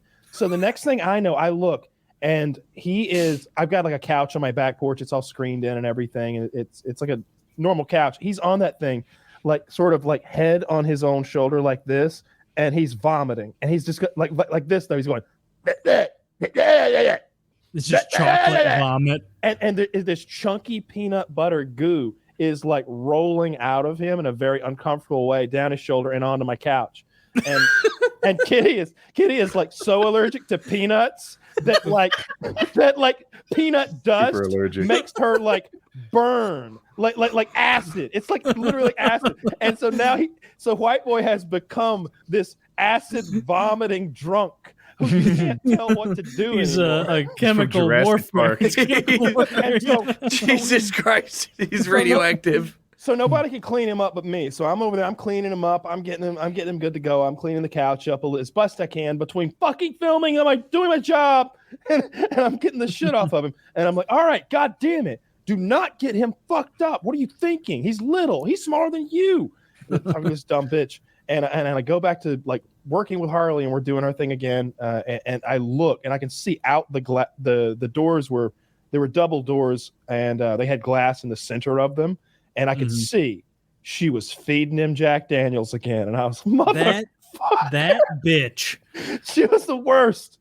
Just feeding him destructive liquor as he's so trying to get trash. With it. I remember being in the main room near the concierge of that Marriott when we all went to Joliet. Yeah. And Kitty was the arbiter of gross videos. Yeah.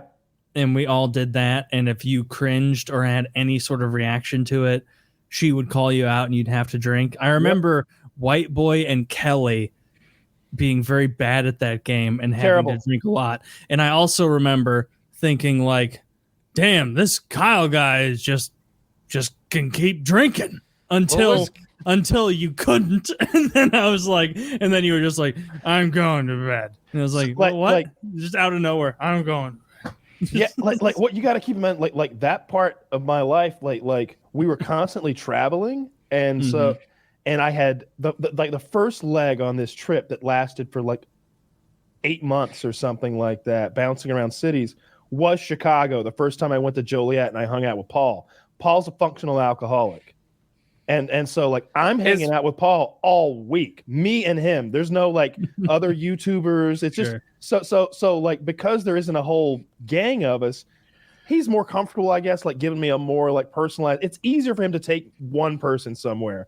So he's taken to me to all of his favorite bars in Chicago, and we're getting shit housed all night long for a week solid. Those Manhattan, Maker's Mark Manhattans, like the manliest drink I could imagine at the time. I'm fucking drinking those bitches down, and the next trip was like LA or something, and it was tequila the whole time.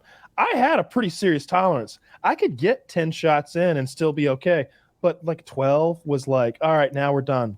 Like there was just this fine line between, all right, I'm drunk but I'm not sick, to like 12 is a lot. Night of ruined.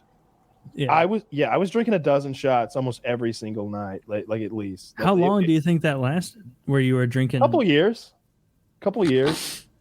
A couple years where you had a dozen shots a night? Not every night, but like 3-4 nights a week. I don't know, something like that. Okay. Like a lot of drinking. A lot. How much is it? How many shots are in a bottle of I have no idea. Vodka, like liquor. I was never like pouring drinks and drinking. I was just buying them I was at a bar or a restaurant drinking. I feel like Tucker knows like how I don't know. Because you like vodka waters. I do. Like 750 milliliters is a fifth, right? And 1.5 ounces. I don't know how many milliliters. You know what? Hey, there's somebody here with a calculator. 90? I think it's 90. No. 1.5 ounces is a shot, right? Right. Yeah, I think that's 90. I don't know how many milliliters that is. I think it's 90 or 100. 90 or 100 milliliters? It's like 100 calories worth of vodka, right? Per shot? What kind of dumb math? I'm just going to Google it. I only look at calories. Yeah, 16 shots. 100? Yeah, a fifth has 16. So that means a handle has 32. Okay. So I've drank a fifth on the show before. Wait, a fifth is 1/2 of a handle, right? Yeah. Yeah. No, 750 versus one. Not if a. No, wait. Yeah, it is. Okay. I can grab a fifth of vodka. It is, but How many milliliters is a handle? I thought a handle was 1,500. No, you're right. It's 1,500. 100% it is. It's 1.5 liters. Right. Yeah. Yeah. 1.75. Oh, you're right. All right. Wait, so it's 1.7. Okay, so you get a little bonus of 10 shots. It's like 2/5 plus and a third of a fifth. Right. Yeah. Yeah. Point is, it's a lot of alcohol. What an annoying way to measure this. A third of a fifth. Yeah. No. So Kyle was drinking per his claimant.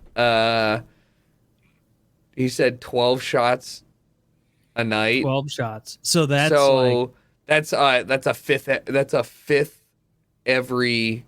That's a fifth every day. Day and a third. That's a lot.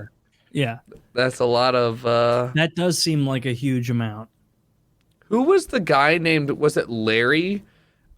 Who was the guy? Woody, do you remember? Well, actually, both of you. You remember PAX East, the hotel room tryhards, right? Who was the dude that literally had a fifth in the bedroom on that ensuite attached to it? Do you remember? Woody, you weren't staying in there, but Mirka, you were. Taylor, you were in that room. It was some Irish dude or something, and he didn't even go to the convention.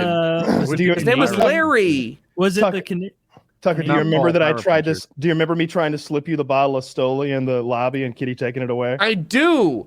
I remember too, because also that was like that whole trip was like a degenerate. There's a video of me throwing Starburst and like John Cena slamming you in the bedroom where we're like, I'm like 17 years old. It's just, oh man. Someday we gotta go through it all. Of that. There are videos of like I fell asleep early and everybody's like playing with my chest hair. Do you remember like we were walking through? It was actually this group plus Blade walking through like there's an ice rink and this like lady with a stroller came up and was like trying to petition to come back to the hotel room. That has to have been like that was the first time that we all met each other and that everybody kind of like met the other personalities and stuff. But I think back on that and I'm like, wow, if I had explained verbally what was going to happen on that trip to me, to like my mom, she would have been like, you're fucking nuts. There's no way you're going on. Dude, I remember it was like 19. Yeah, right? I know. I was 18. And I'm like, I'm a solid 25 or 26. Yeah. And Woody is a young man of 34 or so. Something like that. You know, and so he and I are like, we're two of the few there who can actually buy legal alcohol. Like so when this group walks by the Cheers bar, you know, the one from the sitcom. We went in there for one. I didn't even get to go in. You didn't? No, Tucker didn't make it. You stayed out with TmarTn. My fake ID made it in. I remember making it in with the fake ID to the Cheers bar. We all went into Cheers. Sitting there. It looked nothing like Cheers. Norm wasn't on the there. Inside. Yeah, on the inside. Nowhere to be seen. Because it had that sign up there. We took a shot, and I remember like feeling kind of helpless to the fact that we were there with these children, and like not knowing what the chill thing to do was. Being like, God damn it, I've never been to Boston, never been to this bar. I used to watch the show. I'd like to sit here and like get some pretzels or something. Yeah, but being like, supposed to ditch these youngins? But you did. I remember you. I remember you guys saying like, all right, well, we're gonna go to a more quiet thing or something like that. Because the group was. We went to the Joe Lauzon thing and nobody wanted to go. Me and Woody. Yeah. And I was like, y'all don't want to go, like fuck with a professional fighter tonight. Like I didn't even know who he was, but it was like it seemed like a cool fucking trip. I had this thing set up. Like Joe was gonna like give everyone sort of MMA lessons. I was hoping you wouldn't tell the whole sad story. Yeah, and the way the story ends in my mind is, in the end, there was like one guy who's like was like, "Fuck it, Woody, I'll stand next to you. We'll go." Because most people were like, "The train ride's too long. The taxi, like this, it's not worth the hour and a half travel." And Kyle was like, "This is what it would be like in a real fight. Everyone would leave except me, right here next to you." I was like, "Yeah." All right. And Kitty. Yeah. I literally remember ditching out that night because I was like, I would never do that. I took a 45-minute cab ride to like a house party in the middle of like nowhere for like a Minecraft kids party one time. I think the way I remember it going down Dylan. is the way I remember it going down is there was like maybe 10 or 12 of us, and it was like, hey, who would like to go do this thing? And then maybe like 4 to 6 were like, maybe like on the first subway, and then like by the time we were going to the next one. To be fair, now that we think back, the way it did end up, I think they quit before they realized that a cab was involved. I think that's why we were still salty. It was like, they didn't know that we were going to have to take this 2-hour cab. They said no at train. Like, the fact that there ended up being a taxi was irrelevant. Jesus Christ! So it was that far out. Because I remember look, Kyle asking me to go, and I said no. Yeah. We get there, and Joe's got all these people there to like, oh, Woody's bringing the whole crew. And it's just like me and Woody, and I'm like, I don't want to do anything. I'll just crack jokes when I hold the camera. He did great. Yeah, that video did way better than it would have otherwise. So thanks. And well, it wasn't the night I envisioned where like everyone was going to come and try this thing that was like neat to me. It was still a really neat night. I had more one-on-one time with Joe. Yeah. And Joe drove us back. So we had to take a cab back. He did. Yeah, Joe drove us back, and I think he had a relatively new car. I remember the one time that I had dinner with Joe. All of you guys were there, other than Tucker, but like Joe was there, and the way he ordered was so funny to me because he was like, I'll have the chicken breast blackened, and I will also have the full rack of ribs. And it was like you just, and he was, and like I remember him behaving in a way that was like, no, this is just the way I order. Like, you get 2 entrees because I need energy. And I was like, oh, okay, yeah, he needs energy. I mean, like the other ways we ordered was like me and Kyle walking into that place high out of our mind. I remember walking into that Applebee's and thinking I'm so high I can barely function, and then walking next to my buddy Kyle and him being even higher than me and being like, okay, I'm gonna be okay. Then we got in there, and Kitty, like I've said this before about her. Kitty is a god. Kitty is a guardian. Kitty is a guardian. That's a great way to put it. She got in there and she immediately went, we will have 2 of every appetizer. Perfect. That's what everyone needed. There was no way 1 order of skins was going to get around that table. We needed 2 orders of skins for everyone to get one, and it was tremendous. That was the night that we were sitting down, and me and T-Mart were sitting next to each other. We were very, very young at the time. I was 19, he was 18 or whatever it was, and we were like, "Hey, let's give each other our phones, and we'll tweet from each other's phone." And like I was baked out of my mind. And I thought it was like really funny.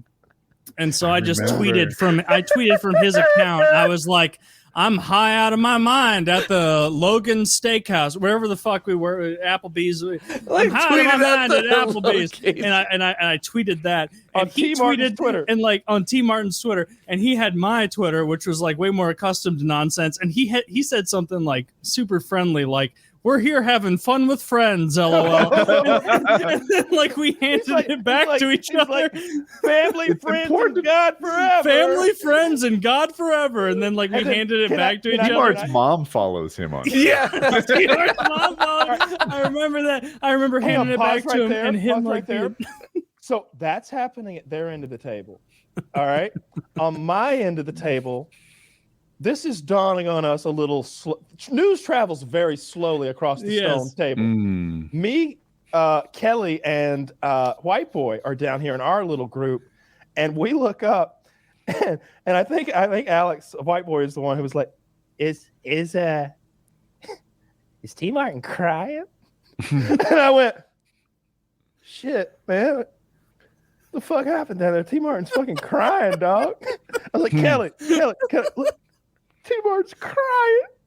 I was like, maybe there's a joke. No, those are real tears. He's crying, huh? But and then like I'm like, hey, why's T-Mart crying? I don't know who was next to me. I wish I could remember because they were both to my left. But like word got down to us that Taylor had gotten a hold of T-Martin's Twitter. He said it would be a funny idea, and I went funny with it, and then he didn't go funny with it, and then I handed him his phone back, and he saw what I tweeted from his account, and he was like, "Oh my god, my mom follows this." Dude, he was like chill out, man. And like I saw my account. He was like 15 or something. Like, no, he was 17. All right, because we're the okay. same age, but it doesn't matter. He was like the most business centric of all of us. So he was like, I'm never gonna be able to lease a home. like you would just ruin his like homeland ownership vibe. Yeah, it was so good. That was funny as fuck. I'd like to get him back on the show. Yeah, I think he doesn't want to. I think he would. Yeah. But I don't know. It can't hurt to ask, you know? T-Mart, shout out to T-Mart. I'm sorry about doing that with your phone. I thought it would be funny at the time. Should have gave me your phone. And in retrospect, it was funny both at the time and now. I bet right now. I'm not sorry. So I'm not sorry too much. And like I'm gonna go ahead and say, like not to throw anybody under the bus or anything, because like it's just people react the way they react, and like Taylor fucked up in that moment. It was like super shitty what Taylor did. I thought it was funny and like a silly little thing. But it's funny that it all played out that way. I was if I were to tweet this from my account, I wouldn't care. It wouldn't bother me. Like I thought I was being silly. What was great is Woody let Taylor know that it was a real shitty thing that he had done. Woody did. He did let me know, and I remember being like, I just thought I was memeing, man. Like, I thought I was being a silly jokester. That's kind of my MO. A real rapscallion, Taylor, you know? A real no good Nick. Somehow Taylor ended up down there with Woody and Kitty. Not that they're not fun, but they're not stoned. and so like I now was probably more judgmental at the time than I am today. Fuck it. No, we were. It doesn't matter. Look, guys, everybody's at water under the bridge. You know, we're all doing great. I don't give a shit what anybody you thinks. guys got podcasts. T-Martin's got lawsuits. We're all here. Wait, he does? No, I was making a CS:GO Lotto joke. Yeah. Battle those. I don't know. I don't think what I did was nearly as bad as baiting minors into beginning. Now he's definitely not coming back now. Dude, I bet he would come on and talk about it. I know he would come on and talk after the show. You want to bet? Yes. Yeah, because I'm right. I don't know how I don't know how he would fall on this one. You know, T-Martin and I are friends. We don't talk all the time or anything, but I still consider him my friend. Yeah, and, we're still buds. You can't friendship bait him into the podcast. Let me finish my thought here. So after the podcast, he texted me and he was like, "Hey man, that was fun. I enjoyed this or that." And I think he wished that I brought up the CS:GO stuff. And I was like, "Oh yeah, I was thinking of it too. I wasn't sure how it would go. This is how I would have done it." And he's like, "That would be perfect." So that's why I come from this so you just pander to him. Not exactly. No, the opposite of that. No, I would too. I like T-Martin's my friend. I would support him. But I'm in his camp. You know, like I'm stoking the flames. I lost $8,000 gambling on those CS:GO skins. I'll have you know, and I haven't gotten over it yet. Never taken a dime from gamblers. Hell no. No, I don't give a shit either way. I hope he made a lot of money, and I hope he did. Who knows? I hope that dog is still healthy. He's gonna need it. He's gonna need that dog for the next one. From what I can tell, wait, does he have another one brewing? From what I know from his social media, when I look at it, is T-Mart was very intelligent and skipped the phase where streamers moved to California and then realized it's way too expensive. And he went straight to Florida. He didn't skip it. What do you mean? He lived with me for 9 months, and then he was like, "I'm driving back to Illinois. I fucking hate it here." Yeah, he lived. He moved to the Gamer Shore. Yeah, me, Goldie. Yeah, lived with us, and then he was like, I want to hear about that. So you guys Glove. moved What the there, fuck is that and I guy thought there doing? was going to be like a lot of collaboration He has a kid. and stuff happening. Yeah, Good for him. we all had very different schedules. T-Martin would wake up at 7 a.m. and record 9 different intros for his Call of Duty video. I'd wake up at like 11 and record like a video. Brennan would live stream. Goldie would live stream for 12 hours a day. And that was kind of like how it worked. Like we all did content creation, but differently. And then Muzza Fuzza moved in and didn't do anything. and then Syndicate moved in and did his, so like, yeah, great idea and concept. Sorry, but like we didn't execute it well at all. It didn't turn out to be as collaborative as I thought it would. Nah, we were the first gamer house though. So didn't Muzzafuzza yeah, he didn't stick with you guys? I didn't even know he was. No, with you he guys. stopped I thought making he quit like 10 years ago. He did. This was okay. We're talking about 2012. I didn't. We're talking about literally a decade ago. This isn't that long after the Twitter incident. Yeah. I don't know what the Twitter That's incident what broke is. him. That's He's how talking about this restaurant story where they traded. I don't know what the fuck happened to Muzza. No, Muzzafuzza stopped doing stuff and then went back to live in Montana. And the only way that I knew he was alive was his ex, who used to live with us, hit me up like 5 years later, 5 years ago, and was like, hey, he still thinks about you guys. And I'm like, I don't know how to respond to this. It's like, I don't know. We're still making dumbass content. I'm like, I still make YouTube videos. Yeah, but like people move on. But regardless, yeah, that was Brandon as a kid. Is he still with the mom? Yeah. Well, that's a weird way to phrase. I didn't want to say, are they married? That's kind of judgy. They could have a great. They're not married yet. They're not married. Yeah. Wow, he has a bastard child living in sin. You beat me to it. I swear to God, I was going right there. I let him know. A religious household. I know about living in sin. Myself as well. I make sure he knows that he's can never go to heaven. Oh, I you can't wash that stain off, Muzza. No, wait, no, it's Goldie, not Muzza. Oh, Goldie has the kid. Sorry, Muzza. Then they're both going to hell. Sorry, Muzza. Yeah, you know what? Add them all in. I bet Muzza's. That guy's going to hell for sure. Not a the only thing I remember, like I never watched Gold Glove's content. He's like my age. Neither do I. A little younger, but like I remember him losing his channel. And then everyone in like 2000. That's how he got his shit. Yes. He got because everyone at the time was like, he deleted it everybody himself. Throw your support behind. He deleted it himself. No, I don't think he did. No. But like this was the first communal upload. So much. Everybody uploaded this fucker's communal montage. And it was like, hey, please help my friend who had 30,000 subs regain his channel. He had like 70K by the end of it. Dude, I mentioned him in my bullshit channel where I was like, "Hey, help out." He was late on rent, I remember having like 40,000 subs at the time and seeing his channel go from 0 to like 80 or whatever, and being like, "This is some fucking bullshit, man!" Like, I should delete my channel. Although I don't have a deep bench like he does. Like, who do I have that really likes me? Well, I've got Woody. He likes me. I've got Kyle. He likes me. Wings. He hates me. Who else do I have? Hutch. He doesn't know who I am. Who else? Yeah, it was a tough one. No, I remember that very well. It's a long time ago.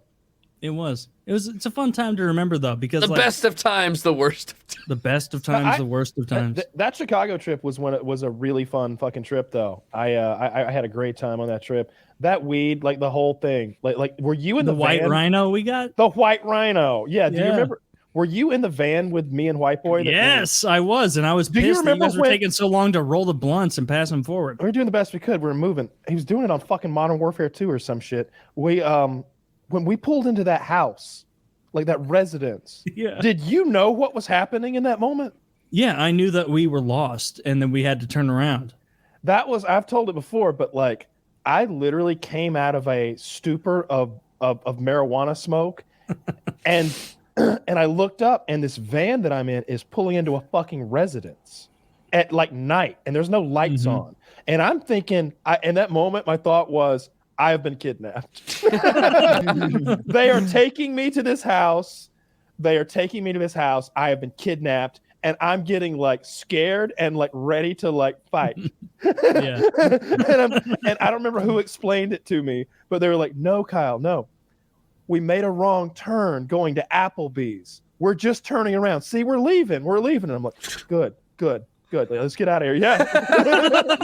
You don't want that happening. Yeah. You don't get taken. That's a good one. I like it. That's by the way, that's Jeremy on the right, and that's Aiden on the left. Aiden was our that guy right? Attorney / model / race car driver, right? When you got enough money, when you got enough money, I guess you do whatever you want. No, that's a good one. That's fucking Jeremy. Knocked the shit out of me with that baton. Dude, Jeremy's got some girthy forearms. Yeah, right? He carried dead chickens in 5-gallon buckets, right? That's how he built those muscles. He's one of those guys that's got girthier forearms than biceps. Look at that guy. Yeah, he's a strong fella. Yeah. Strong fella, and look at you there, ready for rape.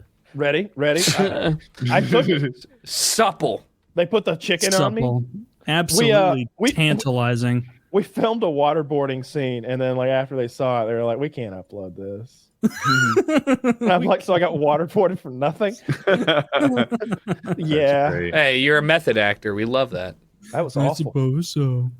Yeah, I don't know how you fake getting waterboarded. They just did it. You can't. Didn't Hannity fake that? Hannity said he was going to do it and never did because he's a bitch. Oh, he didn't even fake it. He was one of those people. He was, on Fox News. They were like, waterboard. First of all, waterboarding is torture, and those people needed to be tortured so we could get their fucking secrets. We needed to know what they knew. That Khalid Sheikh Mohammed guy, they waterboarded him like 183 times over the course of 6 months. Oh yeah, dude, He talked. So I'm all for that. They needed a bath anyway, by the looks of them. So fair enough. Totally agree. Can't argue, really. Everyone needs to take baths. You co-signing too, Jericho? I think it's a great question. A lot of people ask me that question. Yeah. What do you usually say? It's a great question. That's a very Jordan Peterson answer. A lot of people are asking this question, and people, they know about it, and they want to. My advice is to, get addicted to benzodiazepines. Oh. Have you watched his content lately? It's pretty conspiratorial. Yeah. That was good. I saw him hating on fatties. Yeah, I'm back on the train. None of us like fat people, if you listen to his voice, he sounds a little like Kermit, and so that's the easiest way to make fun of him. As soon as Skrillex went with Jordan Peterson on his podcast, I knew EDM was doomed. Okay, Skrillex went on his podcast. Yeah. He literally broke like a 4-month. I was like, what the. I remember going to a Skrillex show when I was a junior at Mizzou, and back in the day, all we did was do like 3 or 4 tenths of Molly. Oh, I was about to ask 3 or 4 tenths. Yeah, get absolutely blasted. Literally jaw moving a mile a minute. Dude, I remember my sophomore year of college, Skrillex came, and I took like 3 tenths of Molly or something, and I was that guy near the front of the stage who was to the side dancing like it didn't matter. I was having so much fun. I remember finishing that concert and being like, can't even chew your food in the next morning. You couldn't. If someone were to give me a sandwich, I'd be like, I need a glass of water to replenish my moisture so I can actually chew this. Is ecstasy legal anywhere? No, but it's fun. I remember getting blasted on ecstasy and having so much fun. Like, just it was great. Like you're just smiling the whole time. I know it's different. It seems like it's more euphoric and more intense feelings of like togetherness and like maybe even being a little bit too huggy.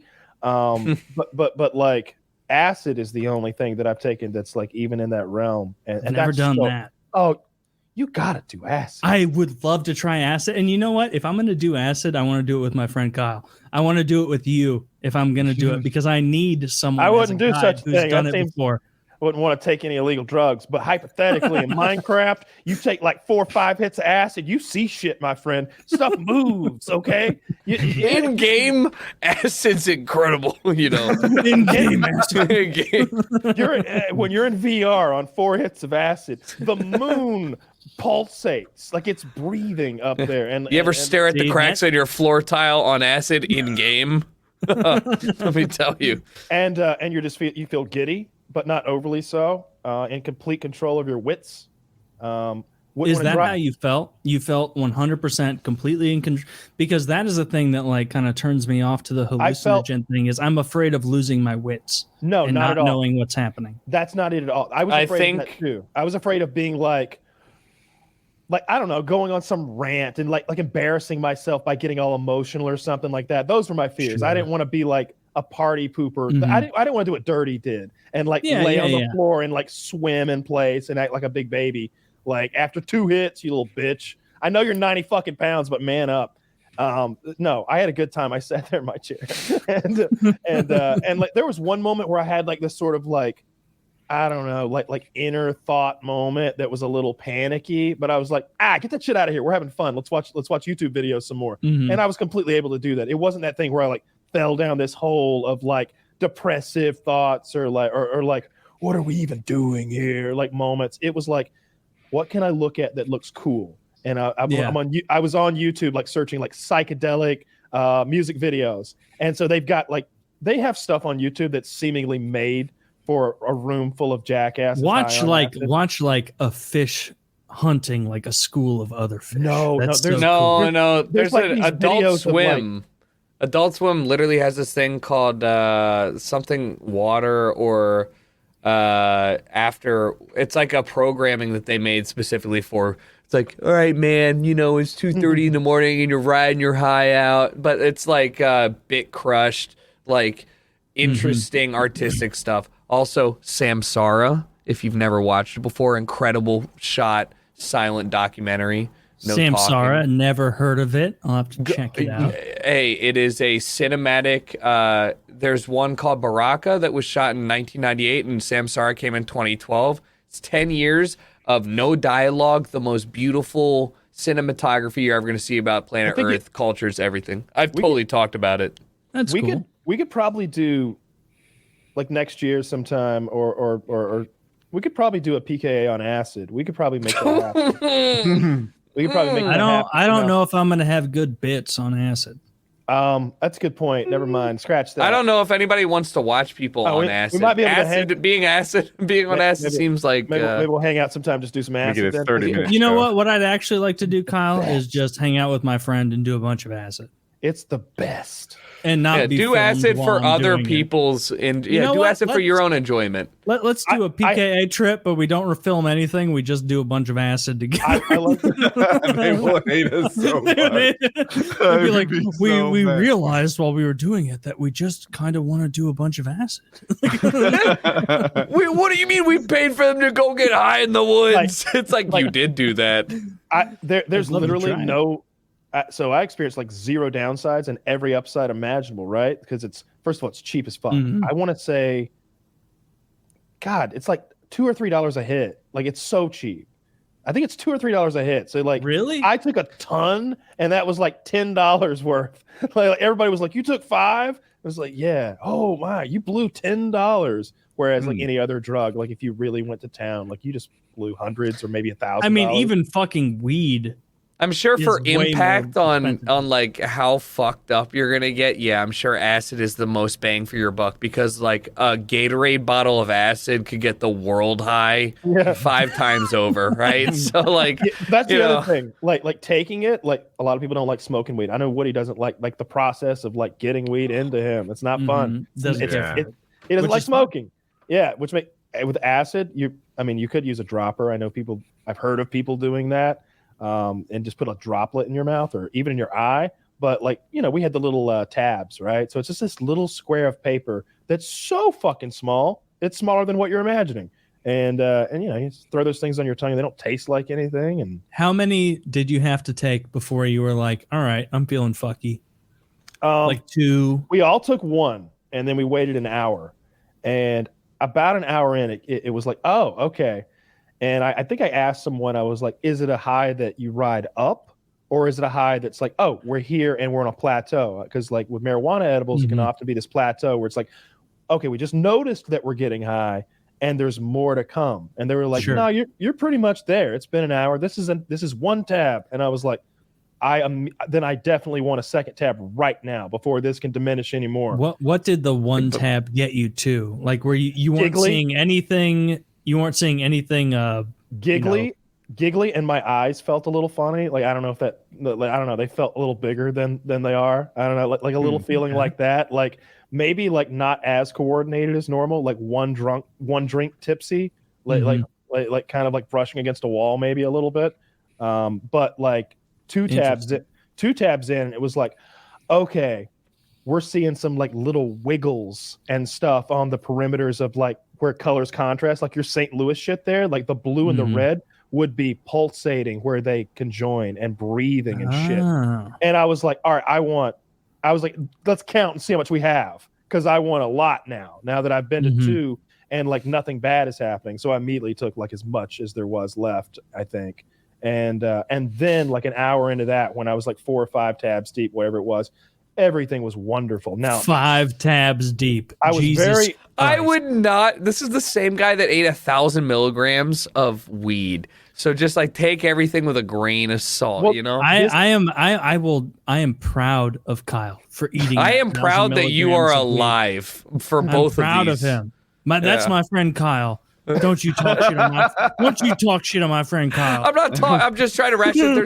There's some kid who's like, well, I'm gonna have 5 tabs in my first experience, and then he's gonna be like, said, though, right? Like that. Like what I said was like I took 1, waited an hour, took 2, waited another hour. Then I was like, okay, this is a drug that I like and that I can control. I want a bunch. How much do we have left? And then I fucking took it all because I didn't want to share anymore. I wanted all the fucking tabs. So I think some other people took 3 or 4, and I took 1 more than anybody else did. And I saw cool shit all night long. I saw cool shit, and the TV looked amazing. And the only downside was I was uncoordinated, especially walking downstairs. My knees like trembled with every step. Like you know when you're walking downstairs, it's a very particular way of like putting your like weight and that tension on your body. Like whatever it was about that, every step my knees were trembling, so I had to use the railing to like get down. Other than that, I was fine. Like I wouldn't want to go for a drive. Obviously, I'm fucking hallucinating and uncoordinated. But if you're chilling all night, no stressors, it's wonderful. So fun. So PKA episode 599. Everybody ready to wrap? Everybody good? I'm excited for episode 600. All right. You got it. We cool got guest. We got a nice little surprise. We got a cool guest, and we have a cool sponsor. All right. PKA $5.99.